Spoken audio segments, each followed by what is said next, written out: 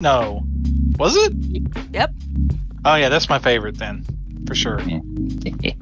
I just thought like the whole everybody role played really well that session. So I've officially been part of this game for 24 episodes. Wow, that sounds. Yeah, That's more than I would have compared to what thought. you guys have been. You're a real veteran. Okay, I'm going to mute and go grab something to drink. We are all set, and we are ready to go.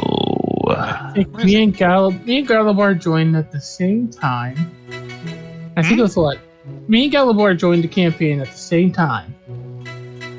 And it was what, the 8th session, something like that.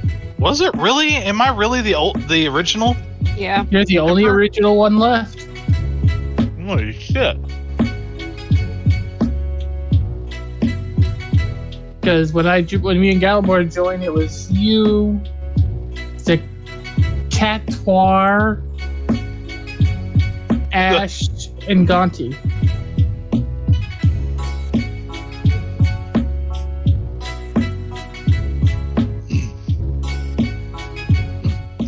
Been a ride. I think so far Your favorite combat. My favorite moments with Adamant have been when he just talked down to people unwittingly. Didn't realize it. Everybody's looking at him like, don't say that. But it's true. The last game, number 99, was my favorite combat because Enka finally got her shit together and went, hey, I can do this. And then Oyohusa comes along and steals her thunder at the very end of the game, the battle. Fucker. Excuse my English. You know how frustrating that was? I'm like, I am doing it. I am like beating the crap out of this thing. Woo! And then here comes Oyohusa after I've got all the hit points down. Like, swipe. It's dead. Thanks. Yep, it's me. That's what a hero does. Stealing my thunder, god damn it. Killing the baddie, rescuing the girl. That's what he does. Oh, I see. Rescuing the girl. The girls. Yeah, that's what I said. Mm-hmm. I didn't hear the plural on that. Yeah, must have cut off. Has Enka been here during one of Adamant's proud meetings? Maybe? But I don't remember it. There's a lot of stuff I don't remember, hon. I don't remember what I had for breakfast yesterday. I didn't have breakfast yesterday. No, wait, I can't say that. I got a brain that goes about only so far before it tries to reset again and go, oh, I was supposed to remember that? Yeah, but my favorite combat was the Slod. That shit was funny. What's a Slod? We were fighting werewolves, and the werewolf leader came up to the door. Adamant opened it and cast Greater Restoration and removed the lycanthropy curse. And it reverted, instead of reverting into a human, reverted into a green slot. And he just kind of closed the door and said, "That's not a human." Heather, the slot is the same thing that you guys found at the end of the session on Thursday night. Yes. Just a different variety. Mm-hmm.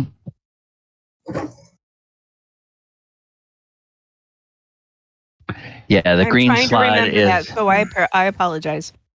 The green slot is not quite as powerful as the death slot. Yeah, death the slot, green no slot, joke. was that the one that killed the 3 witches? No, a trap killed the 3 witches. A trap that apparently they didn't realize was there and that Mordenkainen was able to identify. Gotcha.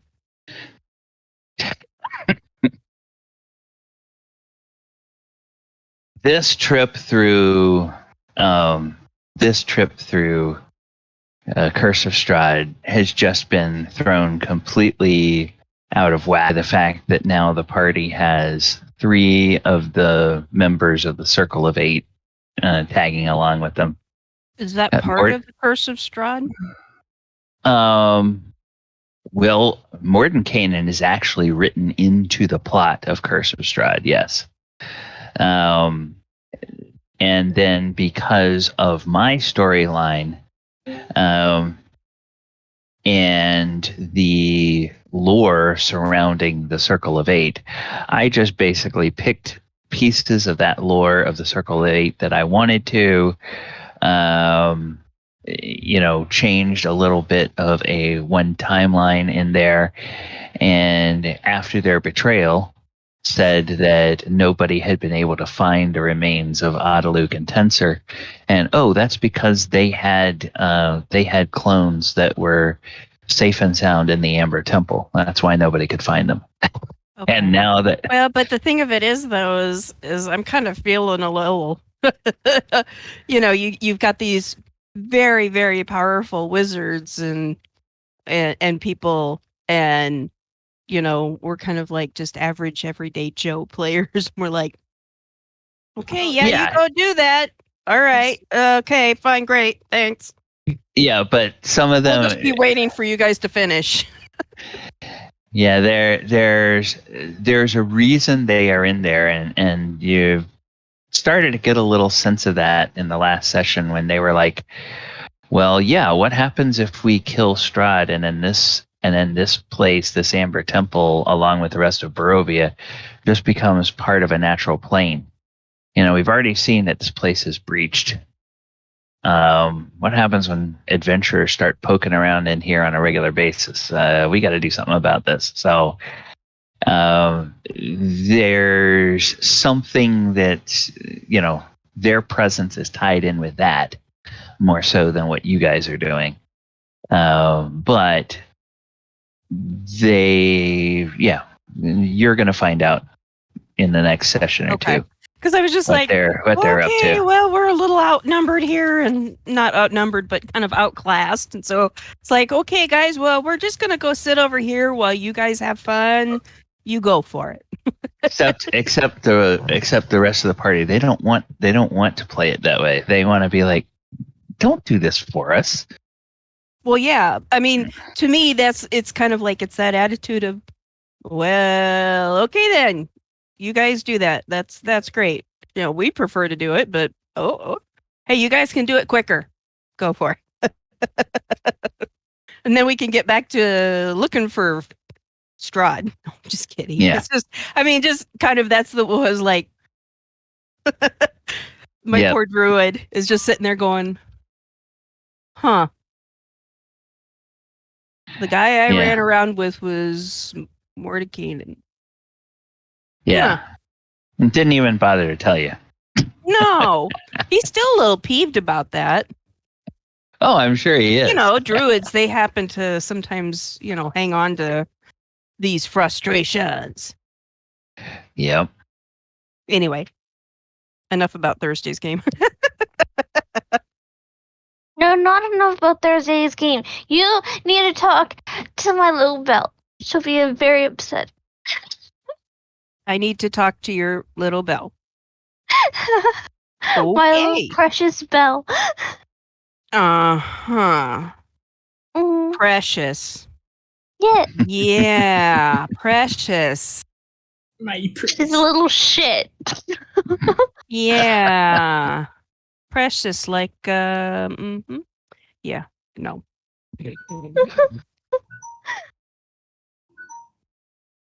All right. Ding. Getting close.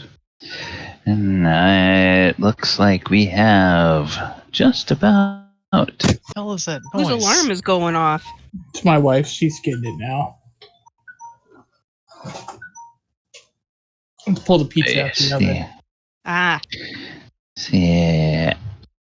Adamant, Elora, Galibar, Heather, and Oyohusa. Looks like we have a quorum here. Excellent. Wonderful. Pika. Pikachu. Pikachu. Enka. All right. And welcome everybody to a most auspicious occasion.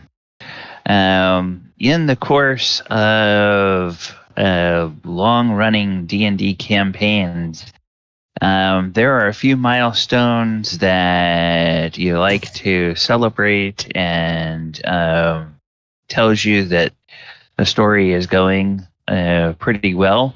And one of those important ones is when a campaign can last 100 sessions.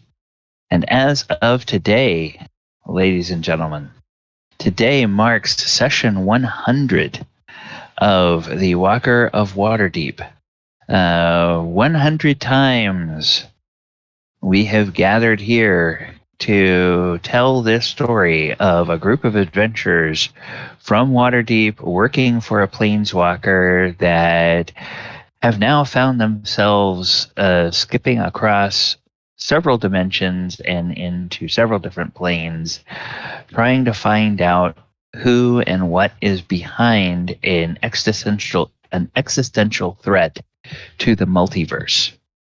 And last time in the Walker of Waterdeep, we found our heroes just outside of the title city in a little settlement called Undercliff, which is to the east of Waterdeep proper. And they had been helping out a local gardener who was dealing with a slug issue. But it turns out those slugs were no simple garden variety slugs. They were manifestations, tentacle manifestations of an elder Ublex, some kind of aberration monster that was, for whatever reason, inhabiting this place and attacking the shrubbery and the flowers in the garden. And the party was able to successfully deal with that and destroy that monster. And so we find most of our party. In fact, I think we find everybody. Yeah, everybody in this garden now. 3 of them looking over the quickly evaporating and deconstituting remains of the elder Ooze. And 2 of them standing a little bit further away going, huh. So that was the thing. All right, so players, characters, I should say. Oyo, Adamant, and Elora, you all are the closest to this ooze. What would you guys like to do? Laura's gonna check if the plants are okay, and the damaged ones, picking the damaged leaves off and cleaning them up and making sure they're nice and pretty and they're healthy or trying to be healthy. Ignoring everybody else because you don't know who the hell they are. No, we fixed that last session. Oh, we did? Yeah. Yeah. I don't want Tink to her forehead. It's like, ow. But Oh, that's right. Yeah. Yes. Go ahead, Galibar or Chris. I believe they have stuff for a picnic, and Galibar also brought stuff for a picnic. So I think we were planning on having a picnic. Yes. Somebody.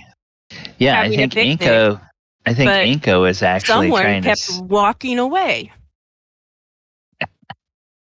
hee.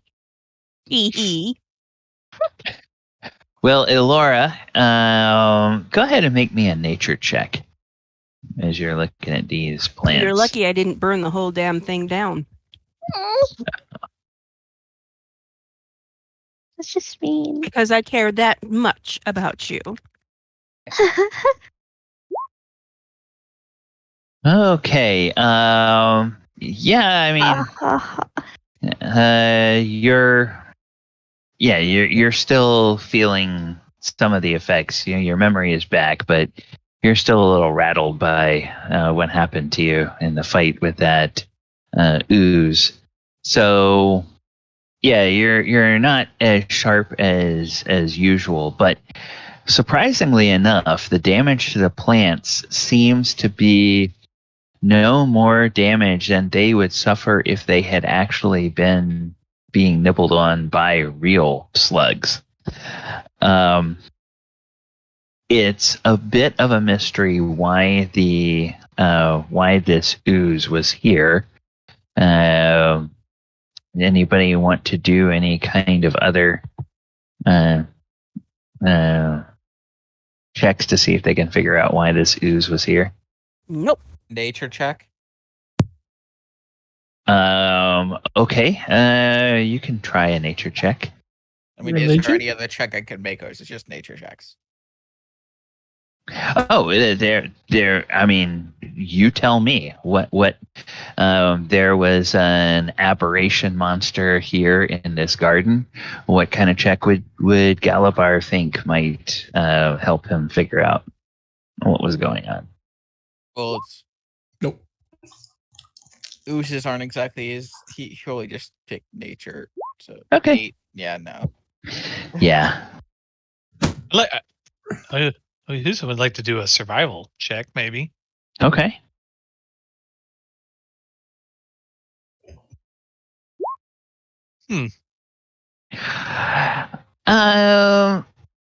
There's something a little bit unusual, Oyo. You can't quite place a finger on it just yet, but there's something a little bit unusual about the soil in 2 or 3 of these beds of flowers, particularly this bed of flowers here, this bed of flowers here, and this bed of flowers here. The soil appears to be different in some way than the soil in the other beds surrounding it. But you can't, with a 15, you can't quite place a finger on what it is. Elora? Huh? She kind of perks her head up from picking the dead leaves off and turns to Oyohusa and says, "What? There's something strange about the soil from these 3 beds that is different from the rest of the beds in the garden. Kind of walks over and picks up the dirt and crumbles a little bit in her hand. Like, duh, it's a little bit more dry than the rest. Like, look at this one. This one has, like, grass and beautiful, and this one's a little bit more dry. Like, it doesn't have much shade. But what else is wrong?" And it would be nature check to make sure or see.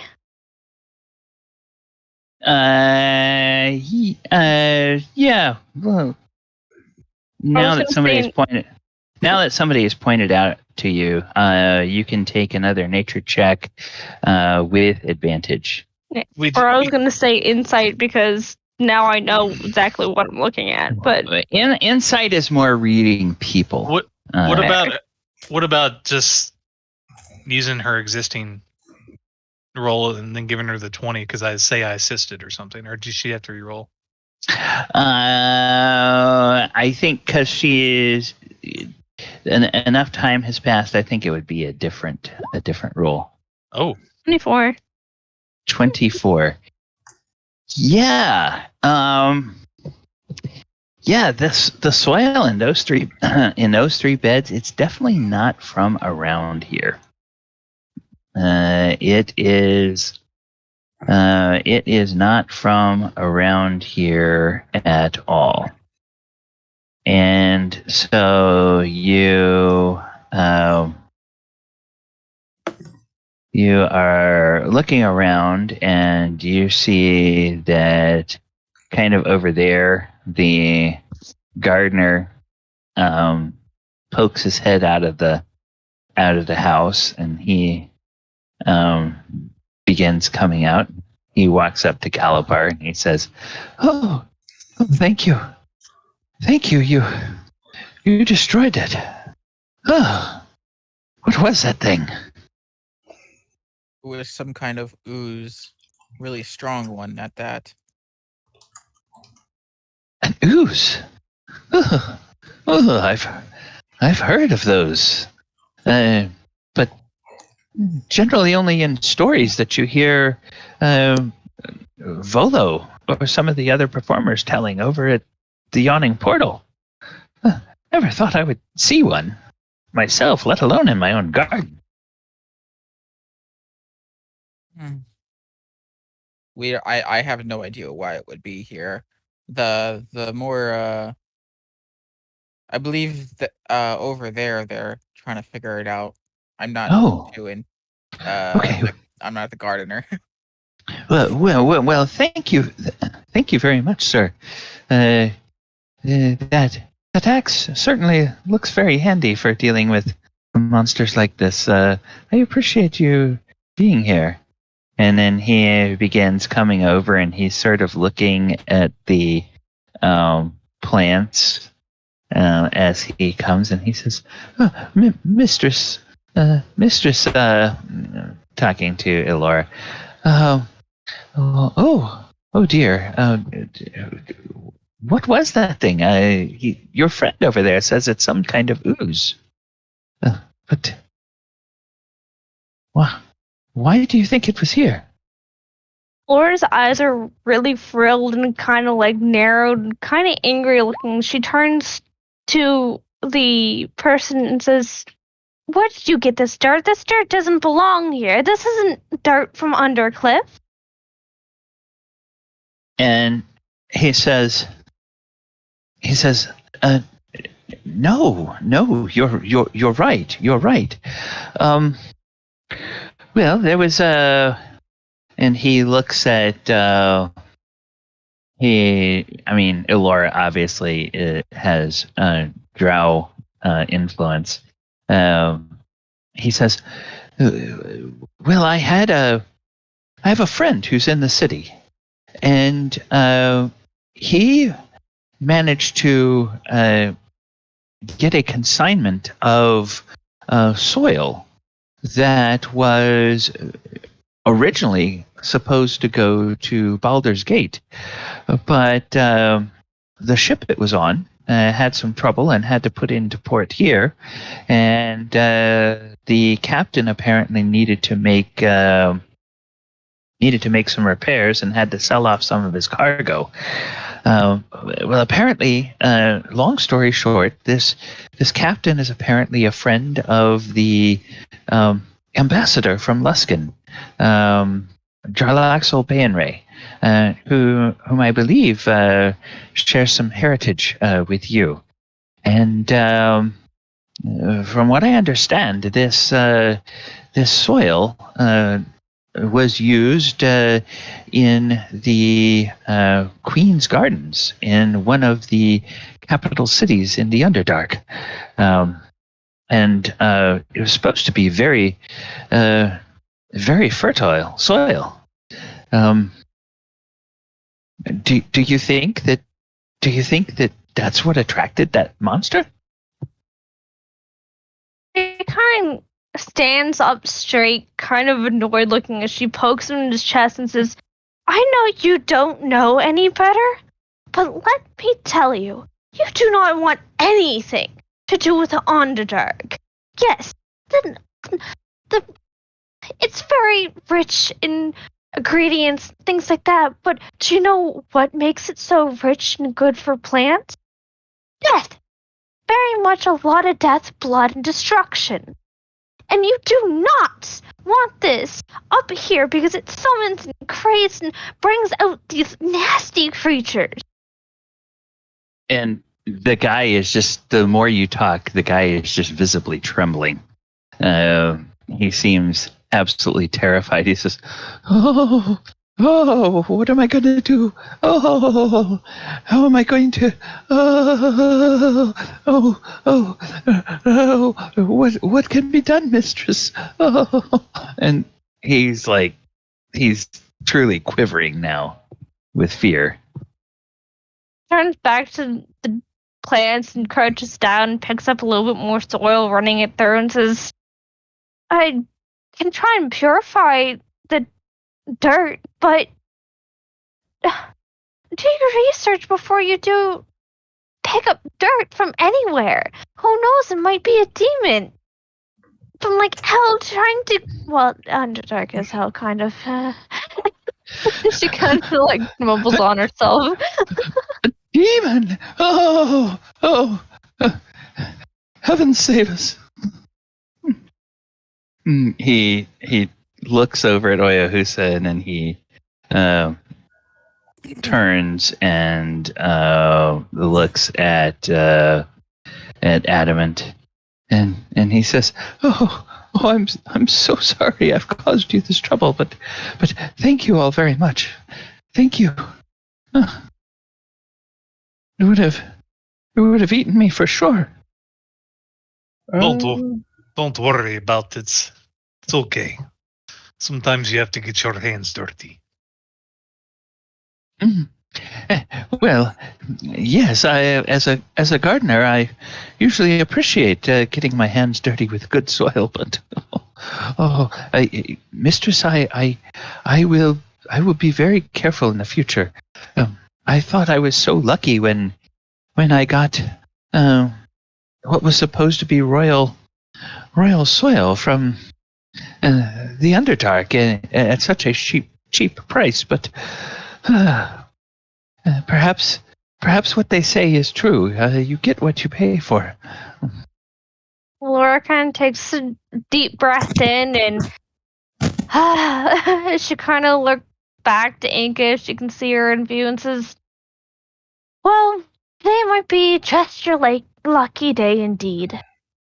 I'll help you clean out the garden and take care of the plants.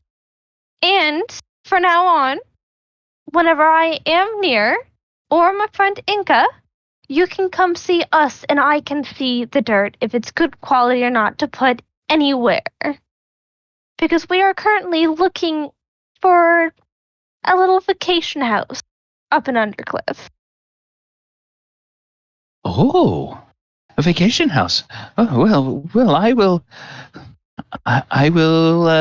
see what I can find out for you. Perhaps I can find a place that is for sale and let you all know about it. Where are you all staying? Are you visiting for the day from the city, or are you staying here in Undercliff? Laura kind of shrugs her shoulders because she wasn't listening to Enka for that part of the information.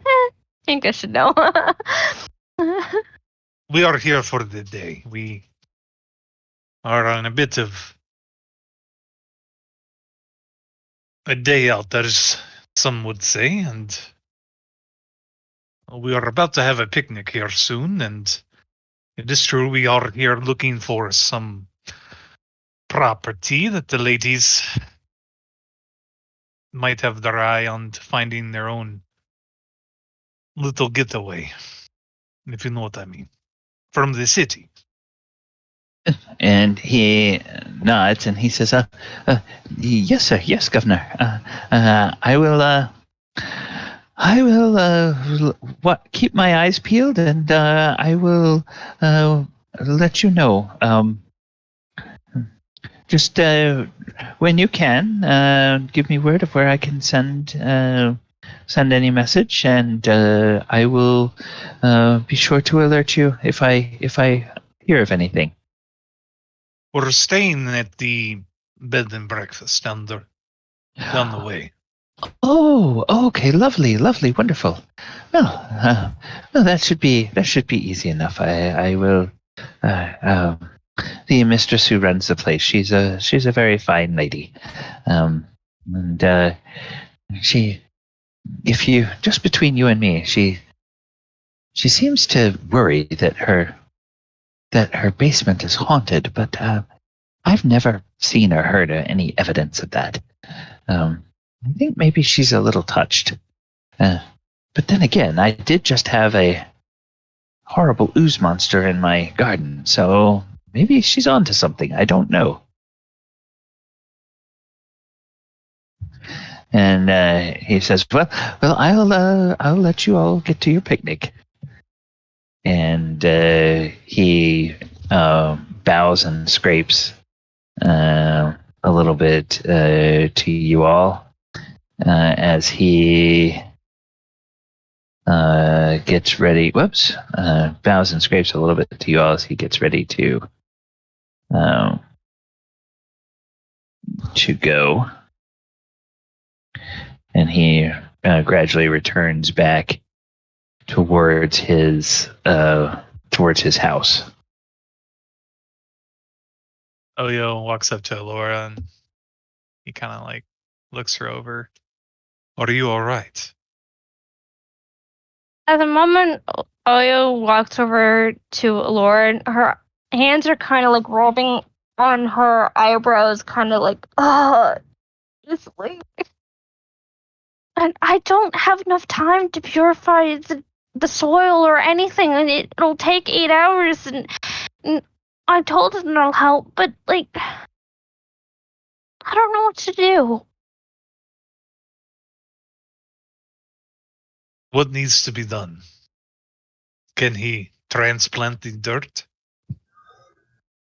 The dirt's already mixed into the other soil. If he knows anything about gardening, he'll mix all of the soil in together, and it creates a bigger, messier thing, even though that's a proper way to do it. And she kind of rambles on, and she stops herself.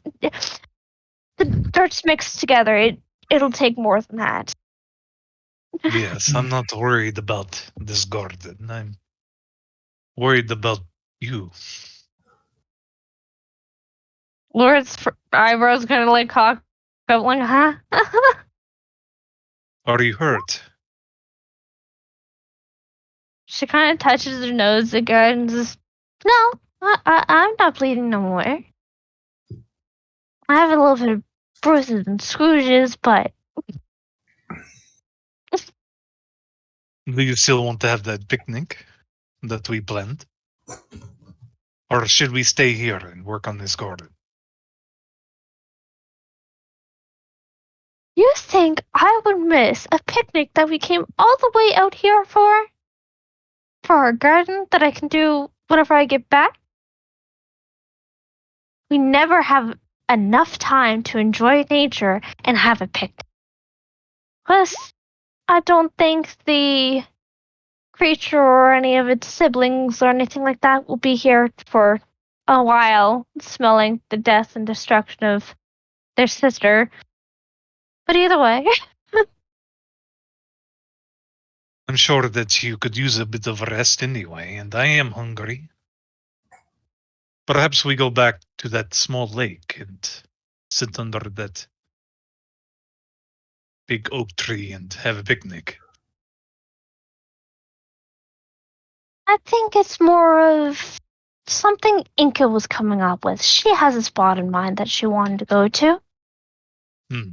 She kind of turns on her heel and looks at Adamant and says, "Adamant, are you coming to join us too?"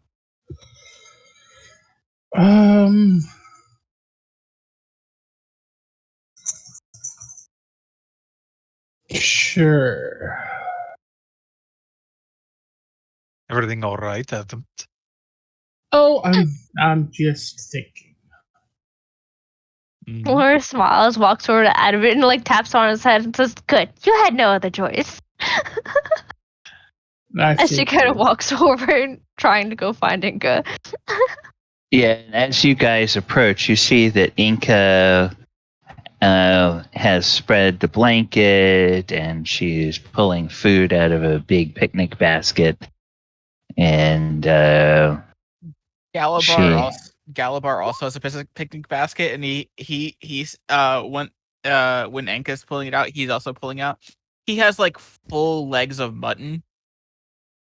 Like he brought a barbarian's picnic. Okay. Before Adamant joins them, Yeah. he is going to do a sending to his friend at the church and request a couple of high-level clerics to come out to purify the soil. Oh, okay. All right. You kind of give them the skinny of what's going on. They go, Oh. Yes. We'll have somebody out there before sundown. And then he will go join them. Okay. All right.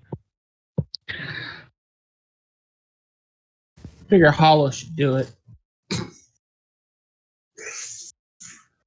Yeah. And he'll come up behind Elora. Elora,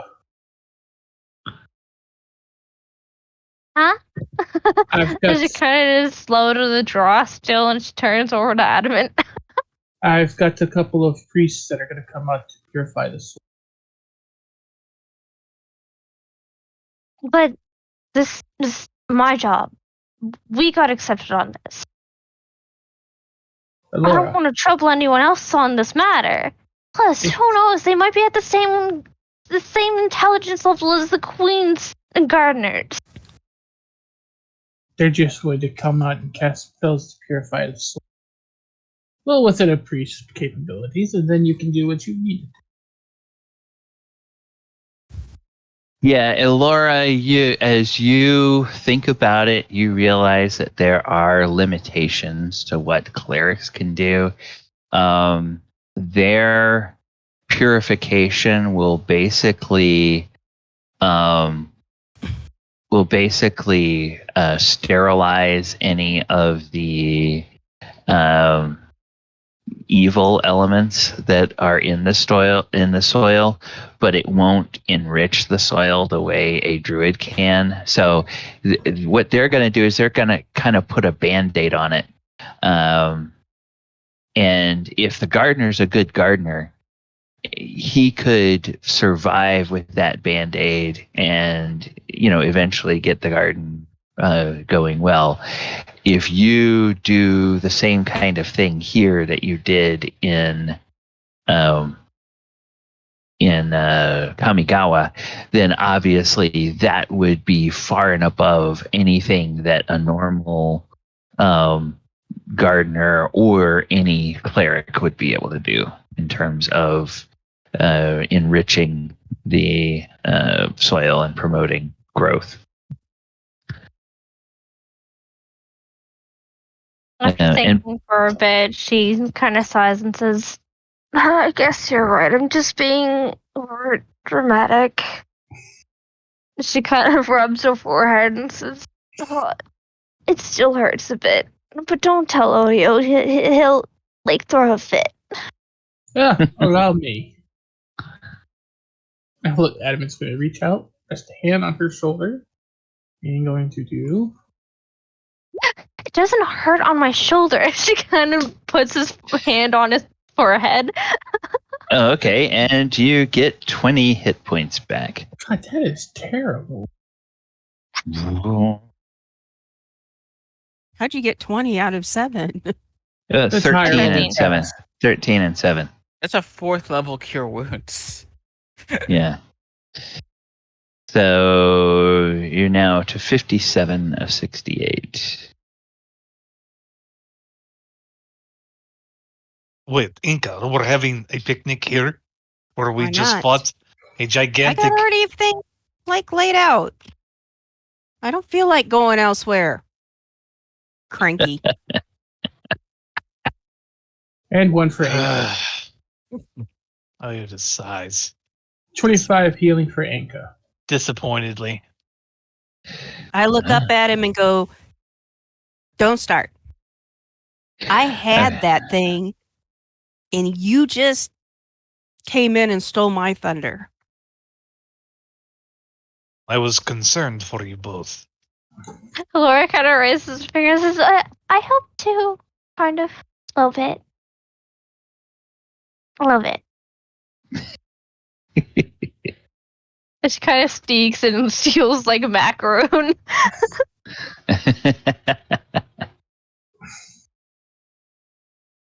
Galibar offers Oyohusa just a leg of mutton.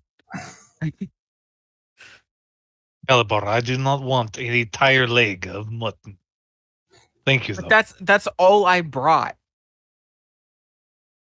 Besides, I think Meanwhile, I know who Inka's wants like, that. give the leg of mutton here, please. Mut- he'll hand Enka the leg of buttons. Like he just opens his basket, you just see a bunch of legs of button.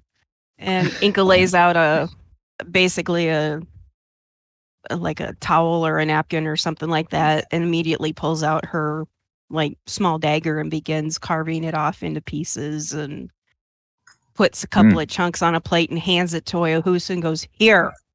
I don't like mutton. It's very chewy and tough and gamey. Laura would see the whole bag of meat, right? Like looking at him, going, "Eat it." No, thank you. And he'll put it on the plate and he'll grab a sandwich. Just eat it. As Laura sees the You big, grab a- huge thing of meat, she'll She kind of walk. looks at him and goes, "You owe me. Be What do I- gracious and eat the damn freaking thing. What do you mean I owe you? I'm not eating You this mutton. stole my thunder. I What? was doing really well with that thing all by myself.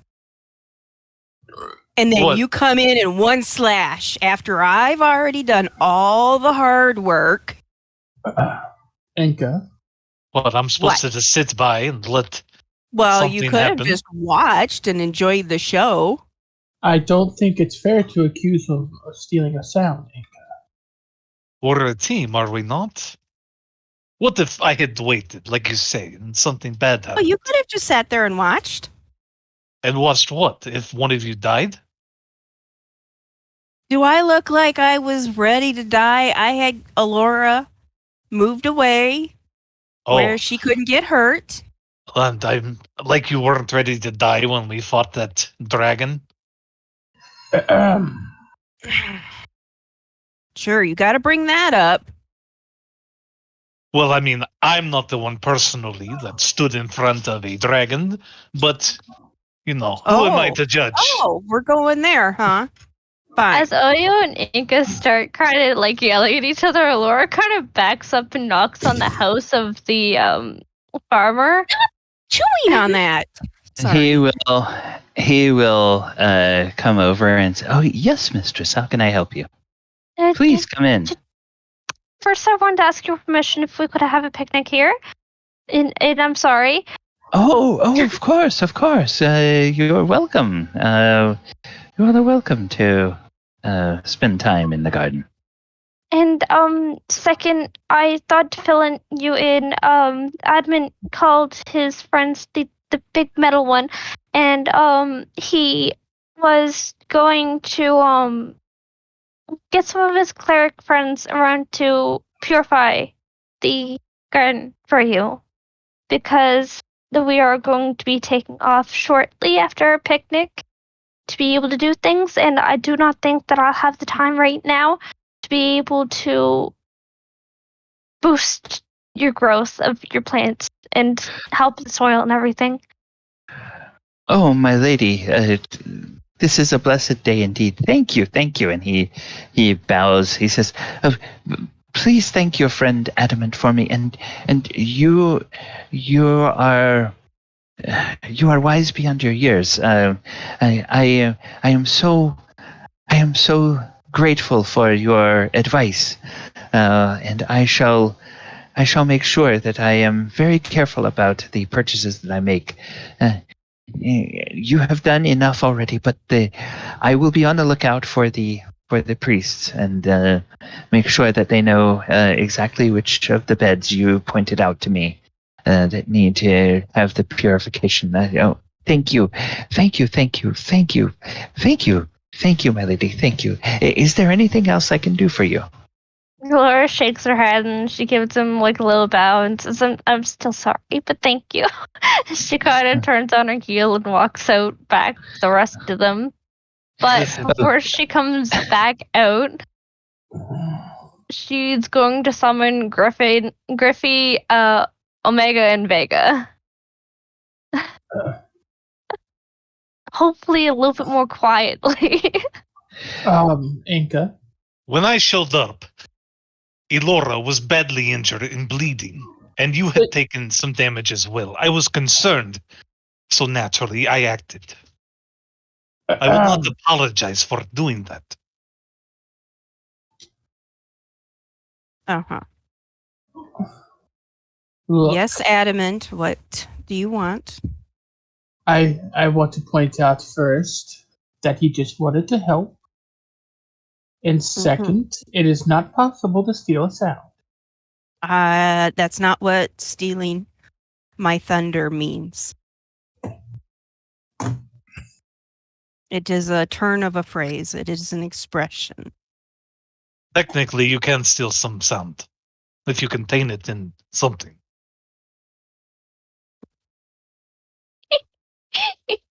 I don't believe that's what we're speaking of here. You could also just take somebody's voice box, but that's That's a little bit more on the yeah, we're not going there. so. Elora just summons her Griffin and lions in the middle of the garden. Yes, but you don't see this. Shh. It's okay. I mean, I'm the closest to you. Shh. Your back's turned. Perception kinda- check. She'll kind of whisper in Griffy, Omega, and Vega's ear and says, "You guys know what to do. Sniff it out." It's like she tells them to go get the big, huge picnic thing that Galibar brought with all the meat in it. It's right in front of me. I am facing the basket. Doesn't Griffy, mean she still you can't distract tell them. him to get it. Griffy, you distract them. Stop it, Omega and Vega, you go from side to side and you snag onto it. If one of you gets caught, the other one will grab it, okay? Can Deal? I make a perception check to see if I notice anything in regards to this, since I'm kind of facing that direction Yeah. from where I was sitting on the blanket? I'm not looking at the picnic basket. 3. So yeah, he doesn't see it. Oh, yeah, he's fully aware. He's not even gonna try. Damn it. Sorry, my cat is not helping. I have a passive perception of 17. Does that maybe make it? Stop! Okay, so Yes. yes. Wow. Yes, Okay. it does. Jesus. Okay, Elora, I made a specific token for Griffy now, so you should be able to move. You should be able to move Griffy around just like Vega and Omega. I made it. 1 point better. I can't move this token around, but I can probably take it out from. Oh no. Okay. No. Can't. Okay, so let's see. Does she have full Yes. access to the sheet? Let me make sure I created a character sheet for Griffy.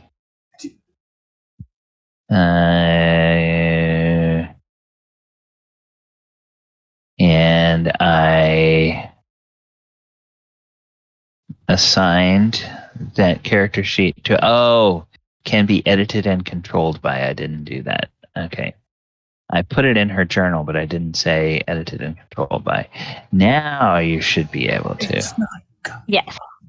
Okay, Now I can. there we go.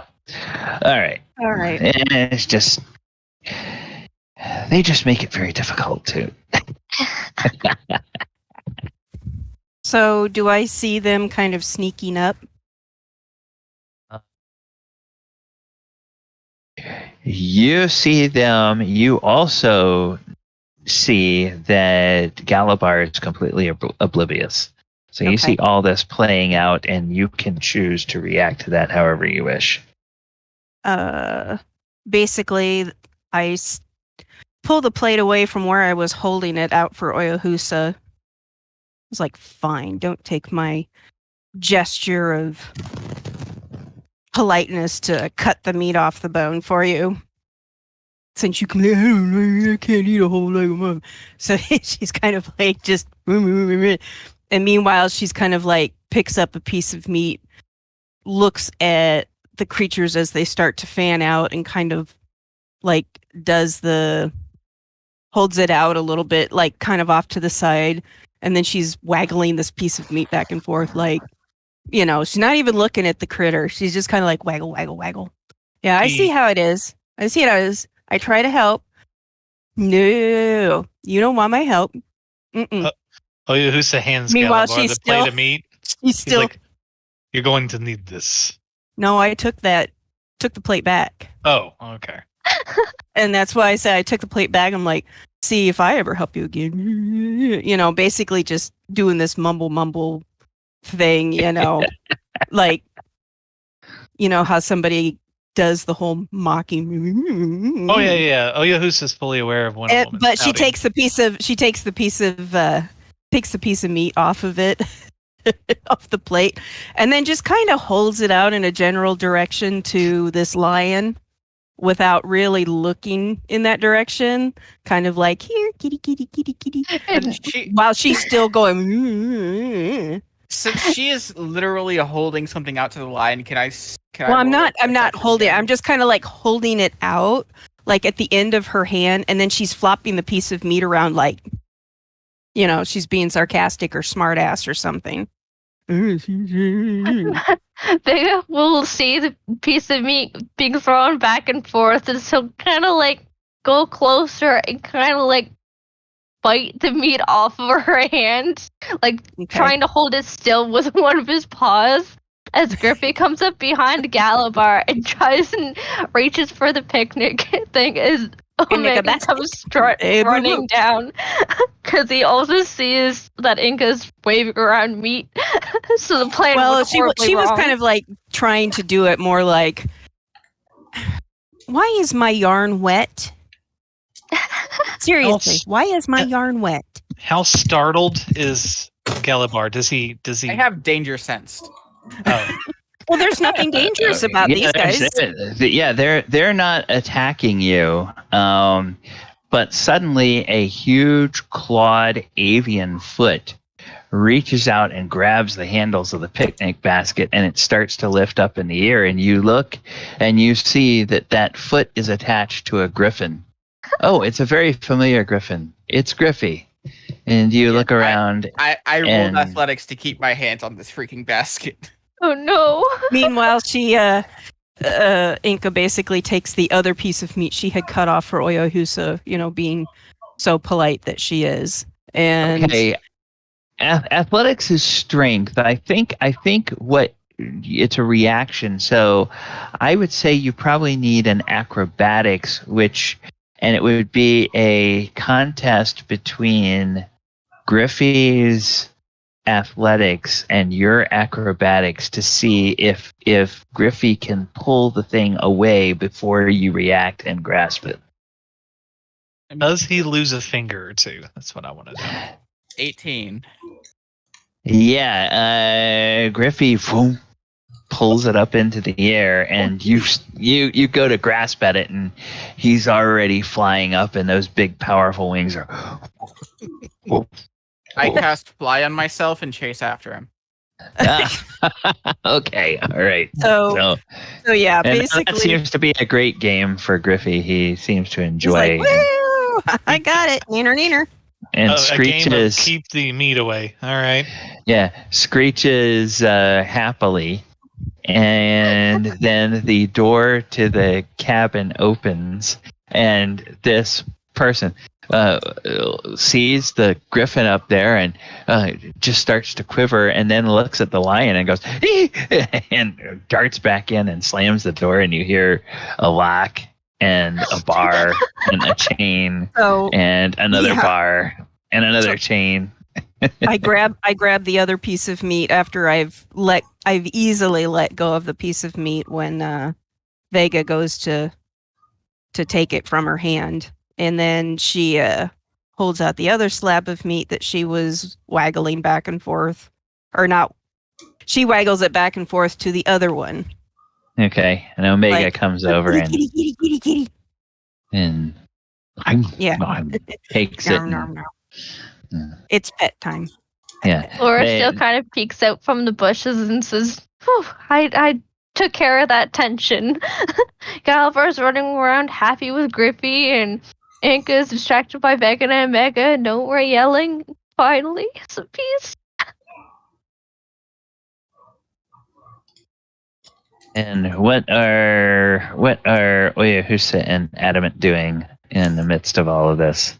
Adamant is just watching. Okay. Oyo's enjoying his egg salad sandwich. Ugh. Okay. That was in character. I actually like egg salad out of character. See, that this is now you see we get to the real source of tension. It's just that the party members have different tastes. That's all. Inka's still upset. It's going to take her a little while to not be upset. Soon later on, Griffy will try and land next to Vegano Omega and kind of protect the not casket, basket with his arms. As he kind of like takes one piece of meat, like one not leg, one leg of mutton, and gives it to Omega and one to Vega, and like tries and gulps one back too. Trying to shield Galibar, so it's like, no, you're not allowed to touch it.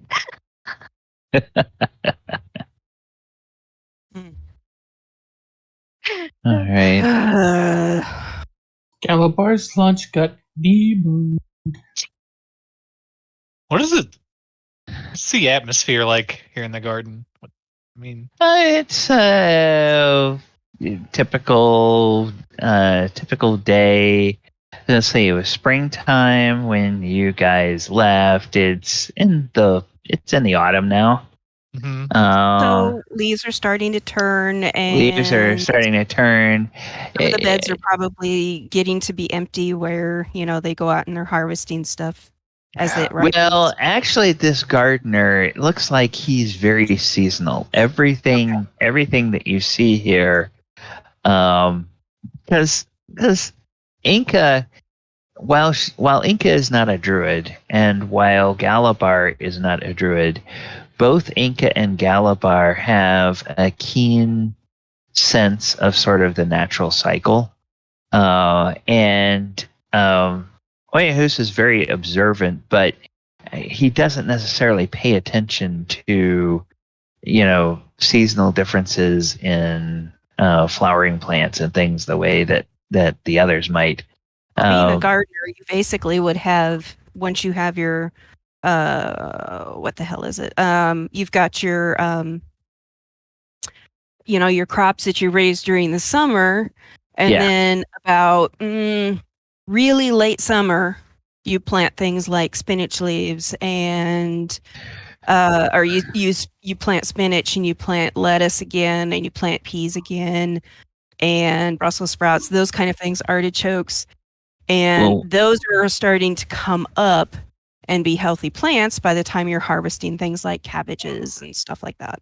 Well, one thing that you all notice, and that some of you may, probably not Enka, and maybe not Elora, but yeah, Elora might have some misgivings about it too. There's one bed over there, kind of on the east side of the garden. It's a larger bed that is absolutely filled with very ripe pumpkins. Is it this one? No. It's off the screen to the right. Okay, because those look like those the plants we saw in Innistrad. Yeah, that's the point he's making. Yeah, it's like some of you guys look at pumpkins, but clearly, clearly those of you with nature sense, it's like, oh yeah, those are just natural pumpkins. But you're thinking, he starts casting. You've just now noticed the pumpkins? He is casting. What is he casting? They would recognize firewall. No. Yeah. Elora will kill you right here, right now. Don't do it. Inka looks up from the blanket at Adamant and goes, "Excuse me, what are you doing?" Egg sacks. Those are normal pumpkins. Yeah, What? Are you sure? I'm sure. yeah. Kinda I'm missing something stares at the somewhere. pumpkins for a long moment. Absolutely sure. I am absolutely sure. And Galibar will walk over to the pumpkin and pick one up. Yep, it's perfectly normal pumpkin. Adamant's hands lower. No lighting this one on fire, okay? I actually like this place a bit. I particularly like pumpkin pie. Elio kind of mumbles. Out loud. Pumpkin pie is delicious, especially with cinnamon in it. With lots of whipped cream on top. We picked you up in Innistrad. Do you not remember the eggs that look like pumpkin? Elora's eye kind of goes up and says, "You do not think that I will know a difference between a pumpkin and egg sack? Granted, I knew that before you guys even told me." I might So not look, there. but La-di-da. I know a thing or two about seasons and ingredients. Back at my monastery, I did have to learn about brewing teas and things that you can make tea out of. So One you of my were. masters insisted that I learn. Oh. Yeah. I guess you would know from that. You would know the different seasons that the various herbs are ready, and then there are teas that are made with essences of fruits and things. So you would know the seasons of that. Okay, yeah. What would since I have such a keen smell and hearing and everything, what's the scent of the garden? Is there any kind of flowers blooming or anything here in the late fall and sugar? Yeah, there's some flowering plants that have kind of a more mild scent, because I think it's like the height of summer and spring when it's the really strong scented pollens are out, because that's what attracts all of the So you have things insect. like borage, and borage is blooming its second bloom for the season, and you've got lavender that is still blooming. And then A little scent of also lavender. got, but you've got things like sage that's finally putting up its flowers, so that it can drop seeds by winter. So you'll smell a little bit of sage and a little bit of lavender then? Mm-hmm. There's some other stuff too, but I'd have to pull out my books. Yep. So that Oyo's just kind of nitpicking at the finger foods and enjoying the smells and the sounds of the garden. And Watching Galibar and Griffin play, and Enka pulls out a cherry out of the basket, pops it in her mouth, chews around the pit, and then spits the pit at Oyohusa's feet. Soon, a little bit later, Griffy will come back to Galibar with the basket, and he'll kind of like wait for Galibar to grab it out of his beak and find that there is like 2 pieces of lamb left. This was this was for everybody, Griffy. I would have given you a piece if you had just waited. Kirby still kind of looks right up Galibar's cheek and kind of rubs it onto him. Laura turns and says, "You can't be mad at Griffy. He didn't know any better." With a grin on her face. I'm gonna okay. 19. Yeah, there's way too much of a twinkle in Elora's eye, and you know that Griffy would not have done what he did without being prompted to do so. So who's all sitting? Adamant is standing there like a lump on a log. Oyo who's just You mean sitting like a lump on a log? I'm gonna Galibar is gonna cast Reduce on Elora. What? What? already small enough. On Elora? Yeah, they need to make a Constitution saving throw. Wisdom, I believe. It's a Constitution. Oh, is it? Oh, that's Yeah. not. I don't have efficiency in this one yet. Oh You're now dear. small. Okay. Yeah. Okay, so Elora, the world just got a lot bigger, and all of your companions, and all of the animals, and all the plants, and all the trees, the grass, Galibar. everything got twice as big as it just was. Why did you do that? Small is she? Because it's Oh, well, funny. whatever half size. He's exactly half her size. She's Because become she a thought it'd be- halfling. She Oh, thought it okay. would be funny to send her animals after us, and I thought it'd be funny to make her a little small for a little. Oyohusa just had this really strange realization. What? Nothing. It only lasts for a minute. I'm like, Yeah. Galibar, that wasn't very nice. So Neither a was minute. taking all of my food.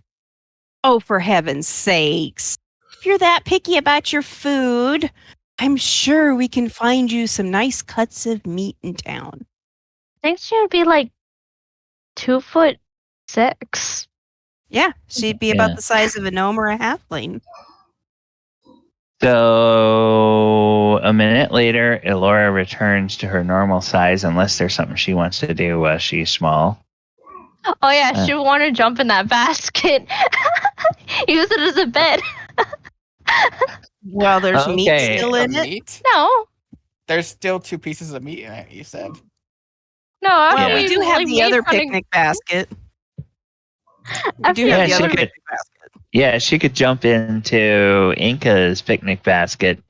But Enka, you know enough about spells to realize that's not going to last. If you want that basket to be intact, she you'll probably have quickly, to fish her pulls out.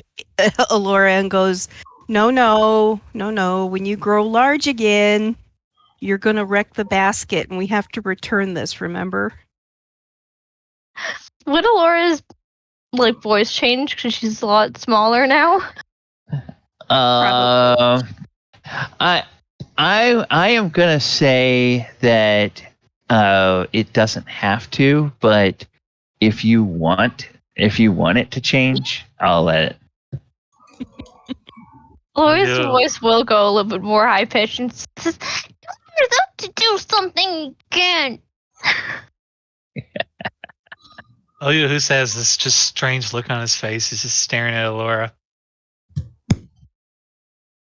She crosses her arms and looks at Oredo and says, "What?"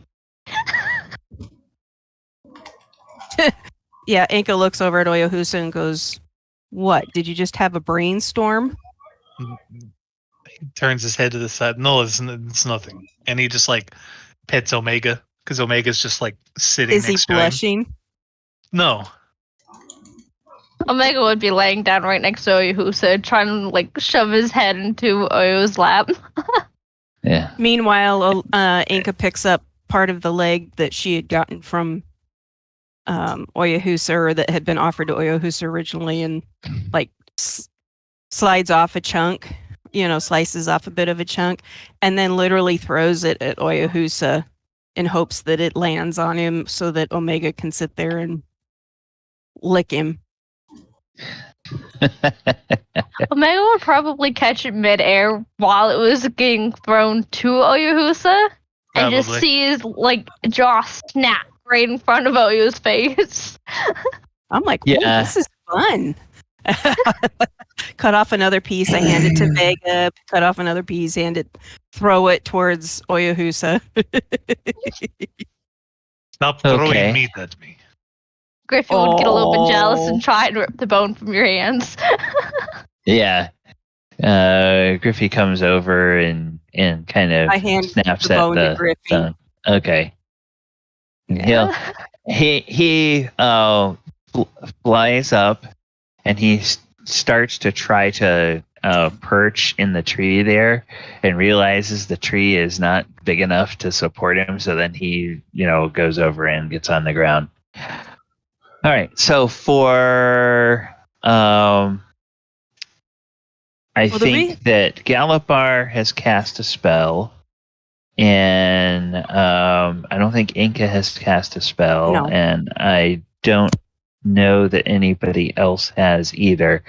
So for those of you, well, since you've been having the picnic, Oh, no. so from the time the picnic starts, an hour passes, and everybody except for Galibar, who used an action to cast a spell, can get the benefits of a short rest. So if you guys, I don't think Galibar had any wounds, but if you guys who still have any hit point damage, if you want to No. use any hit dice, you can I to can restore that. heal. Okay, and anything that resets on a short rest will reset. So that is done. Okay, go ahead. While we were sitting around, well, except for Adamant, while we were sitting around talking, Inka will look at Galibar and Adamant and, so what did you do today? Or last night? Today? Something. Since we last saw you. Well, I became a Paladin of Bahamut by title, and he literally turns around to show you the cloak that he's been wearing this entire time that nobody commented on at all. Well, it's kind of one of those things of, well, there's been a lot going on, and it's finally not until people like settle down Adamant that it's kind of commented a Like, you were with him like shortly after he got it. Yeah, and he said something about it. Yeah. So, and then he'll say, well, and then I spent becoming a paladin means that you're now much higher in the hierarchy or something, or how does that all work? Well, it's more that I'm part of an order, and I have I have a title. I'm now Sir Galibar officially. And Inka raises both eyebrows and goes, "Ooh, I should write a song about that." So Griffin will kind of puff out his chest and kind of caw at Galibar, kind of trying to make fun of him a bit. I am now a knight, is what it means. Ooh, a knight in shining armor. Well, What I brought am that shining on? armor. Yeah. He is a knight in no armor. Technically. A knight of shining armor. Yes, a knight with shining scales. Well, it very much suits you, Galibar. I'm very happy. And Elora will kind of go over and give him a head pat like Adamant always does to her. Just to What see his brought reaction. that on? And then Galibar? I'll give him a hug. What brought what on? Well, What made you? it has been somewhat of a goal of mine since my draconic power has awakened, so I could shove it in the face of the people who shoved me in that gladiator pit to begin with. Well, I would hope that you would have had another reason than just that. Well, yeah, it's quite a 'Cause- prestigious thing to be. Well, I mean, from stories and tales and songs and heroic deeds of other knights, you know, you hear of their chivalrous behavior and good deeds that, you know, do not go undone, etc. But if you were just doing it to get even for something, that doesn't sound very knightly. My power comes from the god. I might as well become a paladin of said god. I see. Hmm. Adamant, what about you? I went and gave Niv. You went and did what? I went and gave Niv Mizzet a briefing. And Who's he that? committed blasphemy. No, how was that? The leader of my guild. Yes, I know, Adamant, but how was that? Oh, it was I imagine that it Interesting. was It would be to meet such a ancient and powerful dragon. What did he have to say? He is going to look into things from his end as well. Get the other houses moving on the information them last time we were there. Out of Galibar. character, I might be missing something. Does Enka know of anything that you guys are looking into? The seals that Adamant would have explained to her. Okay. Galibar chuckles and says he also committed blasphemy. No. What did you Yeah. do? Oh, wait, what? You did what? It was accidental, and I have made my amends. What did he do? It would how did- seem Yeah. that a certain dwarf refrained from telling me certain things that I should have known before I tried to get him some free time. He patched the shield. And it turns out the shield is made in dwarf. I thought we knew that already. No. I'm carrying a divine artifact. Really? Indeed. This is getting better and better. I'm not And surprised. At least it seems that yours likes you. So your shield, can it talk to you? Indeed. This is All left right. from. So can my axe. Okay, and she looks over at Oyohusa, and does your sword talk to you? Of course I do. Of course I do, says the sword in Oyohusa's mind. Does In the- your Elora, does your staff talk to you? It's a wyvern. I don't know. But it's cute though. I've seen it before. She kind of like strokes the staff a little bit and smiles. Wow. No. That's a vision. No, Enka. No. I guess you could say that mine has its own style. It talks at you, not with you. Okay, do you want to It- explain that, or are you going to just leave us in the dark? Well, I'm working on it. If you'll just be quiet for 20 No. seconds. No, I don't want to be quiet. Laura for 30 kind of seconds. smiles. I don't want to be quiet either. La la la la la la la la la la la. La, la, la, la, la, la. All right, And then fine. Griffin chimes All in. right, all right, all right. Starts cawing. Sometimes I wish I had the silence. She, I say she because I think she speaks to me in dreams. Mostly. If she has anything important to say. What kind of dreams? Good dreams, That's- bad dreams, sexy dreams? What? Laura will kind of shoot a glare at Inga. And Inga! What? Oyohusa just kind of like bites his lip slightly. He doesn't respond. Oh, yo. really? But it's so slightly, you probably don't even recognize it. He's just like trying to play it off. It's like, okay. Yeah, but the fact that he doesn't say anything is kind of the big. Usually he's like, "Oh no, not anything like that." Okay. Oyohusa just But she asks him, gives him 3 different versions of, what kind of dreams, and which. he's just gonna let y'all use your imagination, and he's gonna enjoy. Enjoy the boy, fact is that the you don't know. bard going to. He's just gonna let you guys This is fodder for the bard's brain.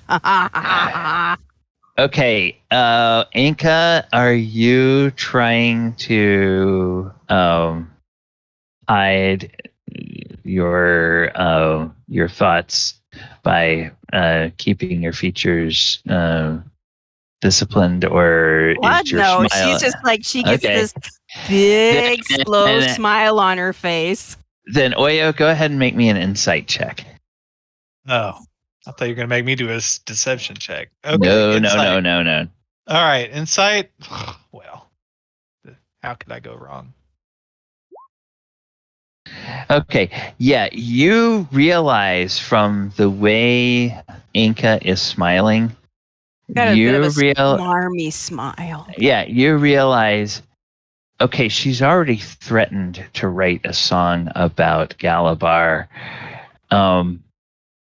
She is probably going to use her imagination to come up with some story about this sword. And if you want to have any control over what that song is like, you'll need to decide, what and when to tell her before she gets too far along in the composition. Otherwise, she may decide that whatever she comes up with is too good, whether it's really true or not. What does Tatsumasa? How does Tatsumasa react? Tatsumasa's not doing the insight check. Oh, well, I'm just saying, like, based on the series of questions or whatever, and she knows how Oyo's reacting. So,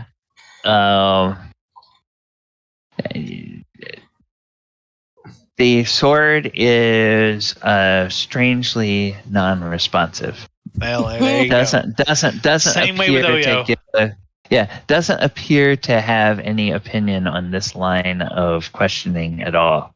Well, I guess Oyo feels the same way. So, Galibar just says, now, one cannot judge what a man does with his sword in his own free time.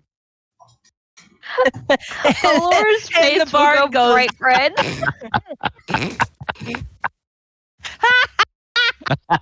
Inka just starts rolling. She's just like, "Oh my god, that's awesome!" Galibar, or Chris, if Galibar doesn't have inspiration, go ahead and take inspiration for that. Okay. It's been a while since I've had inspiration. Yeah. Galibar! What? I love the what? Galibar doesn't know the innuendo. Yeah. Galibar is just Galibar and it's serious. So Galibar says this, and suddenly you get Inka just busts out laughing, just uproariously. You haven't seen her laugh this hard since you guys met. What does Elora do? Blush like she's bright pink. And like she's trying to hide her face, like, oh my god. And does Adamant or not Adamant? Does Galibar look like he's? I don't understand. Why is she laughing at this? Galibar's just gonna focus on eating his food. Yeah. Does Oyo realize that? I mean, I guess he would know that Galibar is like dead serious, and that these two girls are just perverts. Yeah. No, we are perverts. Excuse me. If the men won't be, then we will be. So, Yep. Someone has to fill the role. besides, she comes from a world of, practically like dominatrixes and crap. Someone's a fight for Elora to know. Yeah. And Adamant, of course. Okay, humor. What is this? Humanoid humor. Poor Adamant. Yeah, we're Adamant. Poor Adamant. Yeah. Adamant doesn't have anything to compare. Adamant would get Oyo's back. He'd probably be like, say something stupid like, "Well, I'm sure he's got a handle on things, like y'all leave him alone." And that just sets me off all over again. But she's like, "Would you stop that?" That was too funny. Okay, well, there's much laughter to be had in the garden. Some time passes. You all have been here for maybe 90 minutes since you started your picnic. This is the GM's way of saying, "Okay, we're done. Move on." What would you guys like to do next? Galibar would probably say,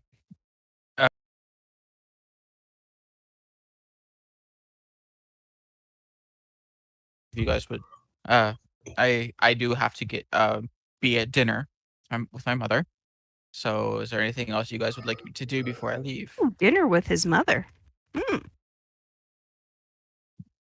Interesting. Laura kind of smiles and says, I'll tell you, Mother, all the perverse things that you just said. Griffin kind of what pumps thing? out his chest and kind of cackles. I didn't say any perverse things. It's all about innuendos, dear. It's all about innuendos. What's an innuendo? The bird flu innuendo. What? Laura will kind of look over at Enka and then start laughing herself. And Adamant just stares. It's a joke. Okay, an innuendo means that there are always alternate meanings to other things that may... So example, you said basically it's up to, the sword owner to do, or, with the guy to do with the sword as he wants. So men have... Basically, they have this thing between their legs that... All right, No, enough. I don't want to Gal- hear this no more. Just kind Galibar. of like, And about this time, Inka's just like, what? Why would you Galibar. Galibar just looks like something just Dawson's like, why would you compare that to a sword? Not. That's usually one of the slang words for it. But the swords are sharp and pointy and Pointy, yes, exactly. Galibar, let it go. They're just having fun at your own expense. It's okay. Don't worry. We will make a real boy out of you yet. Laura goes over to Enka, kind of rolling on the floor, and she takes one of her fingers, her middle finger, and pokes into Enka and says, I'm penetrating you. Oh my god. Of course, it just devolves from there with the two girls just laughing to the point Galibar, that Inka's got tears coming out of her eyes. Oh, I my knew what you goodness. meant. I appreciated your analogy, my friend. Don't mind these pervy girls over here. They're just messing with you. you're weird. He looks at Enka. Thank you. Thank you. I'll take that as a compliment. Adamant just tilts his head. What about you, Adamant? Are you staying or going back with Gali? Not much for me to do out here. I suppose I could go check out that haunted basement. Ugh. Oh yeah, it was like giving you please take me eyes with you. I mean, Galibar just says, I imagine my mother would like to meet all of you, considering you guys have been spending a lot of time with me. Yes. Perhaps you should ask her and set up a Yes. time we could come for dinner or something. Galibar just pulls out the sending stone and Mom, sends a can my message to his friends mother. come to dinner tonight? Can my friends come and play? He'll say to her through the sending spells like, the rest of my group would like to come and meet you. Would that be okay? Maybe join us for dinner. Well, not tonight, but He Well, already and sent it. yeah, and your mother responds, your whole group. Well, I will have to prepare something. You'll 3 nights from now, she says. Okay, Galibar just says, okay, it is then scheduled for 3 months for 3 weeks. No, sorry, 3 3 nights. nights from now. Sorry. I imagine. You have to be careful. You can't stress out a woman like that, Gali. She probably did not have enough made for us this evening. But you said to ask, so I asked. Well, yes, but I didn't mean tonight. That would be rude of me to ask such short notice for her to expect enough food for all of us. And while I don't think she does the cooking, but while Galibar and Oyohusa are having a conversation, Adamant, you get a sending. Mhm. And this sending is from Lady Silverhand. Oh, dear. And the sending says, I just wanted to make sure you all are okay and remind you that that the night after tomorrow is the Masquerade Ball for the reopening of the Pink Flump Theater. And invitations are here. And that ends the message. And He sends one back, says, "We're fine. We're in Undercliff at the moment."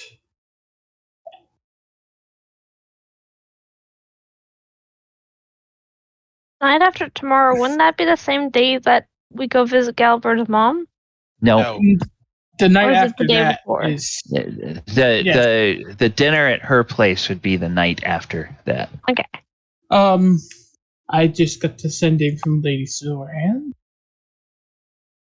She said that 2 nights from now they're having a masquerade ball to celebrate the reopening of the theater. Silverhand, my book! She kind of finally snaps to realization. She washes herself off and says, I need to go get my book. Are they done with it yet, Inka? Do you think that they're done with my book yet? Meanwhile, she kind of pulls her back down and goes, relax.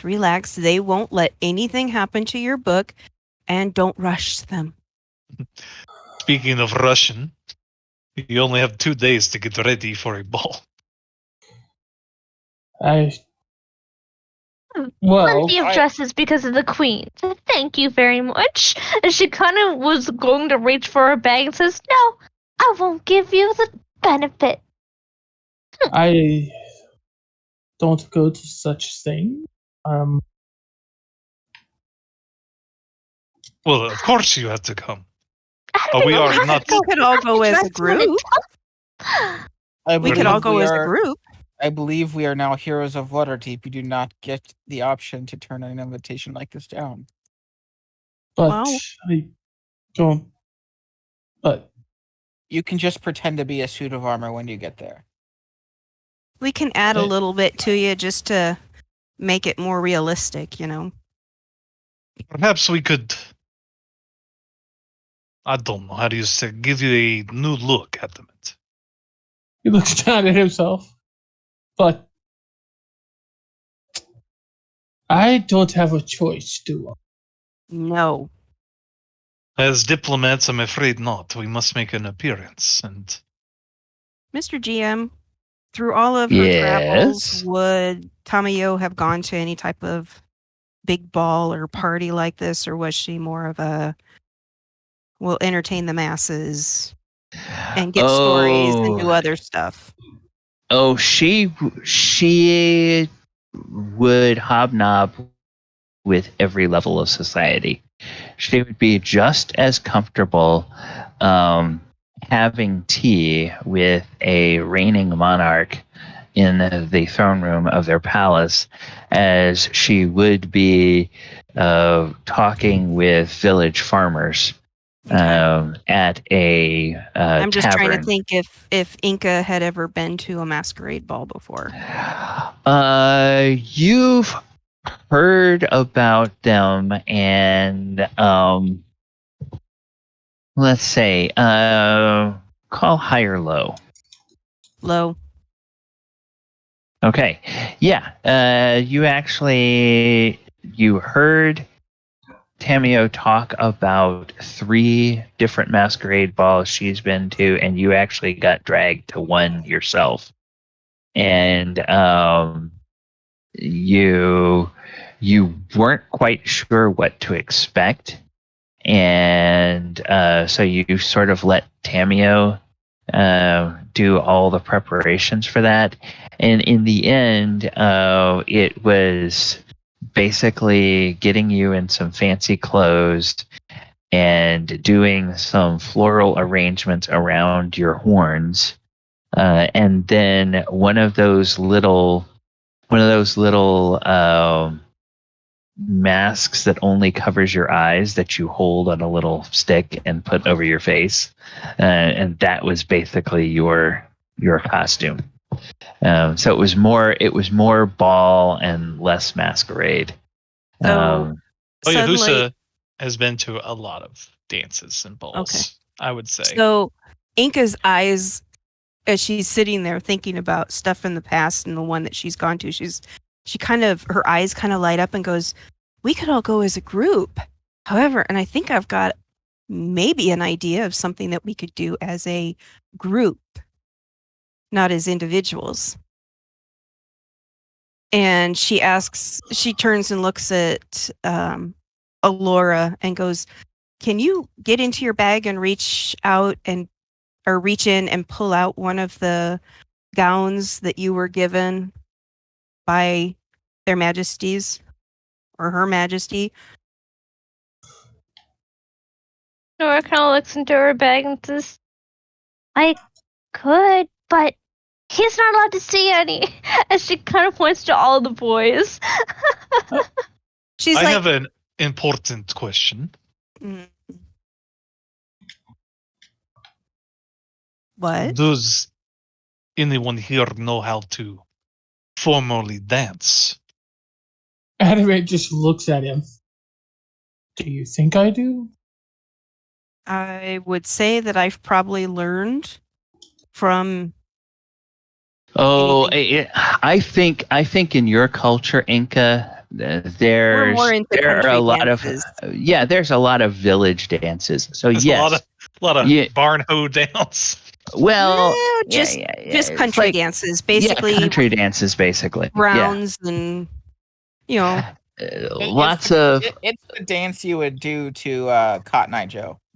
no, actually, it's more like pavans and reels. I was being silly. Yes, I kind of figured.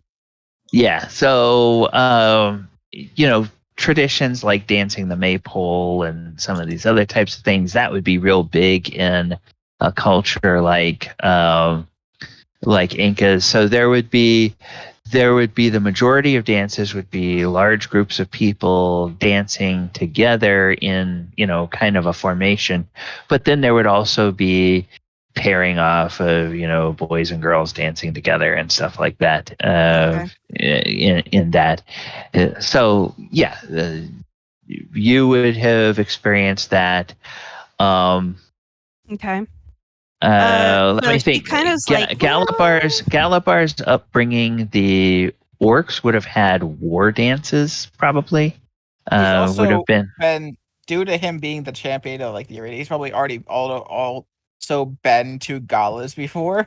Yes. Also, part of fight trading is to dance because you need to be You need to have good footwork and True. great balance and all that kind of stuff and whatnot. Oyo, in his background, would have had, whatever he decides. He would have been thoroughly trained in many different dances, especially ballet. Okay, and then With the tutu. No, it was Adamant, purely functional. It wasn't ceremonial. Adamant. And there's a lot of athletes that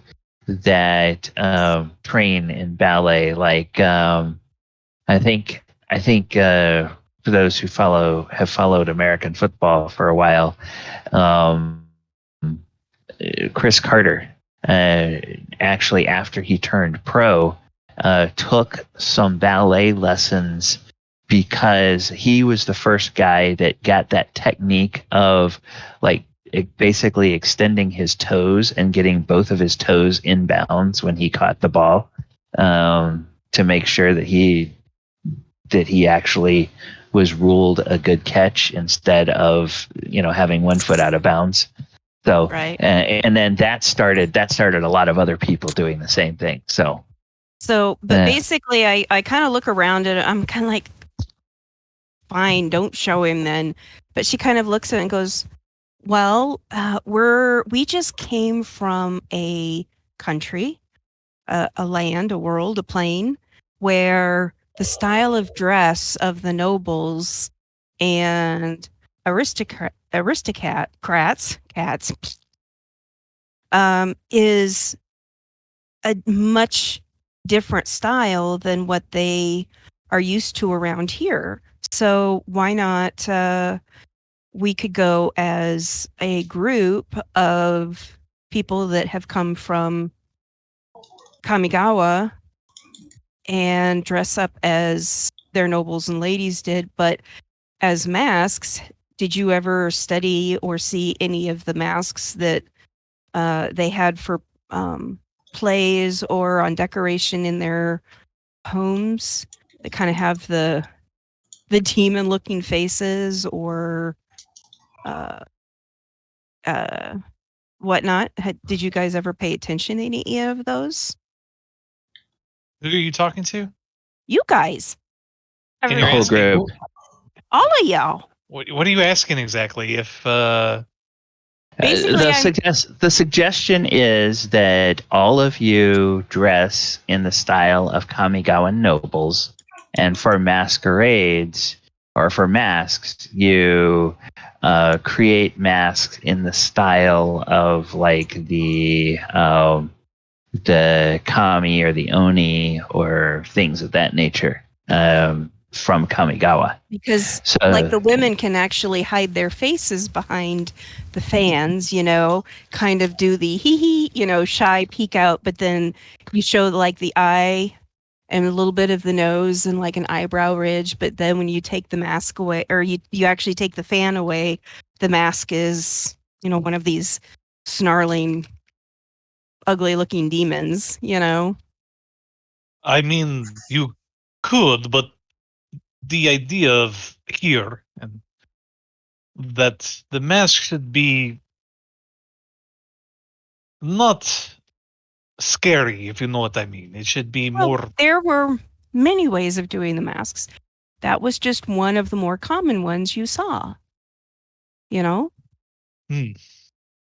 Elora at this time, she would be a little bit zoned out once Enka brought up the masks, and if you studied the masks, if we have any masks, Elora would have zoned out and thought Wow. about her Elora has the brother with mask. the play. We're still waiting.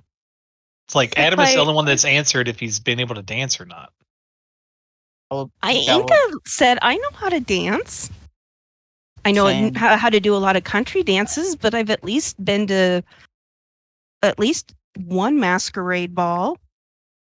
Part of I my mean, I'm not training- going to embarrass you if that's what you're worried about. Part of my training was dancing, and I have been to several of the parties in Waterdeep just because I was the champion. Elora. And he kind of looks over at you. She would still be kind of lost in thought about mask, about her brother and her plays and the mask that he gave to her, and she still holds dear and keeps it in her bag of holding. She's kind of Elora. playing with it, not really paying attention. She kind of, She Elora. kind of turns to Oyo. But dancing, in the Underdark, we used to do a bit of dancing, but I always normally ditch them to try and go to the river. Hmm. It's a normal custom. That's how most of the women found their drows. She kind of like moves it around in her hands a bit over the flap, under the flap of her bag of holding. She kind of hears Adamant. She kind of turns to him and says, "What?" Did you keep your brother's mask? She kind of nods her head as she pulls one of the masks out, not hers, but her brother's. Perhaps I- you could wear that in honor. I know I should have probably buried it with them, but I couldn't let it go. Was his mask like a plain like silver, normal like opera Yeah. It mask. was, I think it was a plain white mask. Yeah, he had It I, had Adamant had might- made for him. It might not be too great of an idea for her to wear that because Right. a masked lord's mask looks very similar. Yeah. No, It he was had one what- that Adamant had made for him too. it was white, but what I remember from a while ago is that it had music notes and it had an angel type of thing on it, like a bird. Yeah, that's the one that Adamant made for him. Yeah. yeah. Galibar, if you wanted a mask from Kamigawa, he just reaches into his bag of holding and pulls out one of the masks he pulled off of like one of the giant rats. Oh no. Maybe not that one. Yeah, because those I think were made from bone, right? Huh. Yeah, a little bit macabre for a. I This think is that Waterdeep. You really think there isn't going to be worse? I think she would be all right wearing this mask in honor of him. I agree. Or if she wants, there are nice businesses that's all they sell is ballroom masks.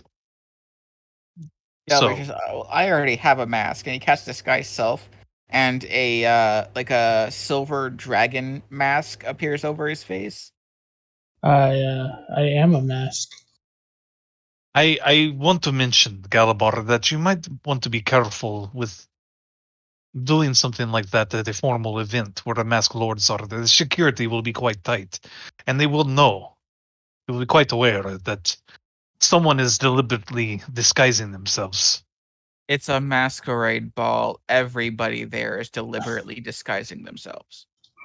Mm, But it is from a material standpoint, not a magical. You know what I mean? You really think some of them aren't just going to be using a magic thing? Sure, some of them will be wearing rings and amulets and the God knows what else, but I'm just saying. Besides, my point about dancing is that if you don't know how to dance, we have 2 days to learn, and there will be the many noblemen and famous people there, as well as the masked lords themselves, and who knows, somebody very prominent might ask you for a dance. Which brings me to an important question. I am curious what has been going on since we left after the attack. I'm sure that within inner circles there are schemes amongst teams, and I was thinking perhaps I should do a little bit of listening at the ball. What do you think? think we can both do that, Toyo. You know, just to find out what the rich and powerful are up to. No, even if it's for a short time. Perhaps it might help us. We might get the information that we need. You were telling me to be careful. Yes, but this is what I do. No?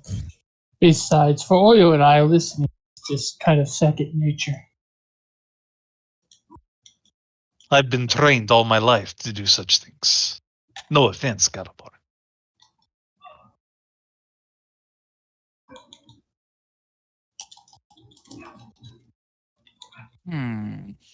I still think it's a bad idea. Why? Because if you get caught, who do you think controls the guard in that castle? Be, Or that be, gala or whatever? be caught? No. I'm not going in disguise. I will be myself. Yes. But that still won't matter if they catch you. Catch us what? Standing around and listening? Enjoying the party? Snooping. No. Snooping. No, it's such a dirty word.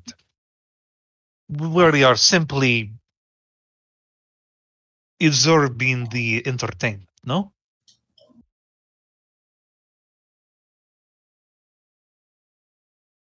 Just don't get us in trouble, okay? When do I ever? You're a member of the cult of Rakdos. Well, yes, but somebody had to do it.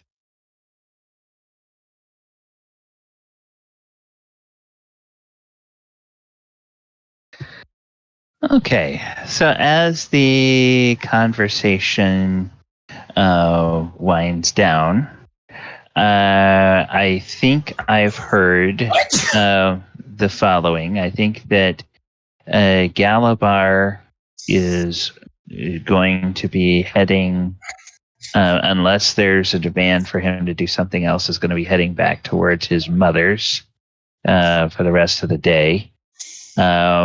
Enka and Elora are probably going to go back to the bed and breakfast after this. Without Oyohusa Grumpy Pants. Well, I don't know. And then that leaves Adamant and Oyohusa that I'm not quite sure what their plans are, whether they plan to go with the ladies or go back to the city. Go check out the haunted house. The haunted basement. Okay, so he would be going with Enka and Elora. And then Oyohusa, where would you be going back to the city, either with Galibar or on your own? Or would you be going back to the bed and breakfast with Well, he the didn't others? get dragged out here for nothing, so he's just gonna, he's gonna stay out here with the group. Okay, all right. Says he has something he wants to talk to Inka about anyway. What? Yeah, or I would want to go and try and help the other person with the basement issue as well, and hopefully later on or next time, because we do have another person looking for houses for us. We don't have to do that right away, even though it might be nice to do it eventually. Right, you guys do have now 2 people that reside here in Undercliff that are looking for houses for you.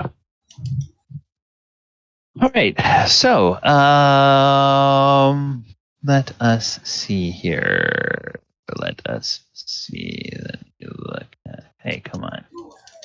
Where is my?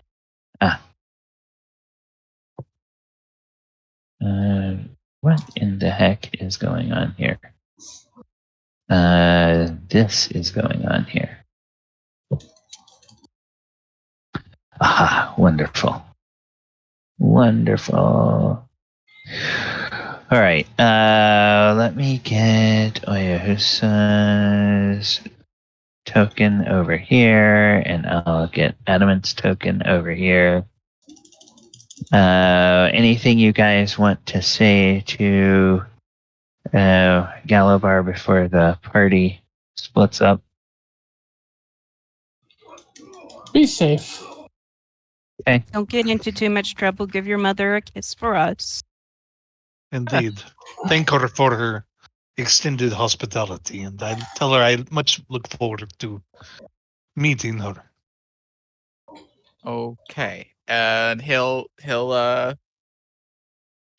summon his fine steed, and he'll start riding back to the city. Okay. All The right. only thing he's going to do for the rest of the night is he is going to look in town for a place where they can make him a mask that looks like the one he summoned with Disguise Self. Okay. Like made out of silver. And then he'll go home and just spend the rest of the night with his mom. Okay. You can fairly easily find a shop that will for 50 gold pieces will be able to craft a very nice looking mask. Of course, it's not magical or anything like that. Yeah. And Would I be able to it's get it enchanted at a certain point because it is made out of silver? Is what I was going for. Okay, if you want it enchanted, it would have to be masterwork. So it would be 150 gold pieces to get one made, because masterwork adds 100 gold pieces, and that's just the extra craftsmanship. And you wouldn't be able to get it today. You would have to pick it up on the day of the ball, basically. Yeah. Are Yeah. you sure that Galibar doesn't want to stick around for a little bit longer? See if we can fix the problem in the basement? He promised his mom he would be back by dinner. Yeah, it's a couple hour ride, so yeah, you have plenty of time to get back there if you leave now. If you, depending on how long it takes them to deal with the thing at the B&B, it might be after dark before you get back. Yeah, so he promised his mom he would be back. And he also does not know about the basement thing because you guys never said it in person. Yes, we did. Yes, we did. They Yeah. did. Eh. Well, eh. Well, he's got his thing to do, and then he has to go back to his mom. Plus, he doesn't think you guys could probably just handle a little ghost. He has no. He doesn't see him needing to be there after all we faced.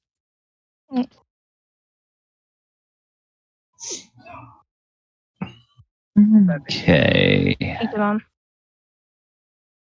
So I'm paying 150 gold for the Masterwork Silver Dragon Mask. Yeah.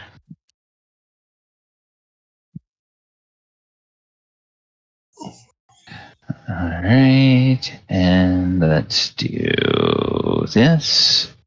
Okay, so you guys get ready to leave. You clean up and leave the garden, Yep. and you Galibar heads off on his steed, and you all head off on foot back to the bed and breakfast. And when you get there, you find that there is a very very fancy looking steed outside. Oh dear. That was not there before. Didn't And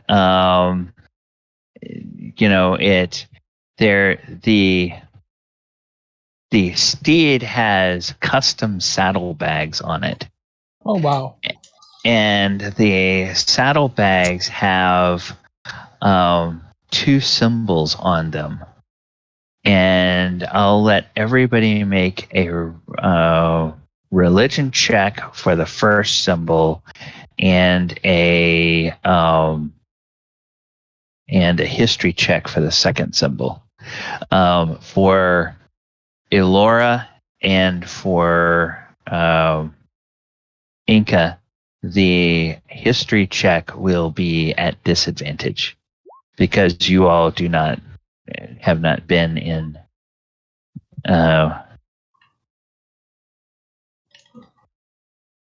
okay, so Rolling history. a history for the one symbol and religion for the other. Oh.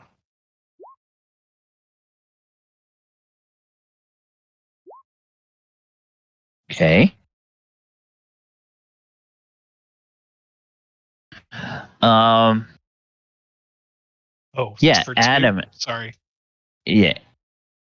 Adamant. That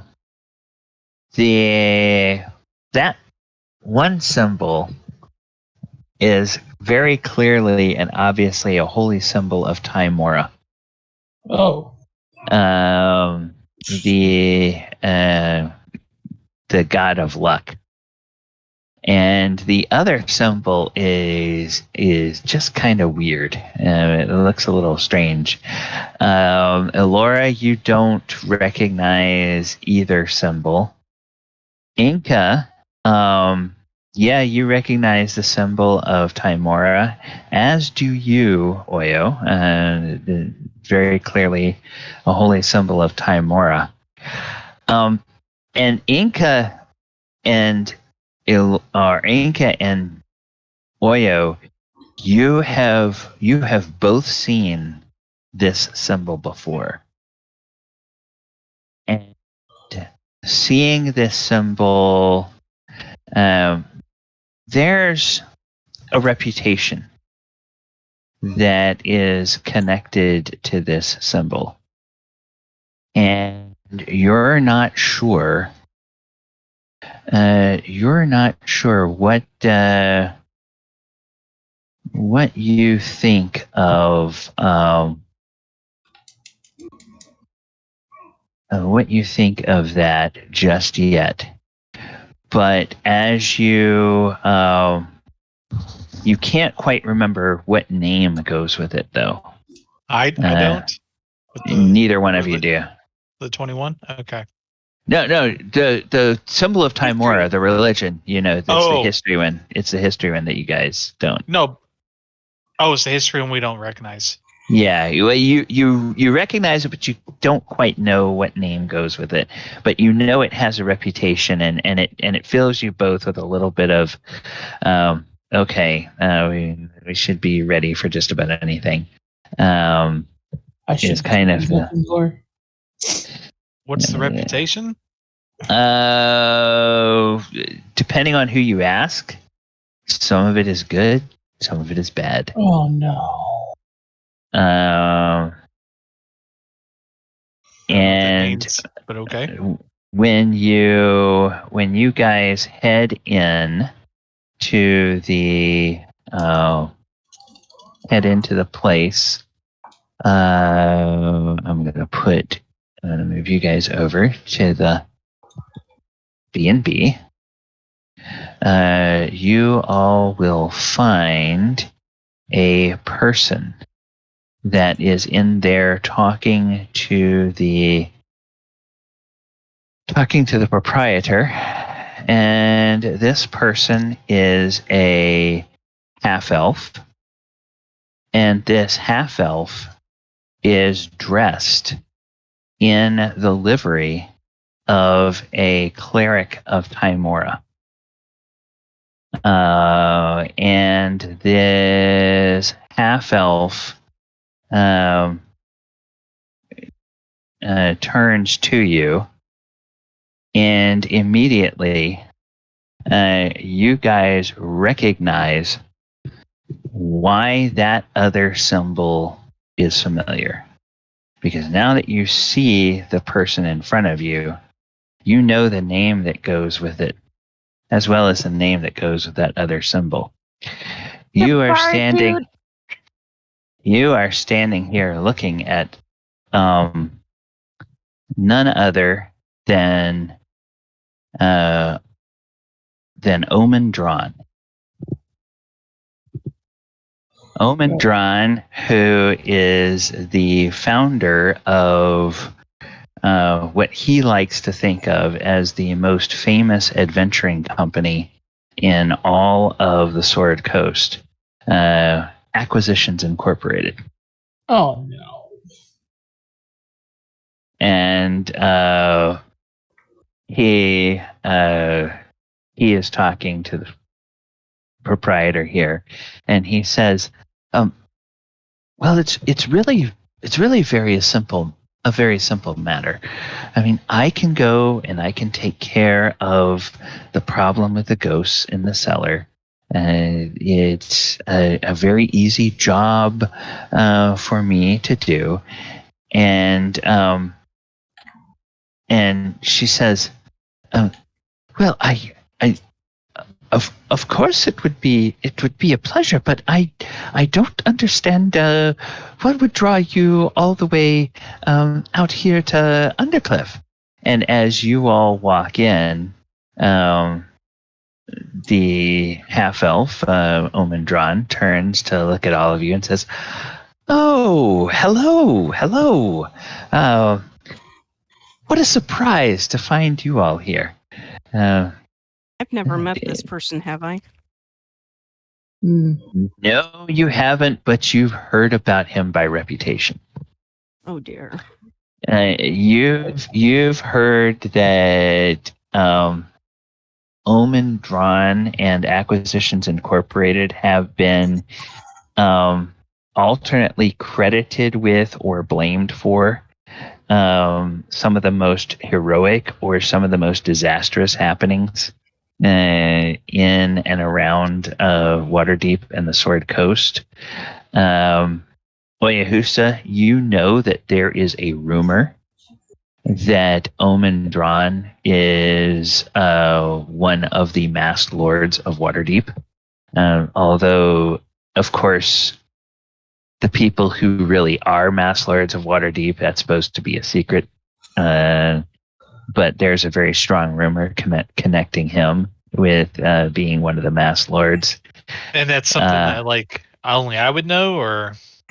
Well, you would know because of living in the city.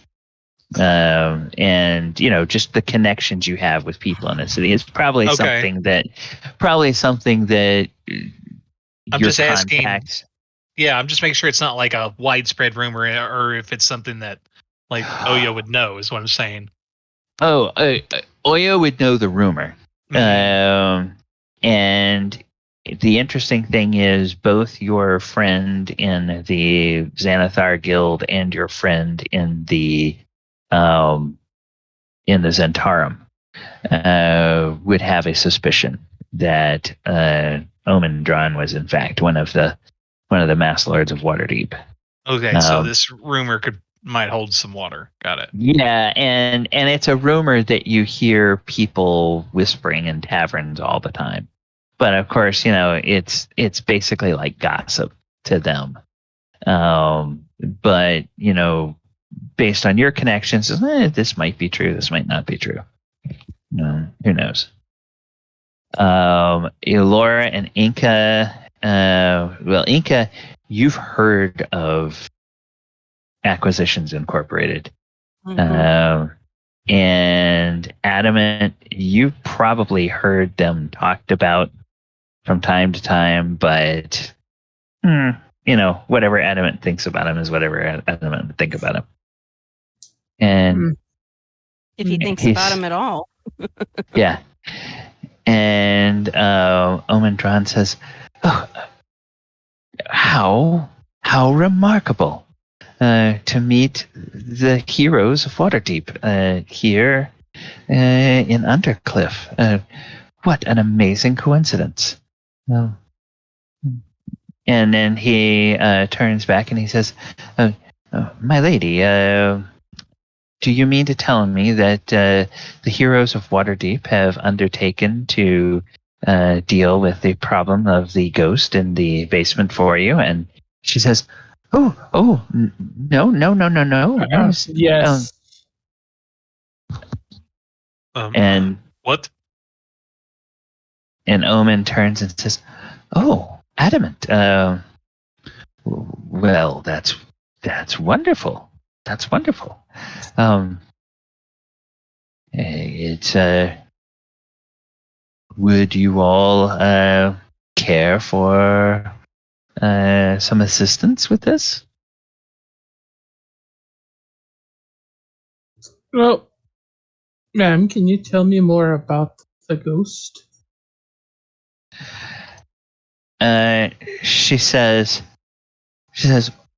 "Well, it really is just that wake up in the night and hear noises in the basement, and I have to say," and she blushes a little, I'm a little fearful to come down in the middle of the night, but when I come down in the morning, there are sometimes things have been moved around, or a stack of boxes has been toppled over. It seems to be more that something is just banging and bumping around, and I can find no tracks of any animals, like any vermin or anything, and there's no evidence of people. There's no footprints or anything like that that are down there, and nothing I don't see any way for people to get in or out. I had presumed it must be a spirit. Well, which way to the basement? And she points over here to the stairs and says, the stairs right here lead down to the basement. You Adamant, said it comes out at night? And yes. The evidence of the spirit activities are manifest at night mostly. All right. Do you mind if I go down now? No, not at all. And okay, so Oyo, you were going to say something. No, I was just called out Adamant's name. Yes, Oyo. Oh, okay. We don't want to be rude. Do you know who this is? This is a great almond Dren. And he's come all yes. this way out here to deal with this problem. We don't want to interfere with his business. No, As and he a kinda looks at cleric, I Omicron. would be remiss if I did not look into it. If he wishes to join me downstairs before the ghost comes, Adamant shrugs. Laura would But I have been thought hiding. Oh, sorry. Well, I thought I'd go down and take a look around and perhaps take up station in the corner and wait. Laura would have been tucking herself behind Oyohusa from like the strange person, but as Adamant wants to go down the stairs, Laura would want to go follow Adamant downstairs just to be sure that he'll be okay. Oh, does it Not come saying anything to Omen. Yeah, and Omen Dran looks at Adamant and says, Adamant, it's the stories about you are do not do you justice. You are a marvelous person to behold, and I was not aware of the subtle coloration. And he like points out sort of the blue area. That's really quite artistically beautiful. How was that managed? By dying. And he turns and he looks at Enka. He said, "Excuse me, my lady, by dying?" Yes. I got burnt very badly. He was turned to a pile of slag. Oh dear. Oh well. And she says this was no boasting, no bragging. It's just straight up fact. And he looks at Elora and he says, "Oh, you're quite fetching, my dear. I don't believe I've had the pleasure of learning your name." And he extends a hand towards Elora. Laura will kind of pull away, give him a glare, and try and push Adamant down the stairs a little bit faster. And Omen says, "Oh, she's the shy one, just like Lady Evelyn." And then he turns and he looks at Enka. He says, "And my goodness, my dear, I don't believe I have learned your name either. I am Omen Dran, cleric of Timora and CEO of Acquisitions Incorporated." I'm aware of who you are. Your how do we say this? Your reputation precedes you by quite a bit. Well, of and not course in it a does. good way. And when you say that, he looks a little askance. I beg your pardon. You heard me. You know exactly what I speak of. It's people like you that give us a bad name. People like you. And then he looks and he says, Master Oyohusa. So He just pleasure. turns on to the next one. A pleasure to finally make your acquaintance. Oyo kind of sits down in the chair at the table. I apologize for my companion's rudeness. What brings you all the way out He here? gives him a dirty Laura's look. not rude. She's just shy to some people. I'm the rude one. I'm the one who's talking about this being rude. And Omen says, well, the word reached us, of course, that the lady of the establishment here had a problem with ghosts. And so I, as part of my service to Timora, she always asks us to remember our humble roots. And so I have to go and do some service gratis for people that are in need of clerical services. And I understood there might be an infestation of ghosts, and so I thought maybe coming down and perhaps turning some undead, if there are any here, would be a way of helping and also fulfilling part of my vows to Timora. I see. Laura will kind of whisper to Adam and say, "Who is that guy?" Who is that masked man? Sorry. Question real quick. So, is there any bardic work out there that pokes fun at this adventuring company and their follies or screw ups?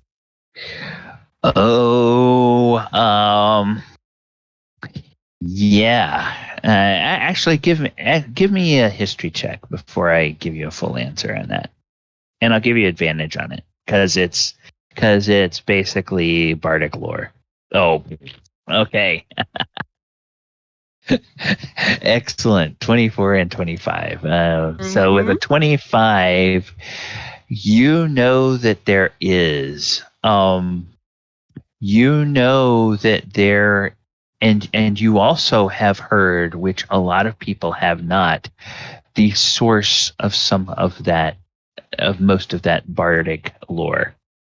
That bardic lore all goes back to stories that are spread by a very wealthy and powerful and surprisingly civilized goblin who calls himself Splugoth the Returned. And the scoop on Splugoth, or at least the story that he tells other people, is that he was one of the first retainers, or as the company likes to call it, sub employees hired by Acquisitions Incorporated. And on his first mission with the company, he was killed, and Omen and the rest of the Acquisition Incorporated crew just let him die. Oh, And at some point, he was resurrected. He never quite gets around to telling anybody how or why he was resurrected, but now he seems to have a bit of a vendetta against. I'm kind of thinking of, there's a bardic song, possibly catchy, that pokes fun at this group. Oh yes. The wanton destruction caused by Benwyn Bronzebottom when he goes and he lets his rage get a little bit out of hand. The accidental misfirings of Jim Dark Magic spells that sometimes burn down buildings or cause other collateral damage, and then the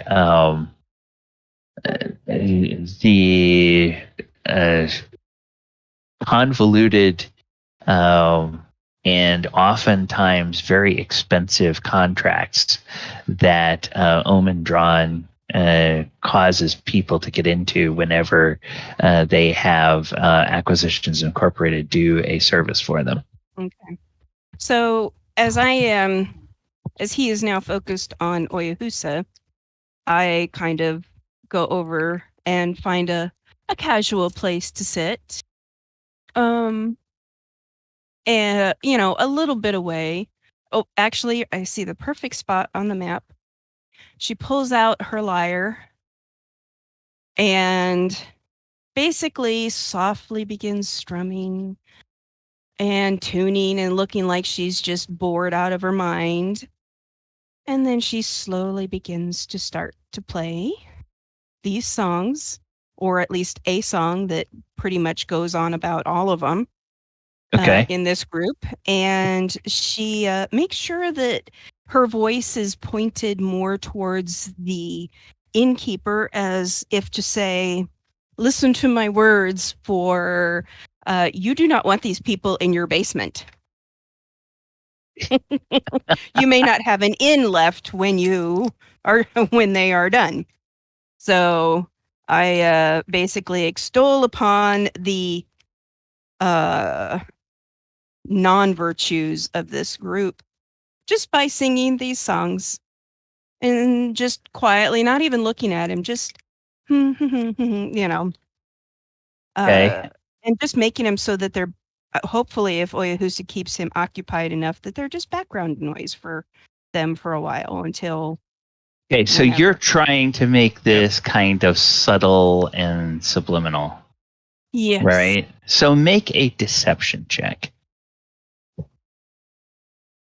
Since you're trying to keep this from being obvious. Okay, yeah, 19.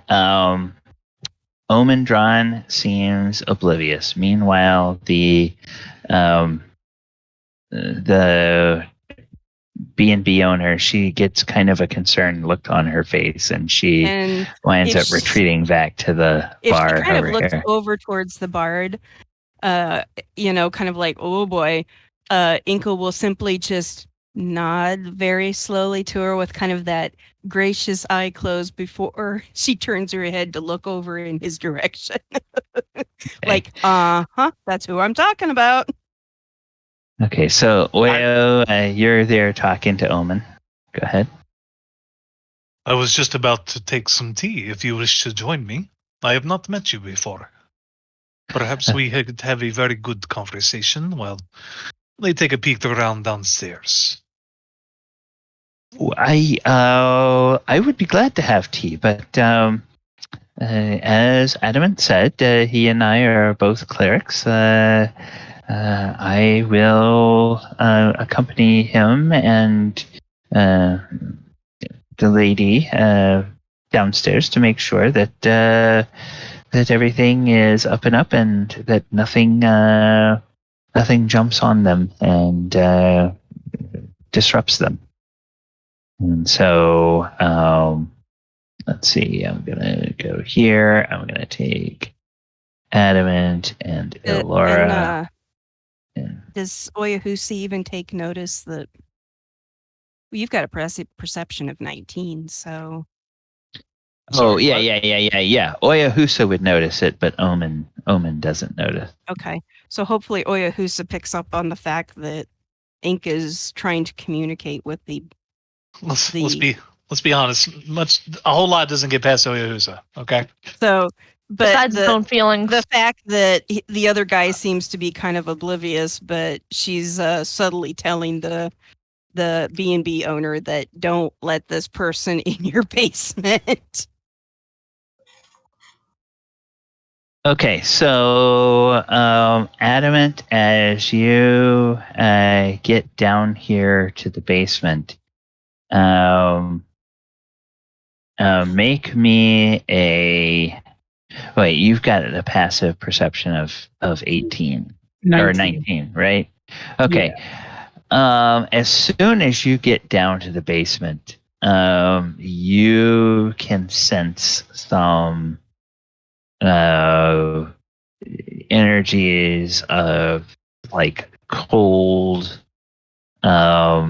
evil energies beyond this door, beyond this door, and beyond this door.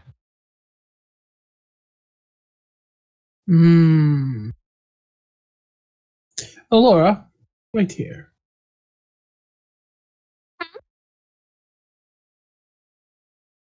And Did Omen get up?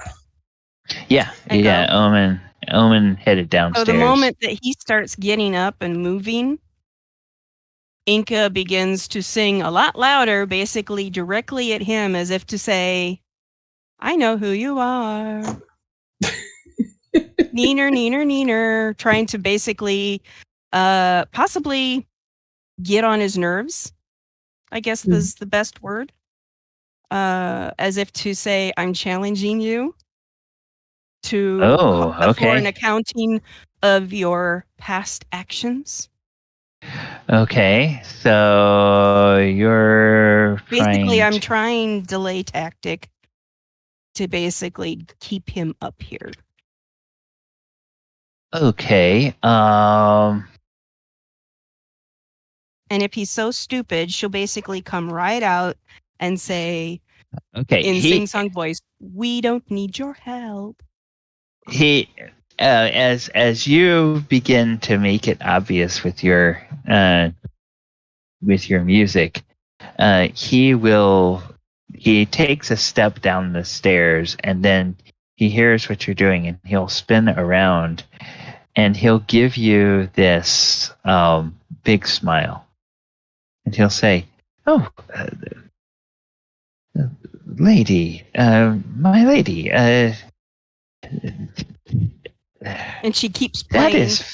That is the most unflattering thing I've heard, and I assure you that none of that has any bearing on the activities. And she will switch tunes immediately and begin playing the other ones, just one after another, just boom, boom, boom. She plays a little piece of each one. Wow. After a while, she just stops and goes, you really just screw the pooch, don't you, wherever you go? Would Elora be able to hear Omen talking badly to Enka? Is that the top of the steps? Make a perception check. Because you're kind of down. Nice. You would hear him challenging her, and he's not raising his voice, and clearly Enka, he's trying to give you his most charming smile, and it's that smile that says, "Okay, don't ruin this for everybody. Just let's all be nice here." Let's just put it this way: if Volo could not impress Enka, he's not going to impress Enka. Oyohusa kind of gives Enka like a serious look, like knock it off. Doing? No, like knock it off. And this kind of look that she may or may not understand, but it's more like you don't know who you're making fun of, possibly. But I don't know if she can pick up on that. Make an insight. Yeah, make an insight check on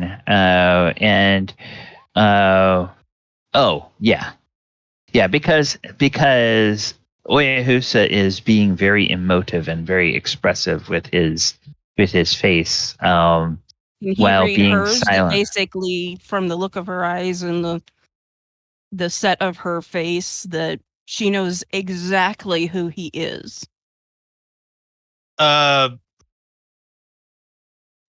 She thinks she knows. Yeah, she thinks she knows by reputation who he is. Yeah, but you would get the feeling that Oyohusa, it's like, nah, like you don't really know. Like there's more information there that you're not aware of.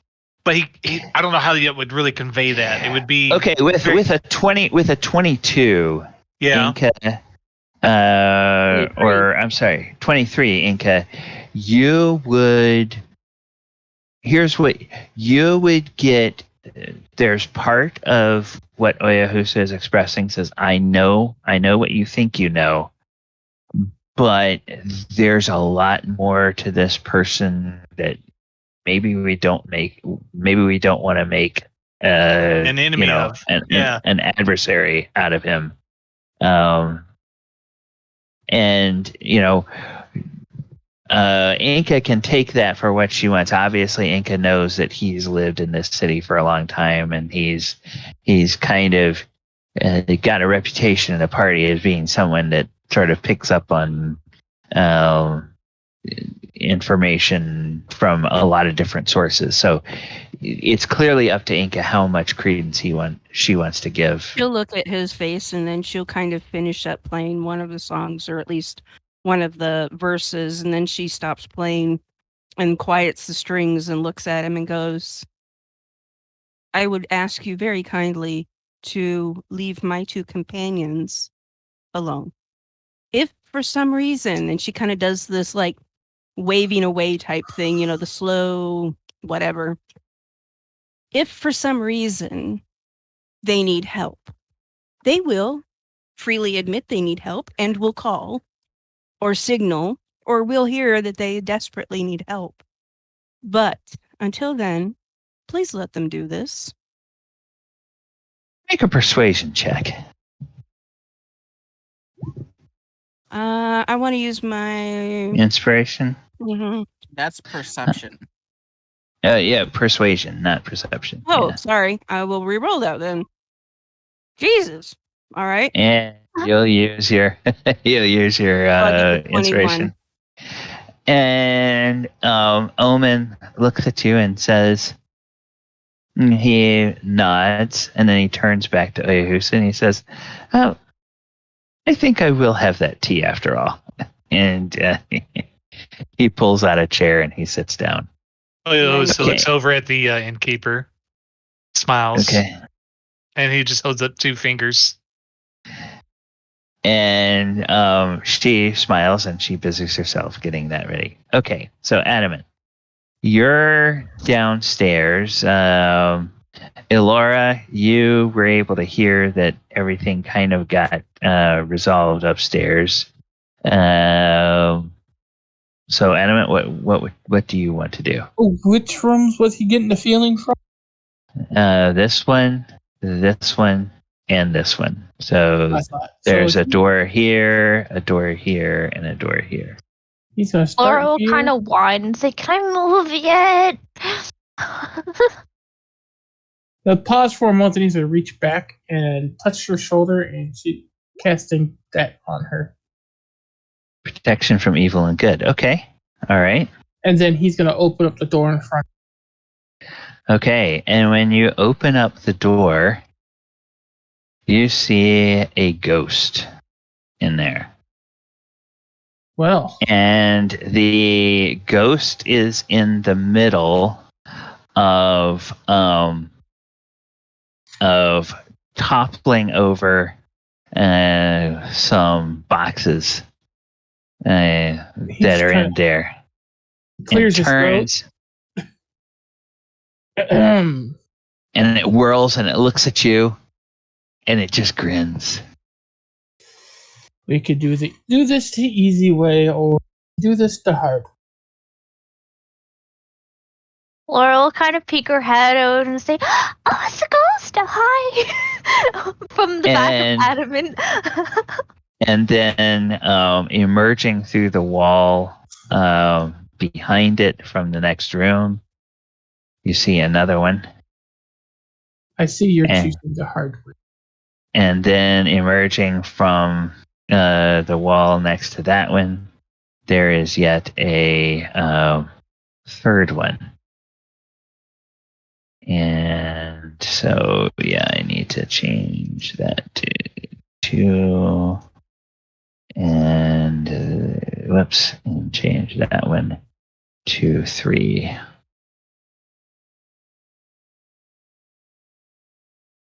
Elora. Huh? To be so kind as to call upstairs and see if there's anything really valuable down here for ghosts to get into.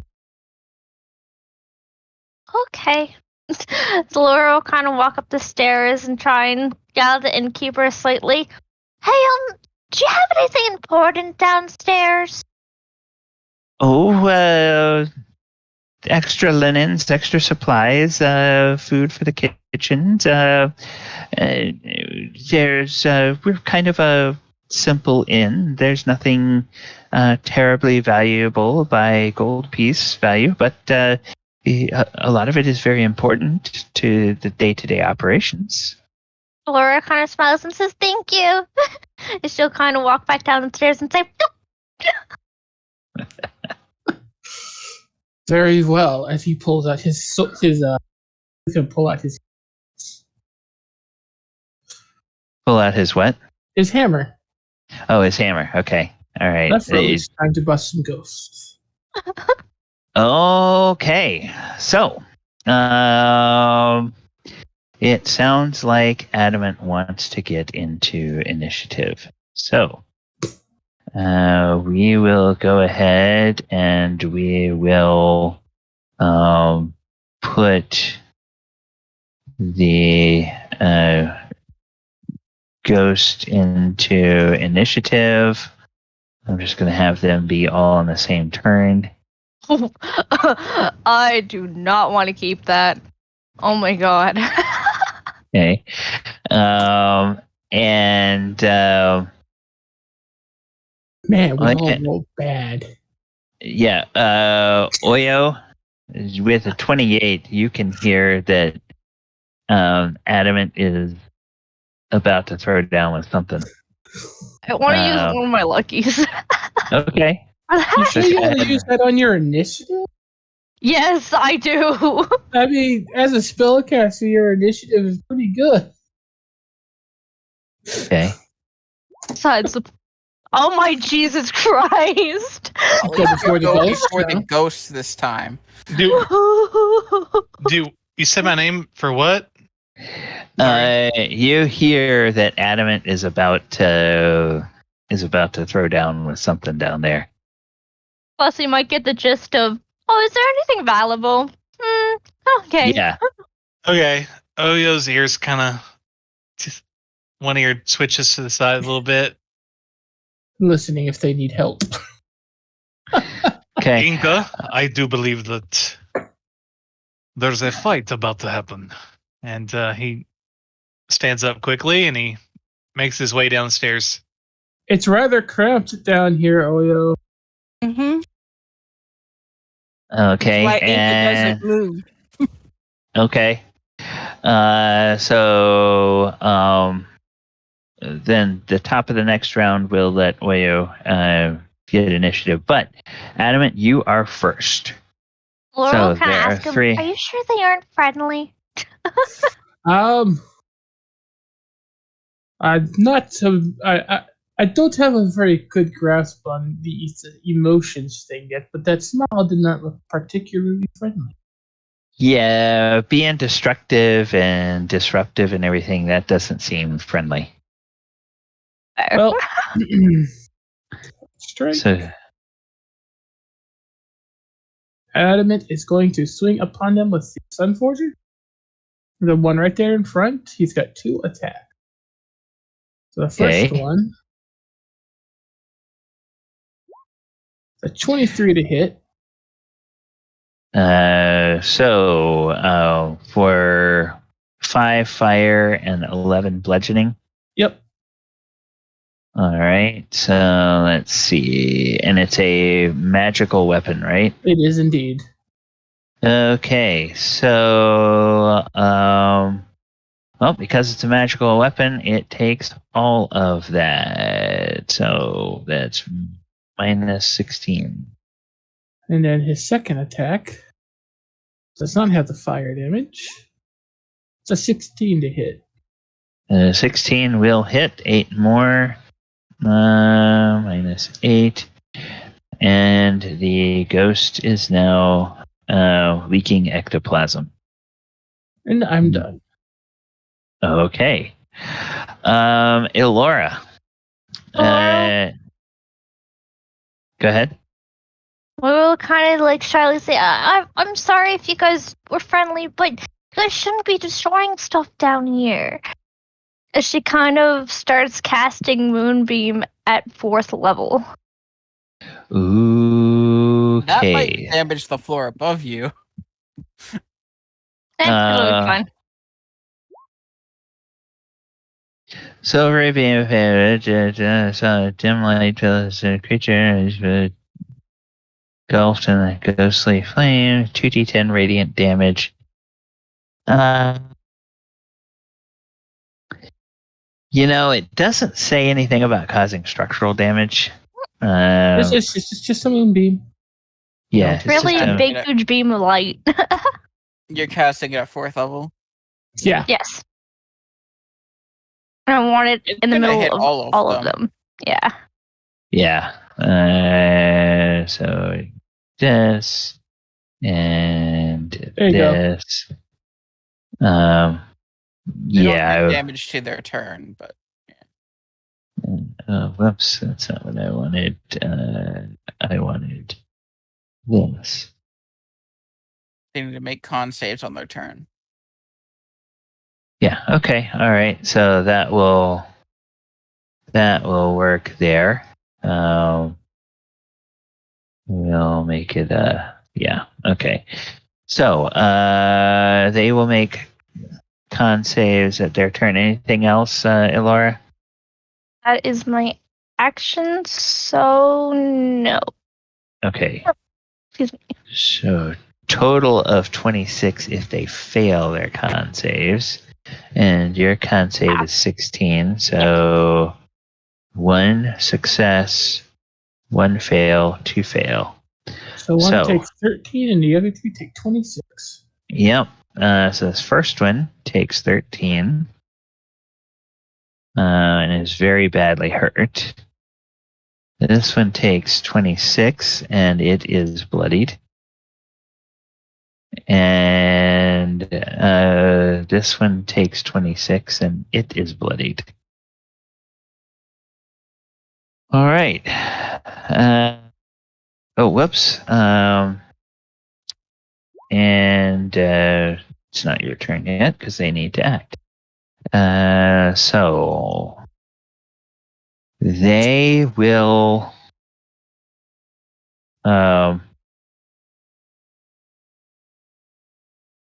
They are. Okay. 2 of them. Actually, one of them is going to move. So one of them, whoops, I don't want to move the moonbeam. One of them will pass through or around Adamant and get here and will reach out and try to touch Elora. It has to make a wisdom save. A wisdom save? Wait, no. That's because that's sanctuary. Never mind. But it gets disadvantage on its attacks, right? Yep. So AC 10 is probably not gonna hit anyway. The second one that is in front of or that's over here in the corner is going to move up here so it can see both Adamant and Elora, and it is going to use its ability, Horrifying Visage. So Elora and Adamant You need to make a DC 13. You each need to make a DC 13 Wisdom save. Elora, you have advantage Mm, because she gets I a do? protection. Oh, right. Okay. 25, 25, let's go, let's gang. Yeah, you guys suffer no effects at all. And fortunately, you don't age. And then the one that is right in front of Adamant attempts a possession. So make Who a is it doing it DC to you. DC Try to make a DC 13 charisma save.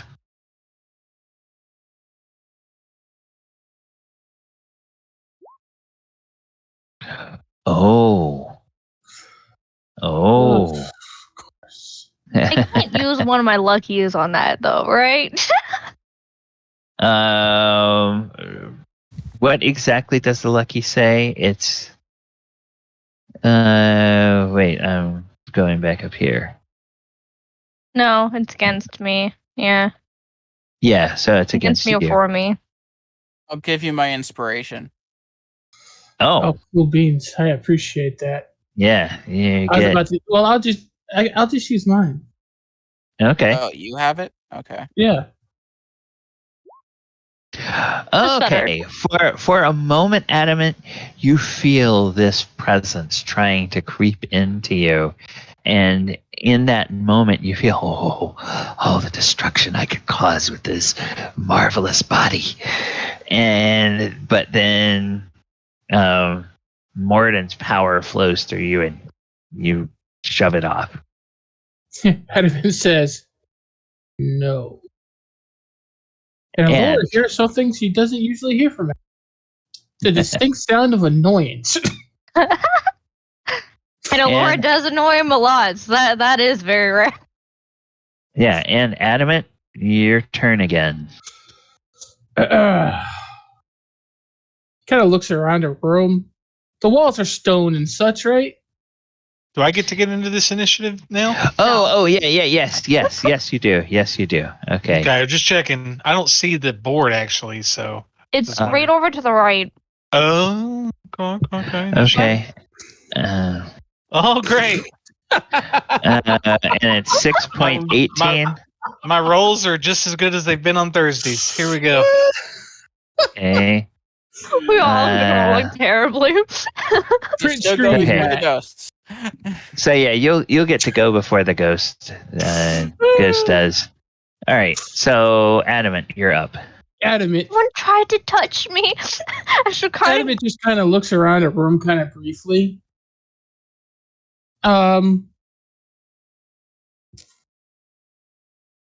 Looks at these ghosts and he's just annoyed. You know what? He tosses the Sunforger over here into this corner. Okay. No. While they're stone, it's okay. Yeah, but the floor above is not stone. The floor above is wood. How high up is the ceiling? It's just a normal basement. It's like a 10-foot ceiling. Ah, dang it. Let me look at this real quick. We don't want to turn into Omen or whatever his name is. No, it's a 20-foot radius. He won't do that. Yeah. Yeah.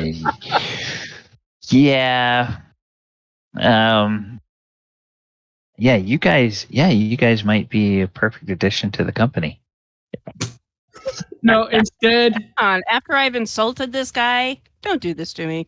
I mean, let's be real. Adamant can hold the action, and Elora can put out the fire after he does it. Adamant yeah, but it still cause damage. Shh, it's okay. Adamant is willing to instead say, I apologize for this, Laura, but I need this a little bit more than you do. I feel the need to do this. and the protection will disappear off. And he's using his bonus action to cast this on the Sunforger. Holy weapon. Oh, okay. Bright light. Okay. And that's a bonus action. Yeah. So he's gonna swing the Sunforger twice. One here, and then it's gonna come up over his head and come down in this way. Okay. So the one behind you first. Yep. Oh, I didn't add this on here.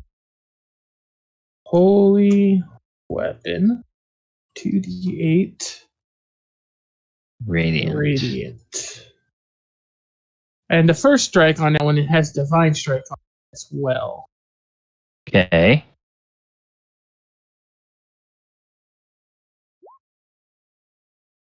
So an AC of 10. That's not going to hit. So the Divine Strike is actually on the second hit. First one didn't hit. So it hits the floor next to the ghost, and he swings up and around, and instead hits that one. Oh, okay, so the one behind you, you're not hitting. 13. This one he missed, and then he Okay. 13 and 11, 24. So how do you want to kill this? No, it's just 20. Oh, It's okay, just 13 20. and 7, 20. How do you want to kill this ghost? It destroy just this gets ghost? exploded in a burst of fiery radiance. Okay.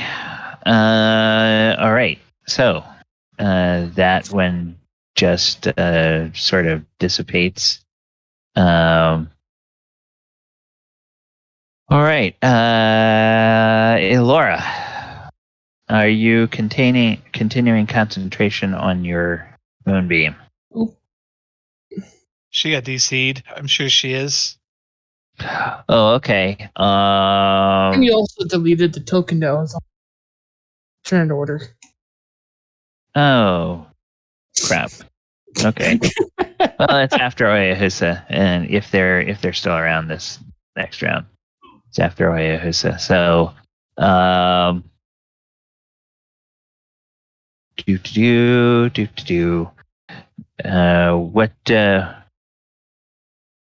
what does she have to do this round? She just maintains concentration, and she rolls. What is it? 3d10. She cast it at 4th level, so it's 4d10. 4d10. All right. So we'll do that. We'll do 4d10s. The exact 26. damage she did last time. Yeah, and that requires a DC 16. Yeah, they take the damage on their turn if they fail. Okay. So DC 16 on their turn, but before they get a turn, Oyohusa, you get a turn. So I come down here and I see that they're fighting what exactly? Ghosts. There is a ghost between Adamant and Elora. There is also a ghost in the room beyond Adamant, but that ghost is in the middle of a big moonbeam. So Okay. you would get radiant damage if you walked in there. Okay, well, I'll move in, slide behind Laura, and I'll pull out Tetsumatsu and I'll swing at this Okay. ghost. Yep,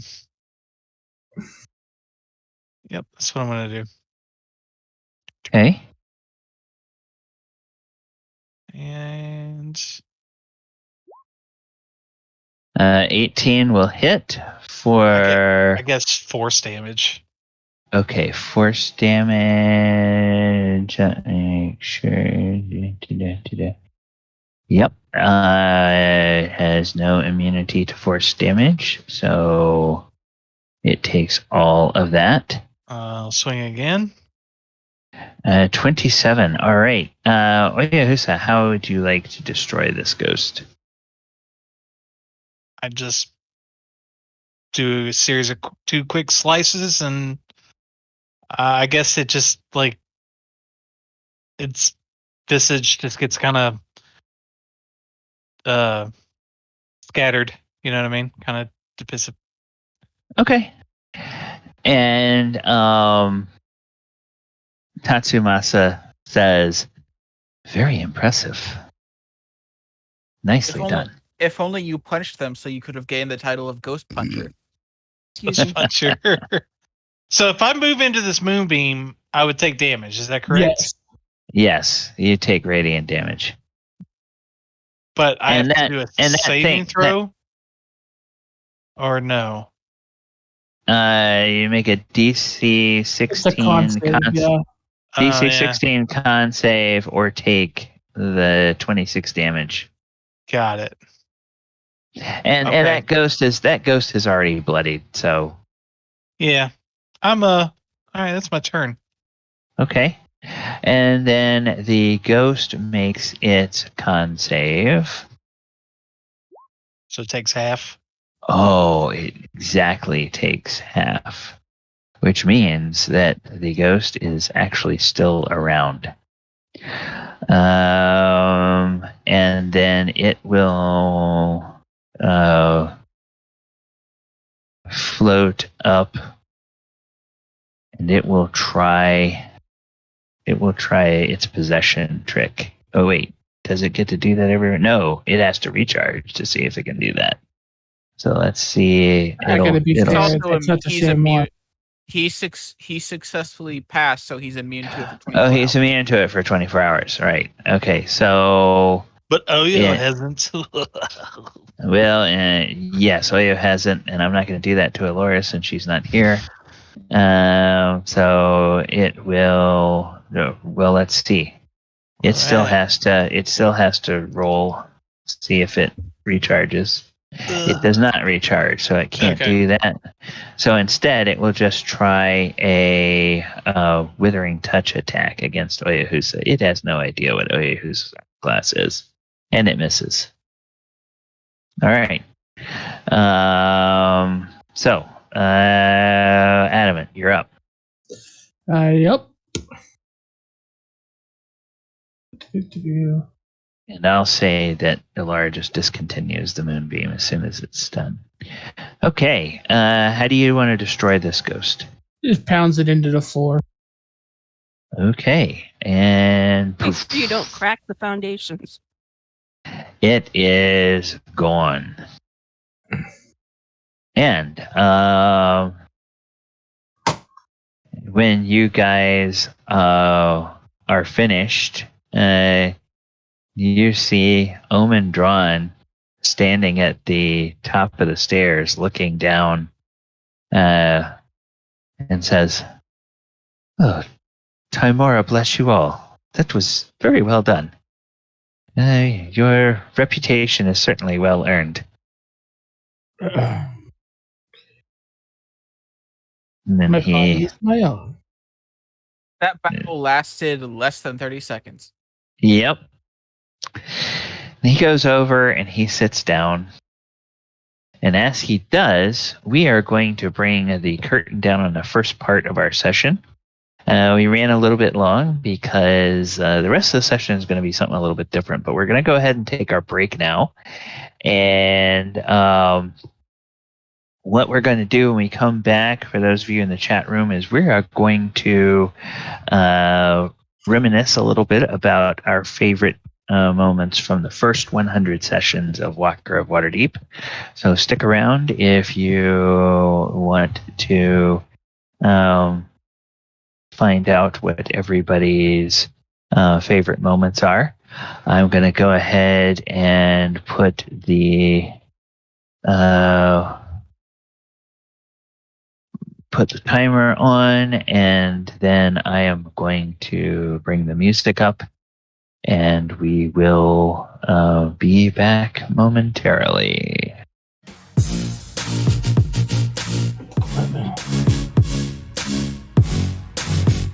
Silly ghosties.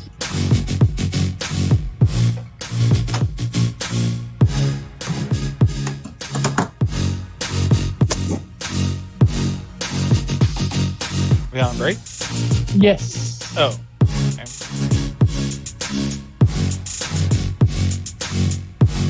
Yes, Heather. Inka and Oyo need to have a conversation. We've been putting it off for episodes and episodes now. So, gotta have it before the ball happens. Really? Yeah. What about? About what happened. Birds and the bees and the Yeah, flowers just, and you know, trees like he's gonna have to admit that maybe maybe you were right a little bit. Maybe. Yeah, I'm right about Perhaps. what? Or is that going to be a surprise? Oh, it has to do with Elora and Oyohusa. Uh-huh. A bard always knows. We don't just sit there and write those sappy, wappy love songs for nothing. Hey, I have played bars that don't do sappy love song. Yeah. I'm playing a bar right now that he goes, oh. He does what? You playing a monk bard? What? I'm playing a bard, then that's all it says. Oh. I thought you said you were playing a monk last time I talked to you. I'm playing a monk in another camp. You're telling him about Wa. Jeez, how many campaigns are you guys in? Jeez. I actually lost the day, but I'm trying to get it back with another group right now. What day? Friday.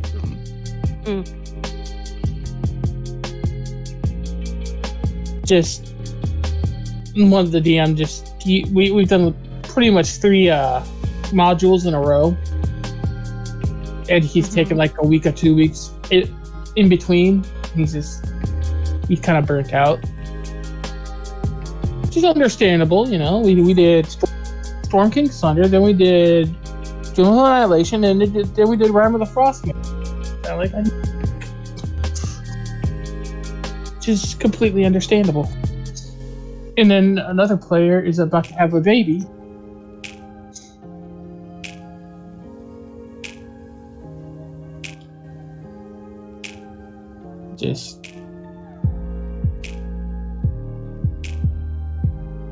And then, our Tuesday game, I'm playing what is essentially a toddler.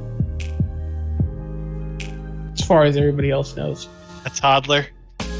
It's so much fun. He's a hive mind. Yeah. Okay. Technically, he's only about a month old. Going on 2.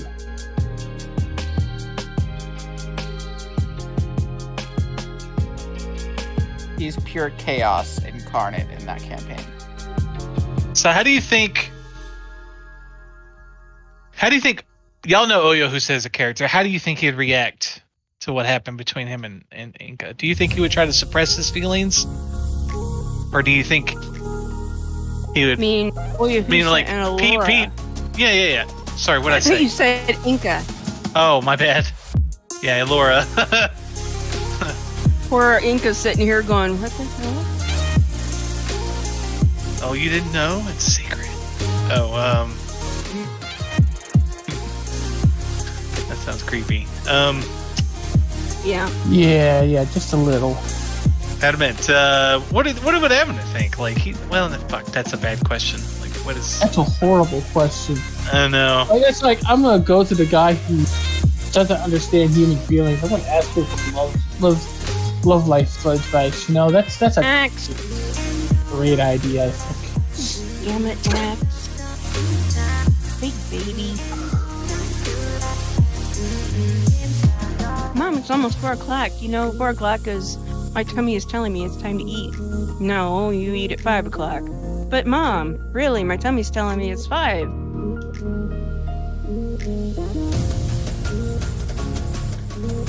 I want attention, Mom. God, Cat, your breath is wretched. I'm trying to figure out what I want to enchant this freaking mask with. Charm person. No, I mean the Eyes of Charming effect. No, Galibar isn't about that.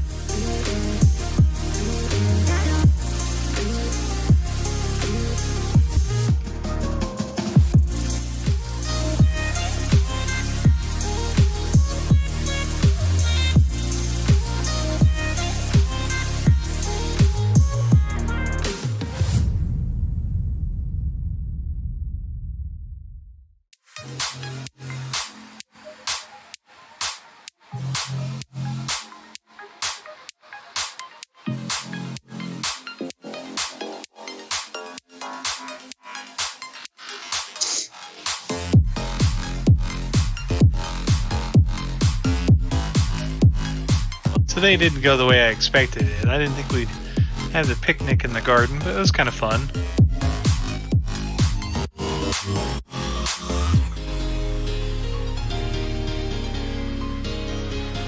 Ever is supposed to go as you expect it. It's part of the fun.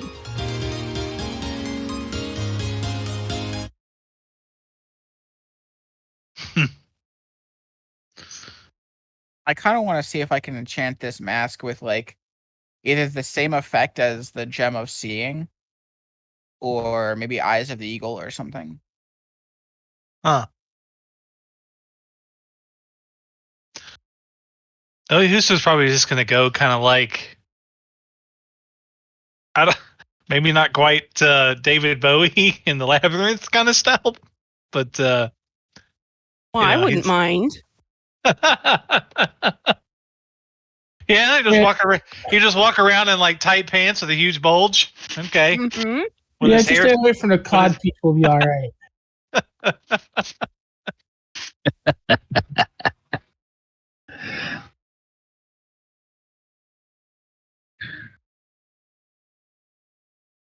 Swear that thing had higher billing than David did.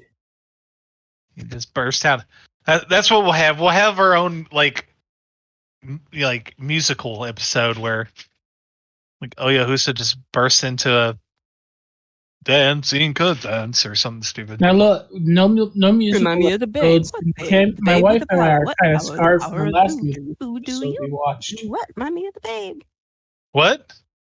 Sorry. They did a musical episode on Lucifer.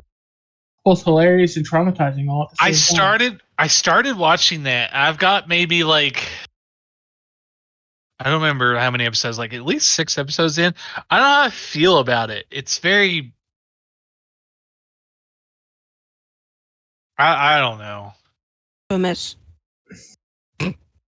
It's The season is them finding the feet of the show. okay. So it gets better. Yes, as Okay, more and so- more things come together, it does get better. So it's not just him trying to be like this charming prick trying to get into this detective's pants, basically. And then I'm at the episode where he had a chance to sleep with her, but he wouldn't do it. I don't know, whatever episode that is. More the stuff first gets season. revealed about that whole situation as the series goes on. Yes, Yeah, because he doesn't have the same effect on her as does other people. oh, So I'm she sure has that- an effect on him as well. I'm sure there's something to it. Yeah, I'm kind of looking forward to this. What is this latest season where I get to see the Allstate guy be his dad? That'd be kind of fun. Dude, that was great. That was great. I don't know. He's a really good actor. I really appreciate it. I He wanted has to that gravitas that goes with that role. I wanted to say something to you before the break is over. What up? I know you love we all love like superheroes and stuff. Have you checked out The Boys on the Amazon Prime? Absolutely, I am waiting for season 3 because they have Jensen Ackles as I landed on this yesterday, and I was like, "Holy shit!" A TV show I actually really like. check out Heard of it. Invincible What as is well. it? It's so funny and quirky, but it's like dark and gory too at the same at parts. It's in the like it first makes 5 minutes. It's like what would happen if a speedster ran into somebody while they were going fast? well Splat. but it does that consistently throughout the show. It's like, Yeah. oh, this show makes me feel good, and then it's like, damn, that's dark. It's like, oh man. So I don't know. It's just kind of fun. But overall, it's a very dark themed show. I love how the Huey or whatever, the main character, he's just like always ends up covered in like gore. Yeah, that just guy. Feel bad for him. It's a really good show. If you haven't seen it, you should watch it. Yeah, yeah. If you like superheroes and you like kind of, well, it's just written pretty well, to be honest with you. I really like what's his name that plays the British accent guy. I forgot. Carl Urban? Yeah, he's so the character he plays is so good, dude. Isn't it? Carl Urban, Scotty, the guy or from not New Scotty, England. the Bones. Yeah, Bones. Yeah. Okay, I'm game. He's dark. He's got dark hair. He's an utter prick in that show. It's amazing. His character is, but it's just like it's got like a soft side, but he's just like really exterior, like really hard and gruff and.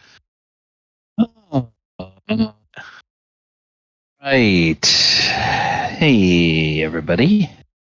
Welcome back, Gavin. And welcome back, players. All right. So we have, I mentioned at the top of the session that we're at a bit of an unusual, not necessarily unusual, but an inflection point in the campaign in terms of the game having lasted 100 sessions. All of us have been a part of a lot of D&D games, and even when you're in games around the table with the same group of friends and playing with the same DM, it's not always that a session or a campaign will reach 100 sessions with you going on the same story and following the same plot throughout. So I think it's a good time, now that we have reached this milestone, to think back over our time playing in the game, and some of us who may have not played in the game for the full time, but maybe have listened or been aware of the show for a while, think back to some favorite moments within the show. And what I'll do is I'll go around and I'll ask each of the players to think of a favorite time. It can be either a favorite combat that we had, or a favorite RP moment that we had, or both. If there are times of both that really stick out to the players. And I'm going to go ahead and start this off with some moments that I think really stood out from my side of the screen, and basically it's because of not only what happened in the moment, at least in one of these, but how that has percolated through the game since that happened. So the first one I'm thinking of is the time that we went to Chult. Actually, both of these go back to the time that we went to Chult. And both of them center around one specific character because of the fact that we got to see some sides of the character that we don't often get to see. And if y'all will remember, you went to Chult on an airship.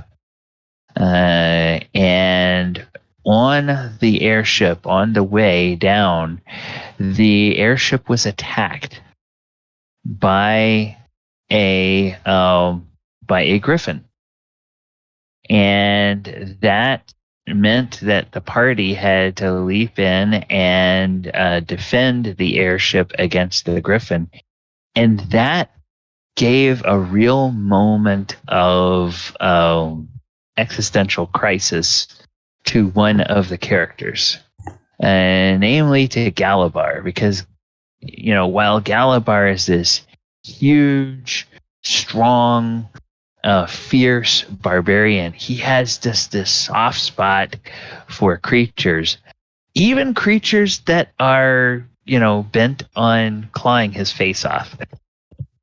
And the whole deal with that fight on the ship, and how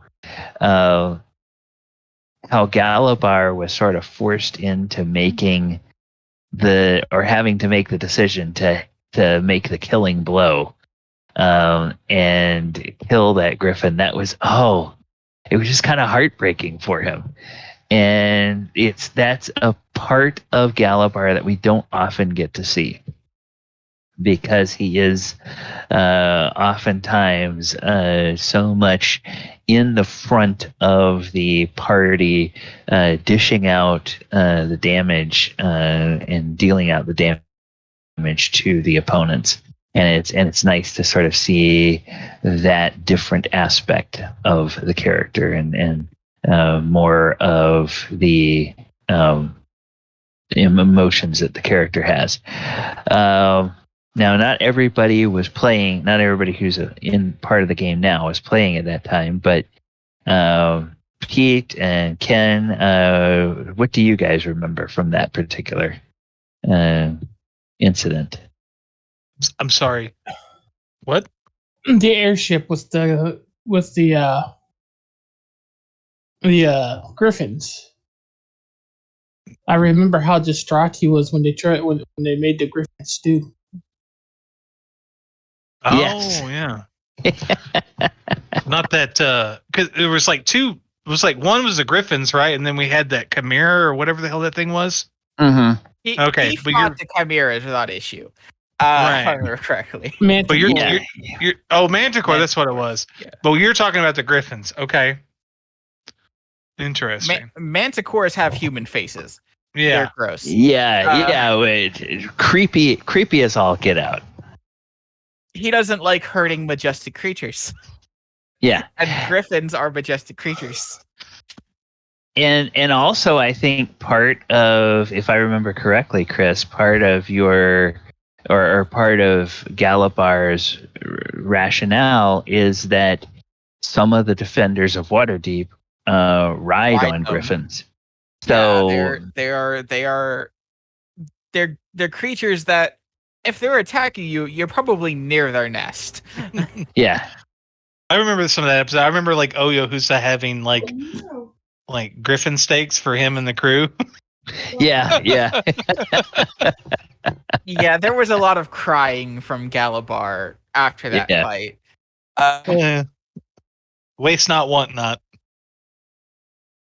Well, and it also led to an opportunity for Galibar to have. I think that was one of the catalysts for Galibar to have a discussion with Aranax. That was the thing that broke the camel's back, with him throwing that freaking item that Xanathar gave to him out the freaking porthole of the ship. Yep. Oh, that's true. That's when he kind of like gave the finger to Xanathar. Yeah. Xanathar was talking in his head the entire fight, saying, "Yes, kill, slaughter them." It's like, no. Yeah, it was. Like he's not dealing with that anymore. No. I kind of forgotten that Xanathar was cheerleading that whole episode, but yeah, that was an important continuation. And again, it's a turning point that allowed Galibar, has informed and shaped part of Galibar's motivation ever since that trip. He 'Cause wants Dinosaur dead. He still isn't happy about what Xanathar was trying to do. Okay, so that was the combat thing, and then the RP moment that just was always sticks out as one of, I think it was one of the best group RP moments of the whole campaign, just because of how rapid fire everything was going, was that market down in Chult when those two tabaxi were trying to sell Galibar the stolen dinosaur. And you know, like they were saying, oh, this is our poor father's, this is all of his possessions, and we're having to sell it, and we have to part with this faithful dinosaur, and we're having to catch our ship. Oh, it's just a few hundred gold, and Galibar was like, wait a minute, really? And the rest of the party was like, no, because they all saw they all did the insight and realized that these guys were con men, but Galibar was so innocent that he was about to be hoodwinked. And then I think Oyohusa, I think you said something that made them run off, right? No, it was Adamant. He did the thaumaturgy stuff and scared him off. Oh, okay. He did the thaumaturgy. Well, I thought I did say something. I thought I was like, oh well, because we knew that the one of the princes and or one of the, what were they called? They're called the trade prince. Trade prince, and such, and then they got freaked. They got really freaked out. Yeah, I think, and I can't remember. I remember there was one situation down there that Adamant did the thaumaturgy and scared some people off, and then there was another situation where Oyohusa said, "Oh, well, we know the trade prince. She might be glad to help. Why don't you come with us?" And they were like, "Whoa, no, getting out of here." Yeah, that's the one with the cart, right? The animal that was, I can't remember. Yeah, that was separate. Yeah, that was back when I still wanted to make Galibar a more nature centric. Right. It was a dinosaur, right? Yeah. I really wanted to get the dinosaur because I wanted to make Galibar more nature centric thing. But it wouldn't have worked because wisdom is like his lowest score. And then I remember Oyohusa was, it was kind of funny because I was like being like facetious about it, and then somehow I pissed off the head person of trade or whatever, because I started talking about like how maybe we'll just smuggle it into to the Thord Coast or something. I don't remember what it was. Yeah, well, that was a good time in Chult. Yeah, those were. Wasn't it an Ankylosaurus? Yes, I think it was. It was an Ankylosaurus. That would have been a powerhouse to have on our team. Yes, it would. It would. I was really trying to figure out, okay, I don't think Chris realizes how much difficulty it would be to carry that thing around. So this really isn't going to work out the way he thinks it's going to work out. Yeah, because this was like, no. Because of course I knew at that point that you guys were going to be doing planes hopping things. And that, having like an extra large creature that wasn't tied to some kind of figurine or something like that, the way that Elora can summon the Griffin or summon the lions, that it would just be really difficult to get around with something like that. So I was like, okay. So Galibar probably would have left it in the gladiator pits. Yeah. As like, hey, there's a mascot now. Yeah. That might well have worked. And then I think if you had continued going down the nature thing, I think it probably the idea would have dawned on me at some point to create some sort of specialized figurine of wondrous power, and maybe have it be like a dinosaur figurine, so that okay, now Galibar gets to have one of those that he can toss out. But eventually your focus for Galibar changed and you went a different direction. So. Yeah, it was when we got close to the Dragon Den. Mm-hmm, mm-hmm. So you're saying that was kind of like your favorite time of the episodes, is what you were getting at? Yeah, well, I don't want to say favorite, but it was one of the most memorable okay. that I always think about. You know, and obviously that was back in the early, probably back in the 20s. So yeah, it's an incident. It's an incident that has stayed with me for a long time. And then using those two as maybe not an example, but just as a reference, I like to toss it out to the rest of the players. I know that Ivy's been having some problems with the internet, and I'm not sure whether she's been able to jump back onto Discord and join us yet or not, or whether she's still dealing with internet issues. But let's go ahead. Internet. Okay. Heather, I know that you sent something to me about memories of your favorite time. So go ahead and tell everybody a little bit about what some of your favorite memories from the game are so far.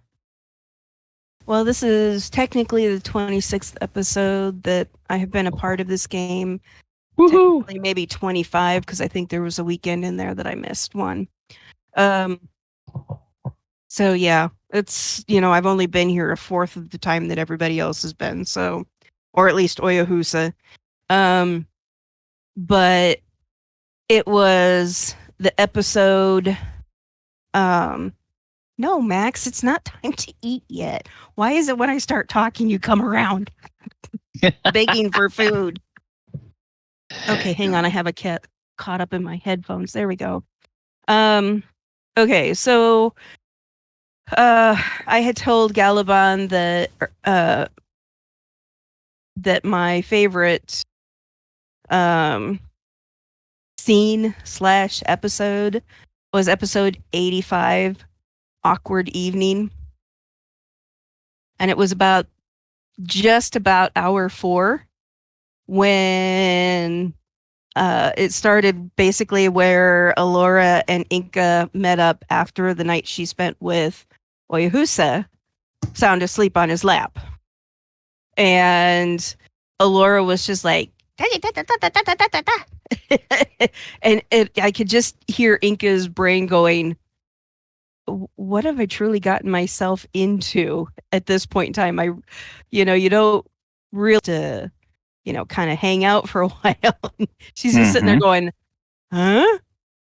Well, then, Elora's telling her all about this stuff, and she's just going on, and poor Enka's still trying to figure out the dynamics in the group, because technically she'd only been with you guys for a couple of days to maybe a week or so at that time, maybe a little more. But it seemed like we were all like constantly on the move, constantly fighting. And this is kind of the first downtime that she's had with you guys. And so then later on, she meets up with Oyohusa, and that whole discussion about Oyohusa telling Elora how he feels. And his denial of, no, you're reading too much into this, blah, blah, blah. So I have to say that that's one of my more favorite episodes. And then, you'd kind of said, hey, what's your best fight scene? What's your best memory?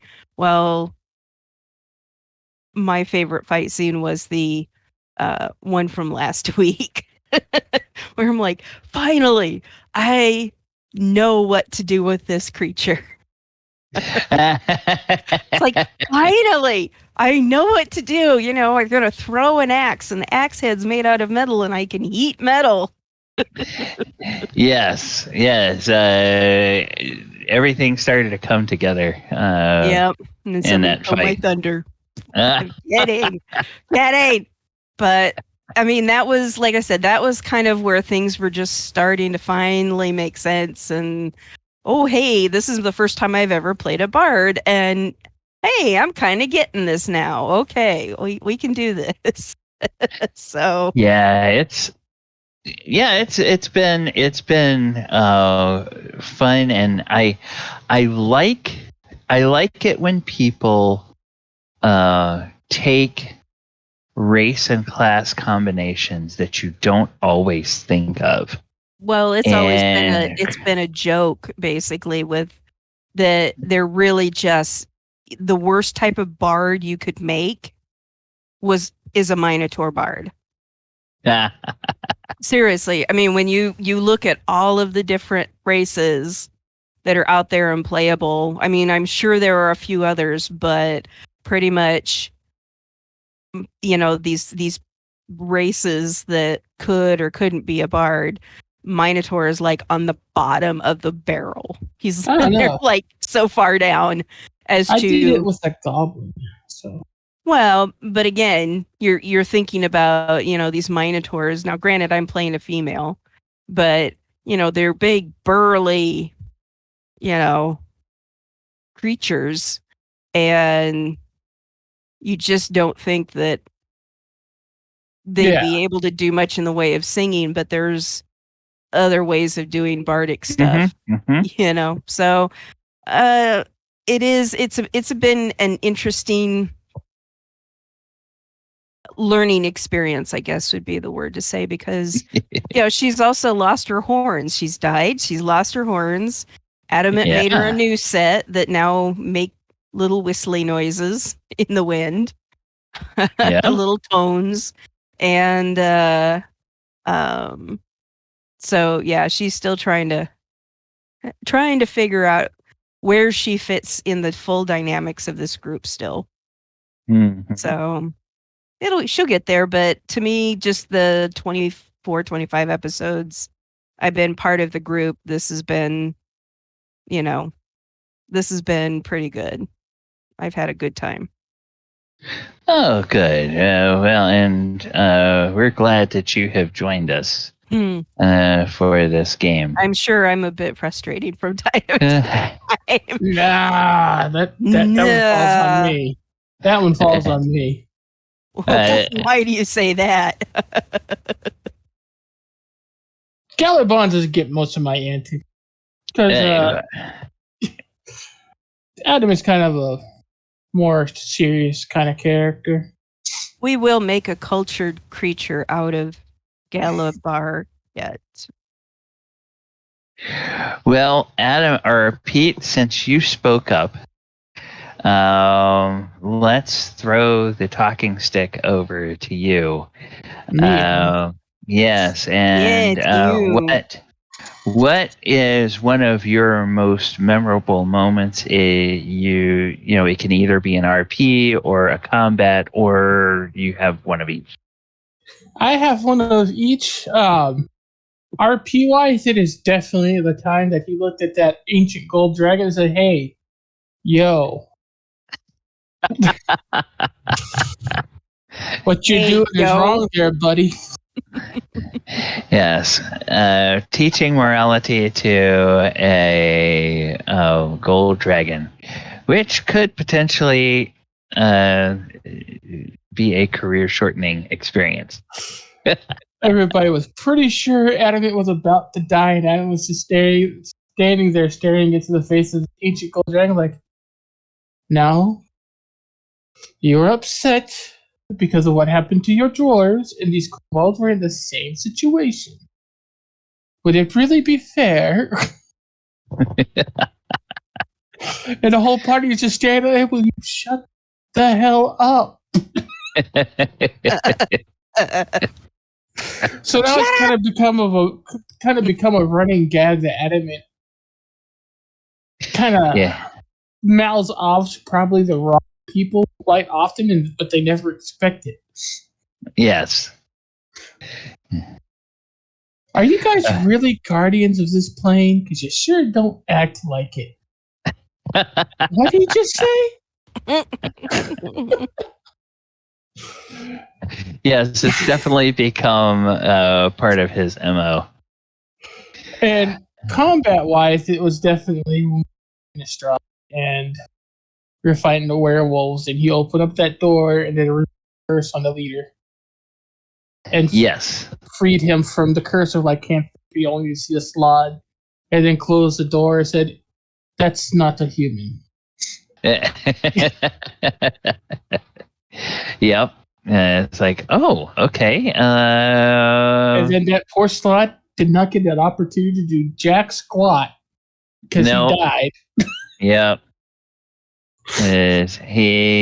I think he wound up getting on the wrong end of the blades of Galibar and Oyohusa. Just Yep. Cuisinart. And Adam is just like, I'm just going to move on to these. I think they have this for one hand. Yeah. Okay. What do the rest of you guys remember about that? About those situations that Heather and Pete talked about. I love how dense Oyohusa is. I think it's a perfect foil to how perceptive he is. When it comes to matters of the heart, he's a dunce. Hey. That's. I don't think But that's a true. lovable dunce. I don't know if that's a true statement. Matters of his own heart. Mm-hmm.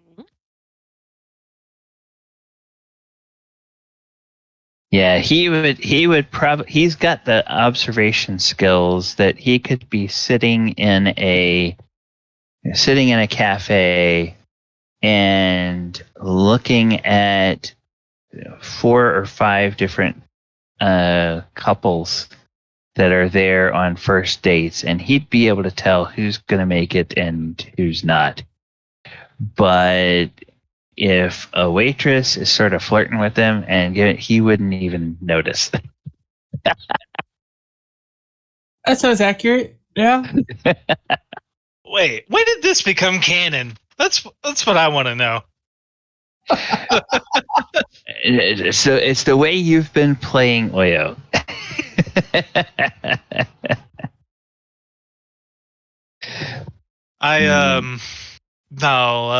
It's always fun. Adamant is kind of just. I like how he's so, as a character, he's so blunt. Mm-hmm. You know, and he's very. It's kind of like there's that innocence about it that makes it fun. And you know, you just kind of like, I can respect that.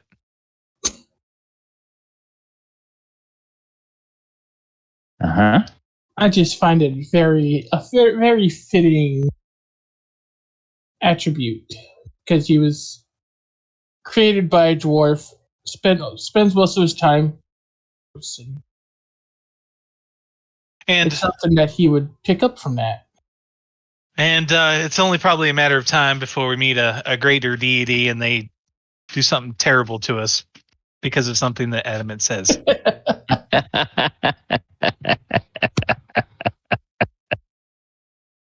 That's a possibility. That is definitely a possibility. And I guess with Enka as a character in those situations, I don't know, it's fun. She brings a upbeat and Cute. you know, like this charisma that is. It's just fun, but she also brings it like there's this nice feminine energy that comes with it, but it's very as a character, she speaks her mind and Mm-hmm. it's enjoyable to and refreshing that it's like she doesn't really have secrets, I guess, in a sense, or at least she isn't actually going around trying to be someone that she's not. Mm-hmm. Doesn't believe Yeah. in any of that. Yeah, with Enka is very much what you see is what you get. Mhm. Some might So I guess- call her a country hick. So I guess to answer your question, that's what I think about like Okay. them as characters in those moments. Yeah, I have to say I love the way Adamant and Galibar seem to go about with that young adult innocence, I guess I would call it. They're not completely stupid, when it comes to social manners, but yet they portray their characters as, still learning the ins and outs of life. They had, bad experiences and their lives were shaped in a certain way, but because of the way things are now, and with the people they have around them, they're slowly being, you have someone that says something like Galibar may say something that's just very blunt, straight to the fact, end of story. Just there it is. Galibar is ace. He doesn't properly understand that because he doesn't he himself does not understand those kind of things. Mm-hmm. So right, and that's understandable. But it's just been kind of fun, occasionally poking and prodding him a little bit. No, that's not quite acceptable. It's not quite what they meant. Sorry, no. Or, he just basically, like I said, he just kind of lays it out there just straight across like, oh yeah? Well, this is what I think. Mm-hmm. Really? Okay. Never Chris- thought of it that way. Chris, what are your favorite episodes / whatever that you want to share? My favorite RP moment in the campaign so far was really hard to narrow it down.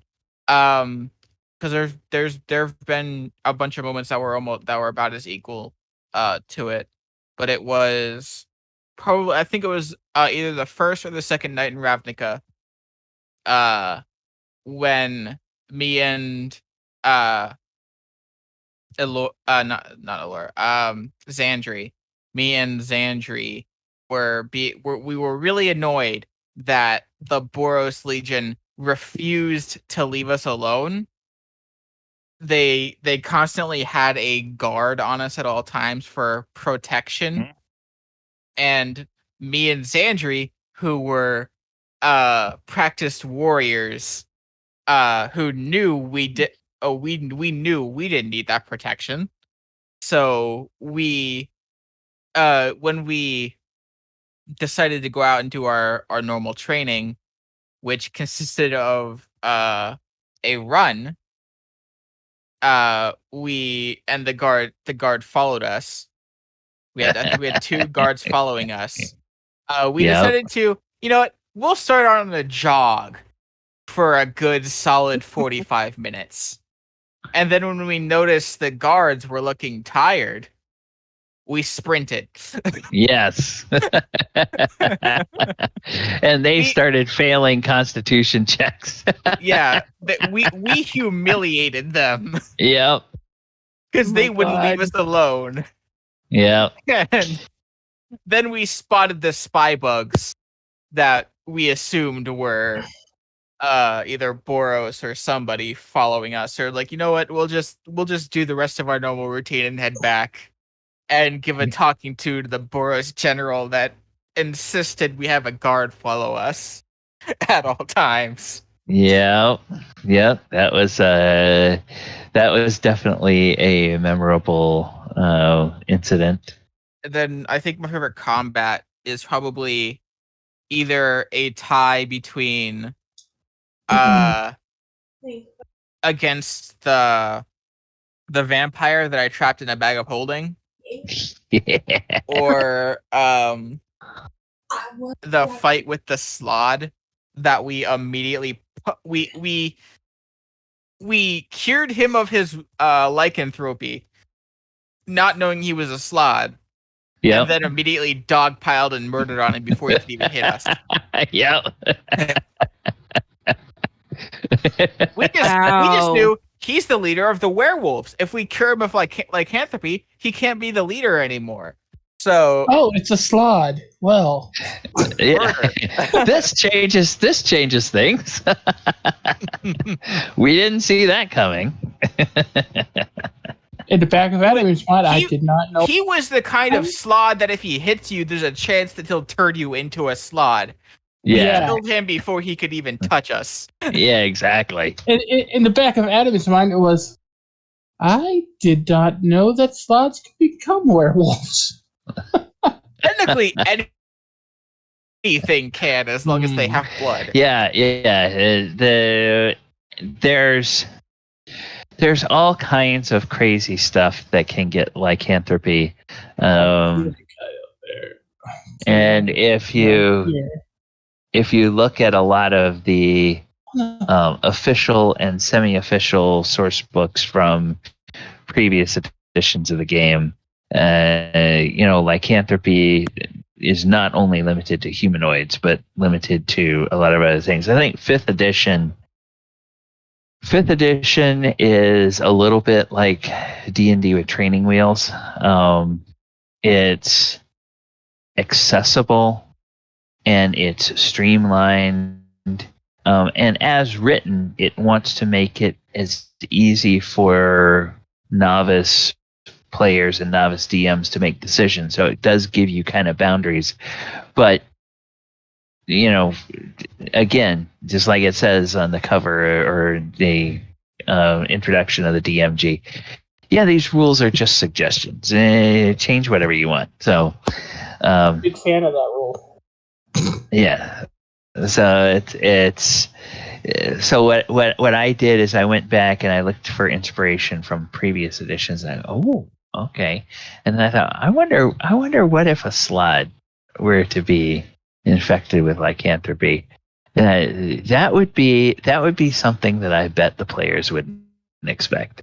No, that would was be nice. That was a really nice little treat for them. I'm gonna laugh. Just to give them an idea of this is the kind of game you all are in for. Yeah, I wasn't expecting that. That was a good one. Yeah.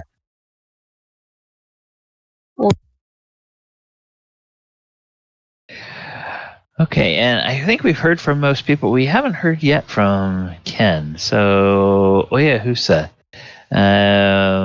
Ken, what are some of your favorite either RP or combat memories from the game? And you've been in the game from episode 1, so you have a lot to draw from. I'm the last OG. I guess you could say. OG. Yep.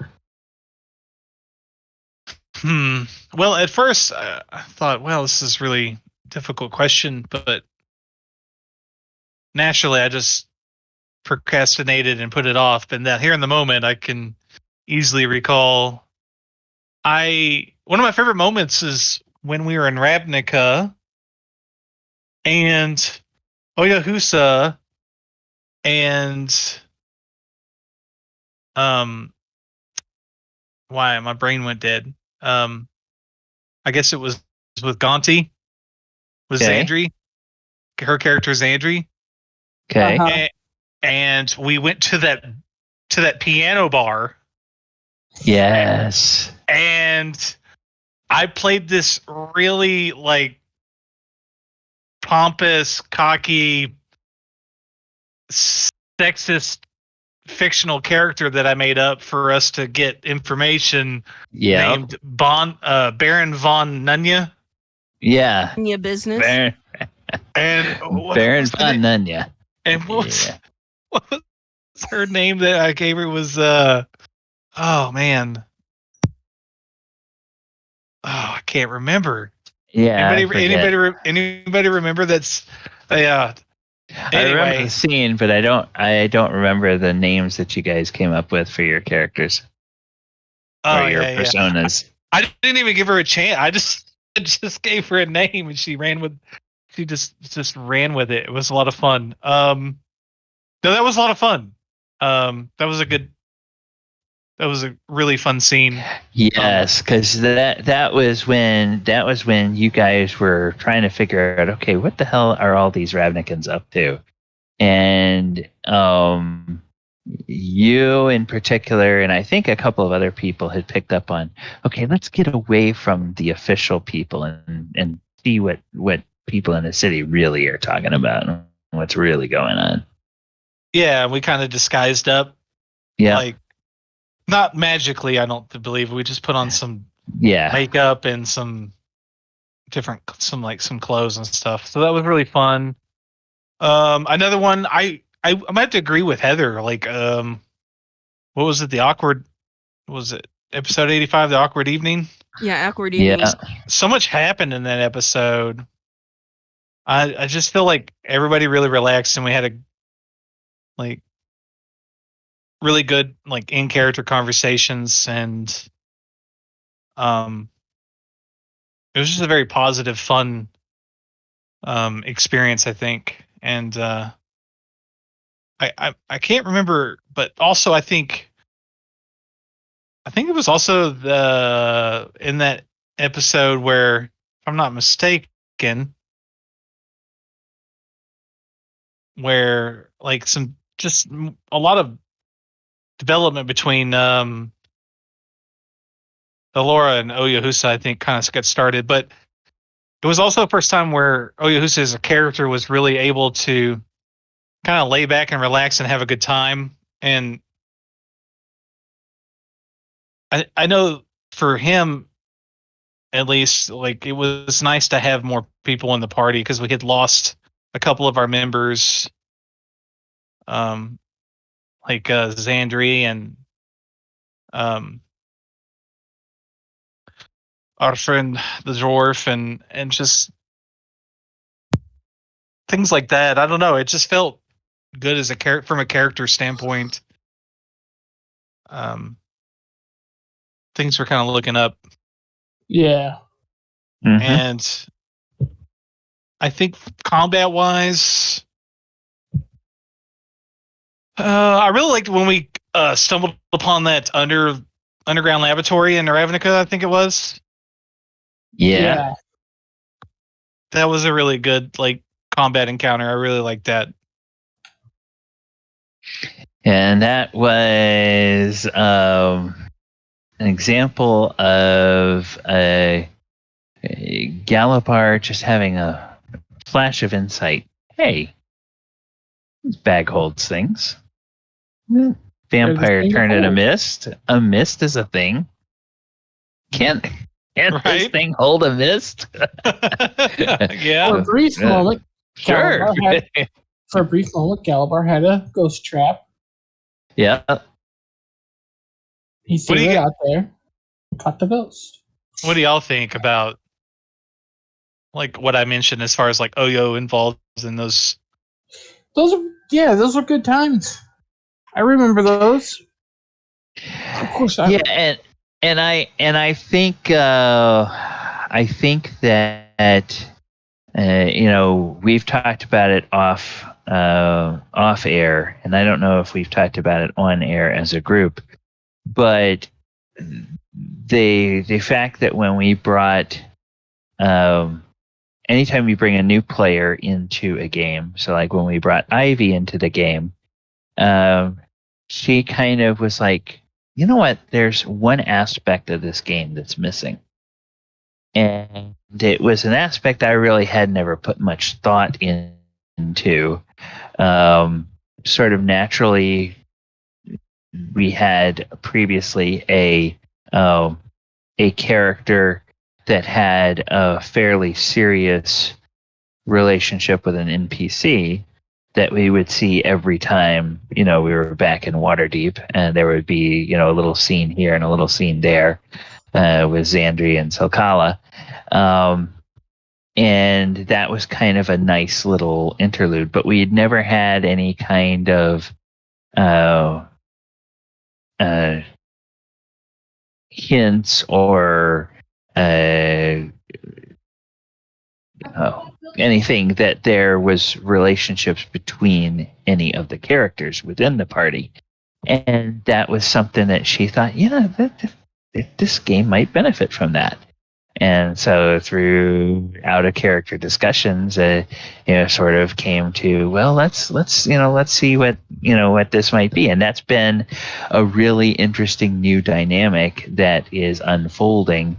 And, I am fine with this taking as long, to unfold as the players are comfortable with. So I really like that. And that's a long way of saying that, Oyohusa, I think you're pointing out that one evening where we were all together in Kamigawa in the garden and having that dinner and everything. Yeah, that's part of what made it feel special, is that everybody was starting to get a hint, oh, there's something going on here. And it could be kind of fun to see how this works out. And everybody was, I think that's what made it, that's part of what made it a really fun episode. Yeah. I guess what I'm also kind of asking is, like with the examples I gave, or maybe you have some other ones. This is a question to everybody. What do you think about Oyohusa as a character, I guess, is because you guys were kind of talking like about an Enka onion. and an onion. He has layers. Mm-hmm. And he makes you cry. Yeah. What makes you cry? When what? Maybe out of frustration. Elaborate. No, I'm honestly, I'm just joking with you. Oh, He's kind of one of those things of, oh yeah, he makes me cry. Oh, you're so, I don't know. Anyway, it's been a long weekend. I had to deal with the "Are we there yet?" question in 2 3-hour sessions with nephews in the back seat of the van. Are we there yet? I think Ivy wanted to convey something. She was hoping to go last, and that her internet was good. But I just wanted to know what we had made comments about our other characters, so just wanted your feedback about what you thought about Oyohusa in those scenarios that I had mentioned. So if nobody else has anything to say, we'll switch on to that. Well, I mean, Oyo is Oyo. He's a very complex character. He really is. Yeah, he is. And in some ways, he's still learning. I think he's still learning things about himself. I think Oyohusa as a character would have been perfectly fine to go through the entire campaign, the entire story, and never have any other character in the party that was more than just, a buddy in the way that Adamant and Galibar are really good comrades in arms, and he would have been fine with that. But now along comes this new character who's making him ask questions of himself that he may not have ever been asked before, or that he's ever tried to ask before, because I get the impression, not knowing what Ken's own headcanon about Oyo's past is, but I get the impression that other relationships that Oyo may have had in the past, and we talked about that all the way back even in character creation, there was always an element of something transactional. Like, yes, this is a relationship, but I'm getting valuable information, or I'm getting valuable something else out of it instead of just it being a relationship. And now this is the first time he's confronted with, oh, yeah, maybe I really do have feelings. And he kind of, those waking up is, he's going through kind of an awkward, oh, well, how do you do this?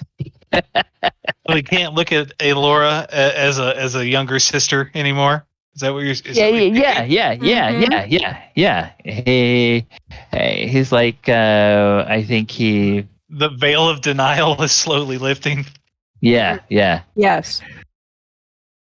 But I truly, let's just put it this way: I've had some really bad role playing experiences, and I thoroughly enjoy role playing with people who give me the benefit of the doubt until I can really figure out a character. Let's just put it this way. I had I don't want to call it a blow to my ego, but I was in a game once, and these somehow it turned into this kill dragon, get gold. Yeah. And I wanted to put more life into my character. This was the type of character. It was a half orc, and he had a maul or a mace or something for a weapon, but he normally was the type that it was like, oh, look, big wooden box, pick it up, smash it, and beat the crap out of someone with part of the board. First smash it over somebody's head and then just beat the living daylights out of them with what was left. That was him. And this group of guys basically I heard from the GM, and the GM ended up sending me, kind of wish he hadn't, but sent me things that they said. They wrote up basically like the 11 reason why Heather is, myself as a player was,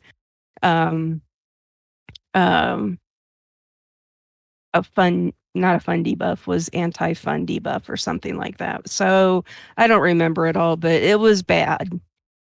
And I've had one of those moments. I know how that feels. It was just like, well, all right then. So I guess that's it for that. And I didn't game for a while because I'm just like, well, what if what they really are saying is true and I'm just not seeing it, Mm-hmm. So it's been really nice to be a part of a group where people are willing to give me the space to kind of explore a character without thinking the worst of me. I'm more for wanting to do a story than roll dice. And so there's a lot of times that I don't memorize the rules, and I should at least know some of the stuff for my class or whatever. But, when you're my age, you struggled with D&D to even be able to play it when you were a teenager. And then you had long breaks in between where they actually changed editions. Yeah. Because you were starting your life, There's some stuff that I didn't have a chance to do or to play. So getting back into it, it's just been kind of I have 900 other things to try to remember. I will do my best, but if this slips through, my brain, it's just getting old. Well, the nice thing about, one of the good things about this group from a rules standpoint is that we have at least two of our players who play a lot of D&D 5e. Mm-hmm. And they play a variety of different classes and races and things. And so they have a really quick grasp on, even oftentimes before I can look something up, they kind of know, oh yeah, this does that, this does that. and I it's try not to do that to you too often. well, no, but it's good to help other players in the group, remind them about what happens when this ability triggers or when that Yeah. spell goes off.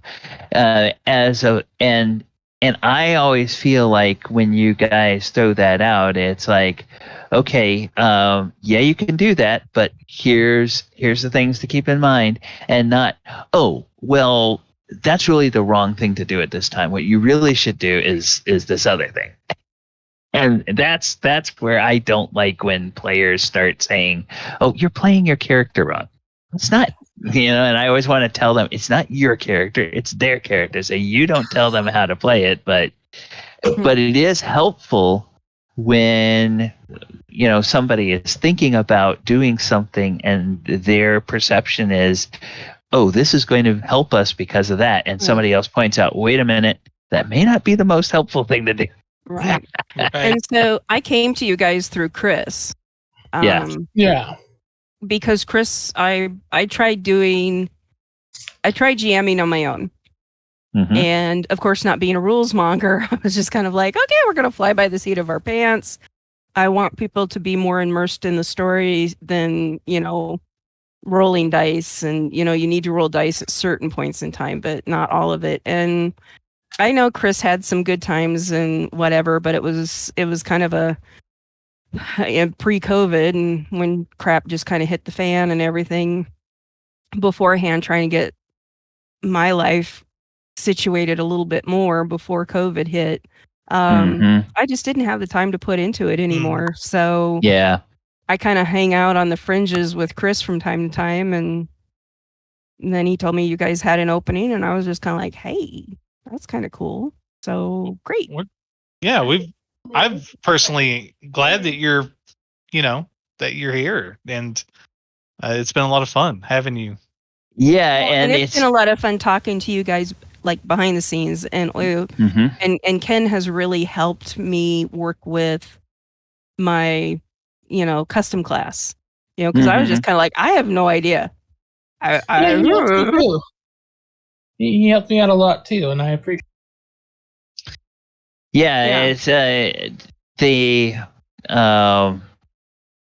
Ken was really the person that kind of spearheaded the whole. All right, so we're going to be planeswalkers.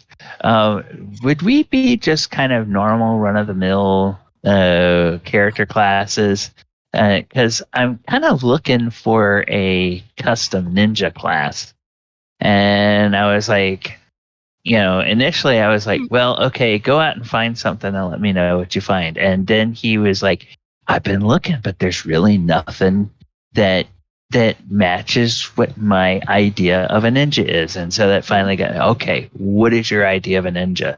And as we started kicking around, well, it's part rogue, it's part monk, and it's, part, there's a mystical power source. Sorcery, warlock, something like that, something along those lines. And then, I started looking at other things, and I was then finding myself not satisfied with anything. And then between us, we said, well, what if we mix and matched characters? And he threw out a couple of ideas, and I threw out a couple and eventually we landed on this 70, the main class is going to be about 70%, and then you might have a minor class, or you might have a minor class and then the splash of a third class. But I was like, I don't want to get any more than 3 classes into it, because then that starts getting everything watered down. Is what it feels like to me. It kind of waters down what you can do, and it then started to make sense. And then I thought, well, if we're going to have special characters, then why not do something else that is not in 5th edition and give people scaling weapons or scaling items? I say scaling items because my initial thought was that they weren't all going to be weapons, and they may not all wind up being weapons, because we still have one to go. I mean, Adamant's just a shield. Yeah, but I can smack people with it. Yeah, that's true. That's true. Weapons Still or armor. technically kind of part of the whole fighting rig, you know? Yeah. But my question then to you guys is, I mean, I kind of know where I got the inspiration for my character, but what about you guys? What got you that inspiration that made you go, I really, really want to play this? Did you see something in a movie or? Can we put that thought on hold? Okay. And since Ivy's have an internet connection, she wanted me to convey some personal thoughts for her on her behalf. Okay. And then we can address that. Okay. But I want to give her thorough time, like we've had for each of us. And feel free to, say what's on your mind. She wanted to convey that she has some, like, there was never like a full episode that she could really pinpoint, but she had moments. And she just wanted to say that her favorite moment of this whole series is just spending every moment with us. And it's been such a pleasure to see everyone grow and strive, and just the love that we each other show for each other in our group. Our flaws and the benefits. And it's been a real treasure for her. And when she's having a bad day or in a bad mood, or if it's, some other negative effect in real life, that this has been a very helpful outlet for her. And that she feels like it's helped each of us in our own way. She is not wrong. And she just wants to let everybody know that she's not sure if anything can beat that feeling. And she's just happy that that she's been here and she's got to take part in what episode she has. And so she says, cheers to 100 episodes, and here's to 100 more in the future. Yeah. But she did point out a few scenes. Okay.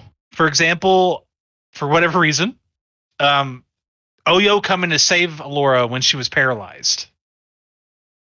Okay. When Galibar kidnapped the vampire in the bag of holding. Still awesome.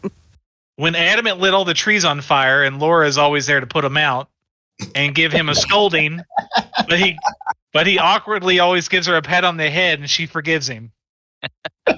Well, yes. Yeah. And that Inka's always there to listen and support her. Oh. Well, you got to have some girl time, Yeah. What do you guys like about Elora as a character? What is some of those? I think she's got plenty of room to grow, and I enjoy the character. Anything that jumps out to you about her as a character in those particular examples? Her feigned innocence. I enjoy that she is kind of like a way for, like, her and Galibar have the thing in common where, like, they love nature. So he's been able to have somebody to like do like nature-based stuff with occasionally. I think I have a feeling if Elora was on that ship when the Griffins attacked, she would have been on Galibar's side with that. Might well have been. And as a druid, she might have had some ability to affect that situation without it turning into, without it being an attack. Basically, those were creatures that were attacking something coming into their airspace, and nobody really had anything to affect them. I think, and this is all, I can relate this inside, like, character knowledge. So like as in Laura and Oyo. Oyo's never met anybody like Elora. And she's kind of an enigma to him. And for him to always learn and strive to find out secrets and and things like that, like she's kind of she's got this mystique about her. I mean, and it, for whatever reason, subconsciously it has an effect on Oyohusa. And I think he likes the fact that she's just kind of very eccentric and kind of different. But she's, she can be quite stern and firm on like her own beliefs, like with the whole thing about burning trees down and things like that. She's just kind of funny. I don't know. Maybe I was kind of rambling there, but I think that her as the character brings a sense of this feminine chaotic energy.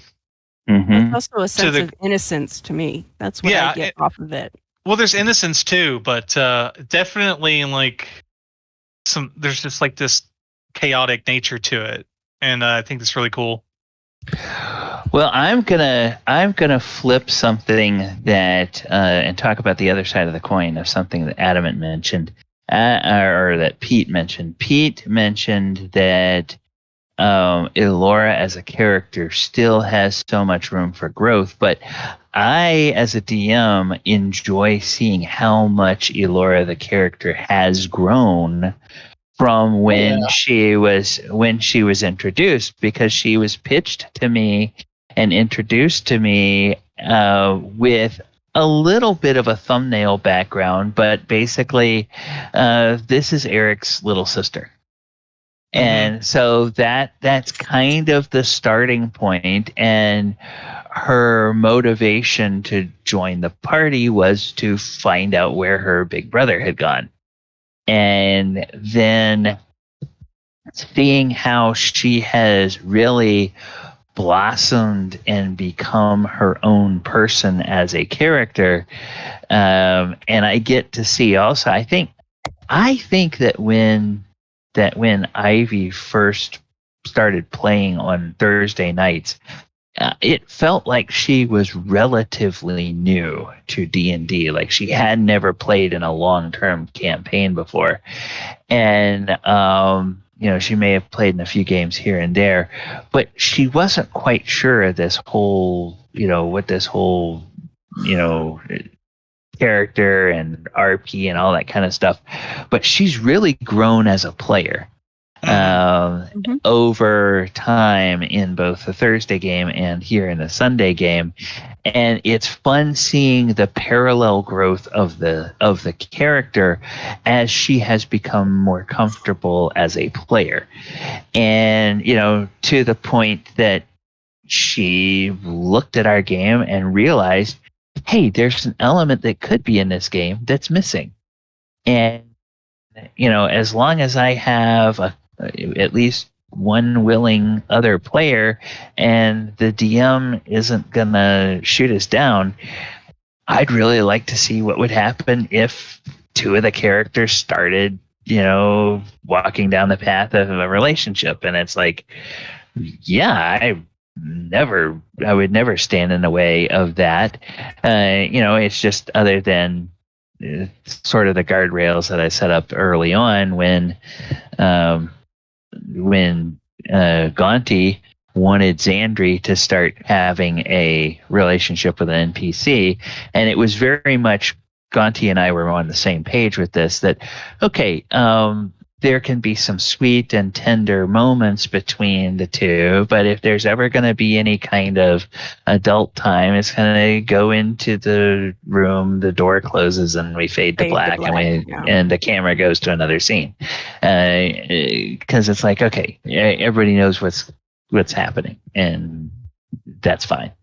And so that's like the only thing that the only limitation I would ever put on that. But, the emotional side of developing a relationship and those kinds of things, I think is a wonderful element to have in a game.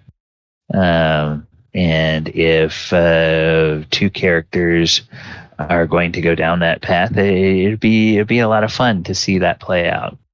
I think what makes it great too is from a character standpoints is she doesn't really have an angle. She doesn't have like an ulterior motive.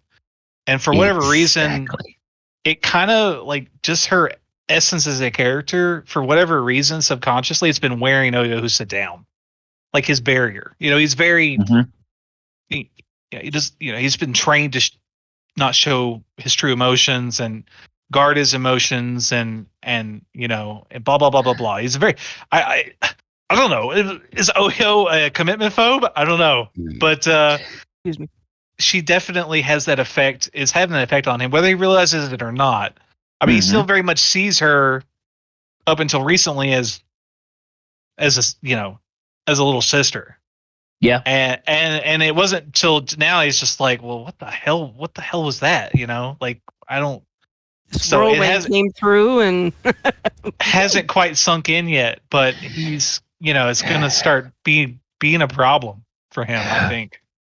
But one of the subtle things, and this is part of what I say, both as the growth of Elora as a character and the growth of Ivy as a player, is how she's able to allow Elora to play off of her cultural heritage when it suits her. Like, for instance, when you guys met Jarlaxle, and Jarlaxle was like, maybe there's a reason I'm gonna hang out over here. Maybe there's sparked that. Yeah. And but even if Galibar hadn't intervened, she immediately kind of recognized, oh yeah, I am a drow female. I do hold the power in my society. I can get this guy to, heal if I need him to. It's not, but what's beautiful about that complexity is what makes like Elora and Oyohusa special in that sense, and in one small sense, is she doesn't act that way with Oyohusa. No, that's what I'm saying. She's very, I don't want to use cliche terms like, submissively feminine or anything like that. But she lets Oyo be Oyo, and Oyo lets her be Elora. Right. But there is this. She's like attracted to Oyo for the opposite reasons, and Oyo's just kind of like, he's just not dealing with it. But he somehow he does see what he's seeing. He's just not, whether he's in denial or whatever it is. But they're allowed to be just themselves, and for whatever reason she's attracted to Oyo for I don't know. That'd be a good question for Ivy, what she thinks Elora sees in Oyohusa, but I just wanted to point that out, that she's not that way with Oyohusa when they're alone. No. Yeah, and that's what I mean also, when she's that she's developing a complexity. There's a genuine attraction relationship here, but she can manipulate this other thing over here to suit her purposes. Another thing, what struck me, that whole scene with Jarlaxle, Pete's over here like, Jarlaxle left Menzo Berenzin, like, I'm tired of these females. I don't bat out to nobody. And he's just like, I don't want to deal with this crap. It's a drow female. I'm just gonna go here. I'm gonna deal with this other diplomatic crap. This ain't worth it. That's kind of what it struck me as. Jarlaxle's just say, I'll do it if it benefits me. I like how she feels about like Enka as a character too. It's like Inka's kind of like I don't know if it is what it is, but I think she mentioned this is like, you're just kind of the group mom. Yeah. But the cool, or maybe not the group mom, but maybe like the group cool aunt or something. He's the group uncle. Who? Adamant. Oh, okay. So like, yeah, I've always thought of Adamant as the bewildered Enka is very figure. much Enka is very much the group mom. I mean, in a way, yeah. I mean, but it's just kind of funny, like how, and I don't know how to classify Galibar, to be honest. He's the group brother. He's the little brother. He's the Yeah. annoying little brother. That no, Well, I'm what is- kidding. Well, what is Oyohusa then? Cousin. Yeah, that distant That cousin that cousin- nobody really likes. Oh, That- Oh man, come on now. That Oh, cousin that's geez. that mysterious cousin that you only see about twice a year if you're lucky. you And never hear anything about. Only at the Well, you- family reunions. You only Well, hear like, but you know, when you're around him, you're family. You're having fun. You're having a good time. But then, you you disappear. know, you go home. He's the weird cousin that only drinks tea. And Pretty tells really much. good stories. Everybody Mhm. likes when they're with him, and then they forget about him. No, I'm just kidding. No, No, they remember him because he's memorable. But it's just they don't quite know what to do with him all the time because, well, you know. He's weird. Ivy's listening. Well, I think that like I didn't mean to change the topic, but I feel that I have to agree with you. I think as a character, it's been really fun. I enjoy all your characters, and I mean, I would like to. I try, but Oyohusa and Galibar, you know, have kind of an odd relationship. Whereas like Adamant's Oyohusa's best friend, which is also kind of hilarious and awkward in its own way because your best friend is a A robot. warforged. The unfeeling. Basically, yeah. And I got a feeling that like I mean I can't speak for Elora, but maybe she's starting to feel that maybe Elora and Enka are like becoming best friends. But I don't know. Maybe she thinks Galibar and her are good friends. Those two are Enka and Elora are ride or die. yeah. That Just was don't like turn us almost loose in a candy shop. instantaneous. We'll cause some issues. Galibar sees Oyohusa as too like he has a stick up his butt. And, What? Oh, okay. That- you refuse to go drinking with him. That annoys him. Did I? I don't remember that at all. He's asked you to go drinking Absolutely with him did. like 2 or 3 times, and you always say no. He offers you one of his tankards of plenty. You say no, I have tea, and like you have Galibar sees you as you having a stick up your butt. Oh And- man. Like I forgot that scene where Enka shows up at Galibar's door. Knock, knock, knock. Yeah, can I have some of that? Sure. Chugs yeah, it he down, has hands it 3 back, tankards. and leaves. He has Chugs it down, 3 fucking tankards. Well, They're I not mean, all for him. when we were in the Kamigawa, we had that scene where he took you shopping. You know, it was like gift shopping, and he was And kind of you- like he you was got trying a to bond. He was set. trying to bond with Galibar. You buy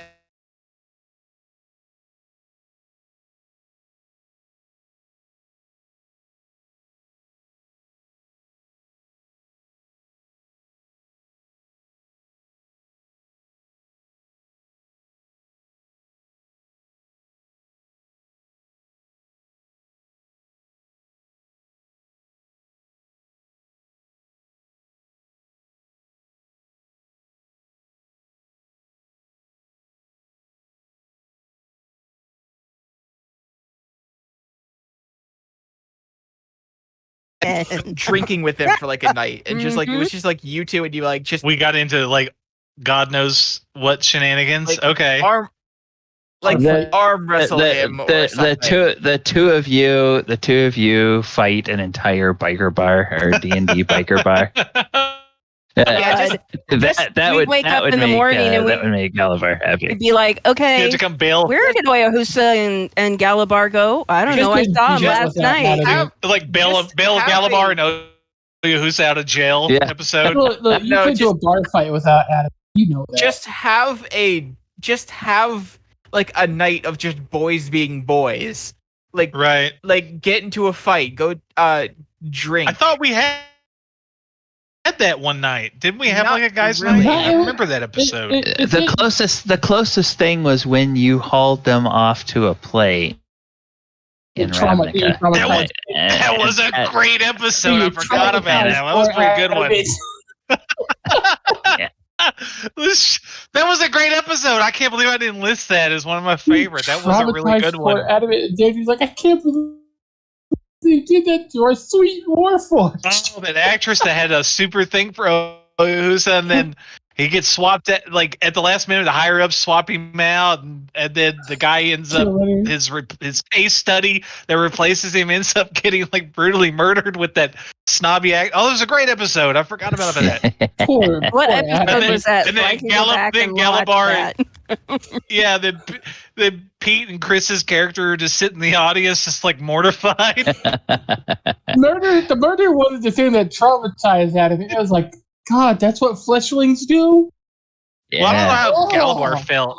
I mean, how did Pete? I mean, Chris, how did your character feel? Like, I don't know if you really expressed it at the time. Honestly, there are so many moments in this campaign and in my other campaigns where it's honestly not coming into mind.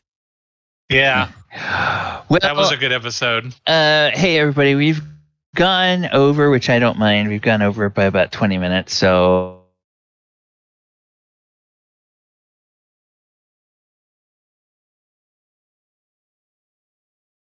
To explore this multiverse and inhabit these characters. I'm glad that we have found people who enjoy a mix of combat and role play. I can say with confidence that all of you approach the situations with equal gusto. You enjoy chances when it's just the characters getting to sit around and chat with each other or with NPCs, and you dive in when there's something, big bad monster there that you have to fight. And I like it when campaigns can have both. Mm-hmm. So I appreciate you guys being in this game for as long as you have been, and I will echo Ivy's sentiments. If it takes 100 more episodes to tell our story, then here's to 100 more. But I do look forward to continuing the story. We will not meet next week because it's Independence Day here in the U.S. So I have a game that day, a soccer game that day. Also, there's obviously all of the Independence Day celebrations and everything. And it's a typical family time in this country. So hopefully everybody will have fun things to do, or at least fun fireworks to watch that night. Gary, I appreciate you letting me into this game. Yes. I was a little shy. It's going to be streamed. I'm not much of a, just to be surprising, I'm not much of a person, so I was a little iffy on that, but y'all made it pretty easy. Thank you for being our GM and putting up with us.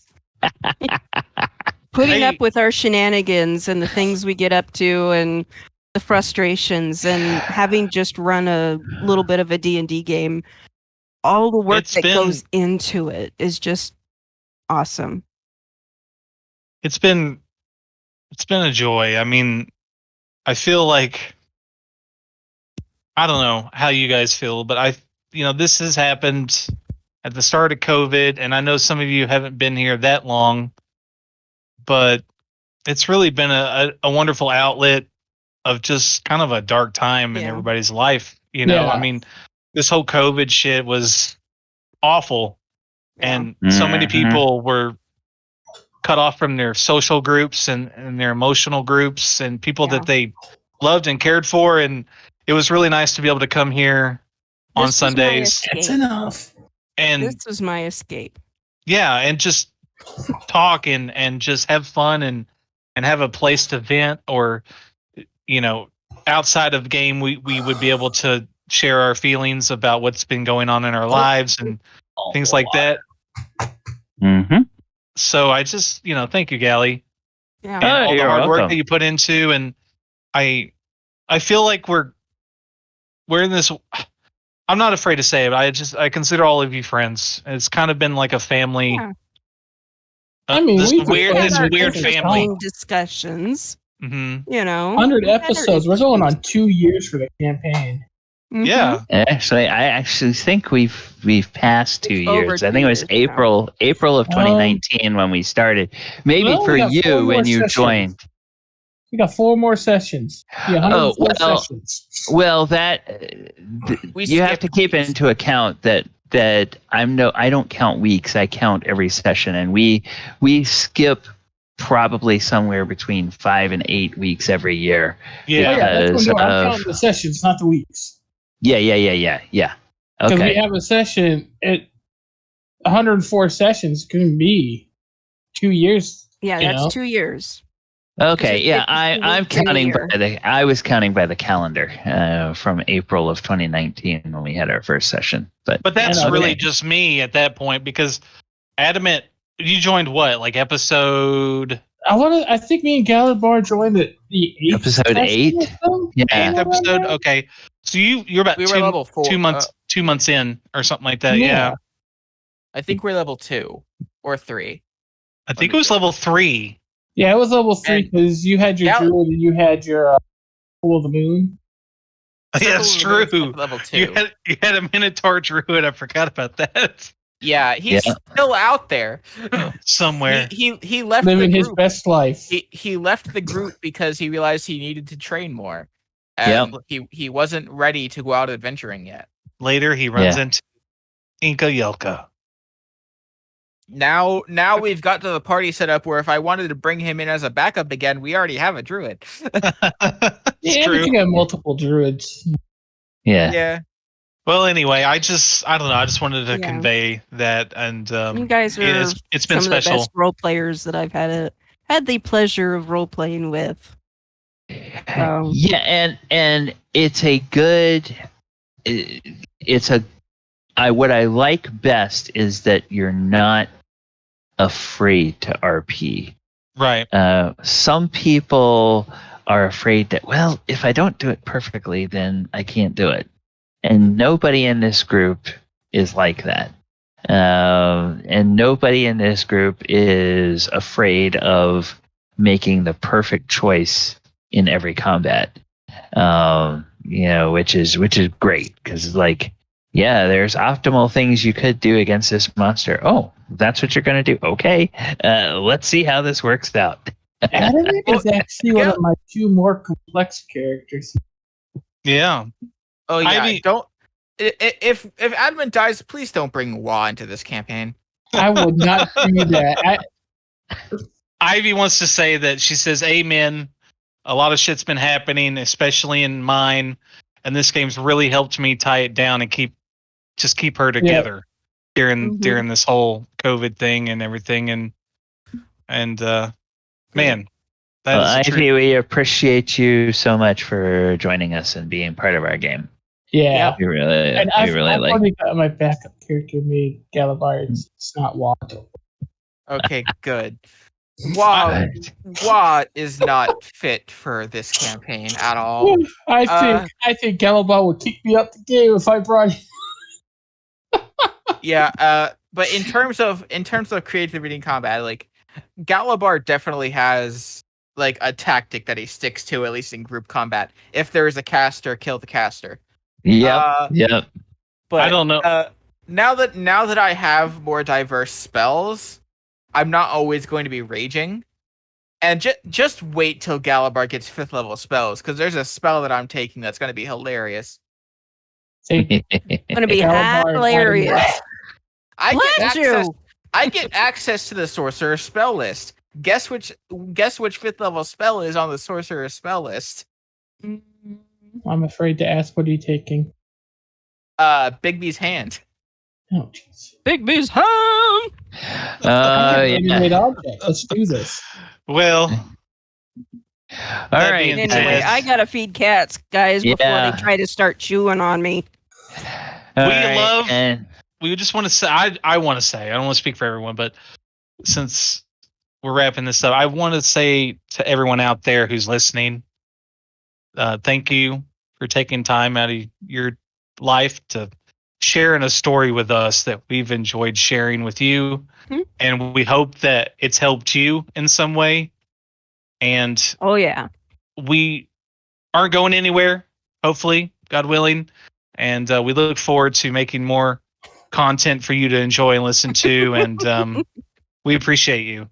Tell your Yep. friends.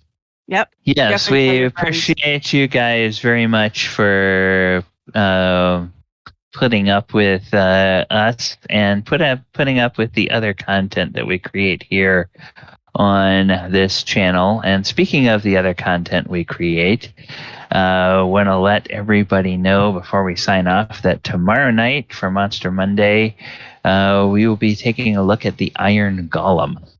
Ooh. And Ooh. its history in D&D throughout the editions. Thursday night, we will be back for Sword Coast Chronicles, episode 51. They are just about to figure out some more information about the meta plot, although they don't know that yet. They are just about to figure out some more information about that in that campaign. And next weekend, no Saturday game, no Sunday game because of Independence Day weekend. So everybody have a great 4th of July. Don't blow yourself up or your loved ones. Yes. But enjoy the fireworks. There is something I do want to say. My Sunday night campaign is thinking about possibly starting to stream it if we can get the setup and everything. So I'll keep you guys updated on that. Cool. Okay. Exciting. It is also a great chaotic campaign that I really hope we can get set up for streaming. Okay. Because it's All right. pretty amazing.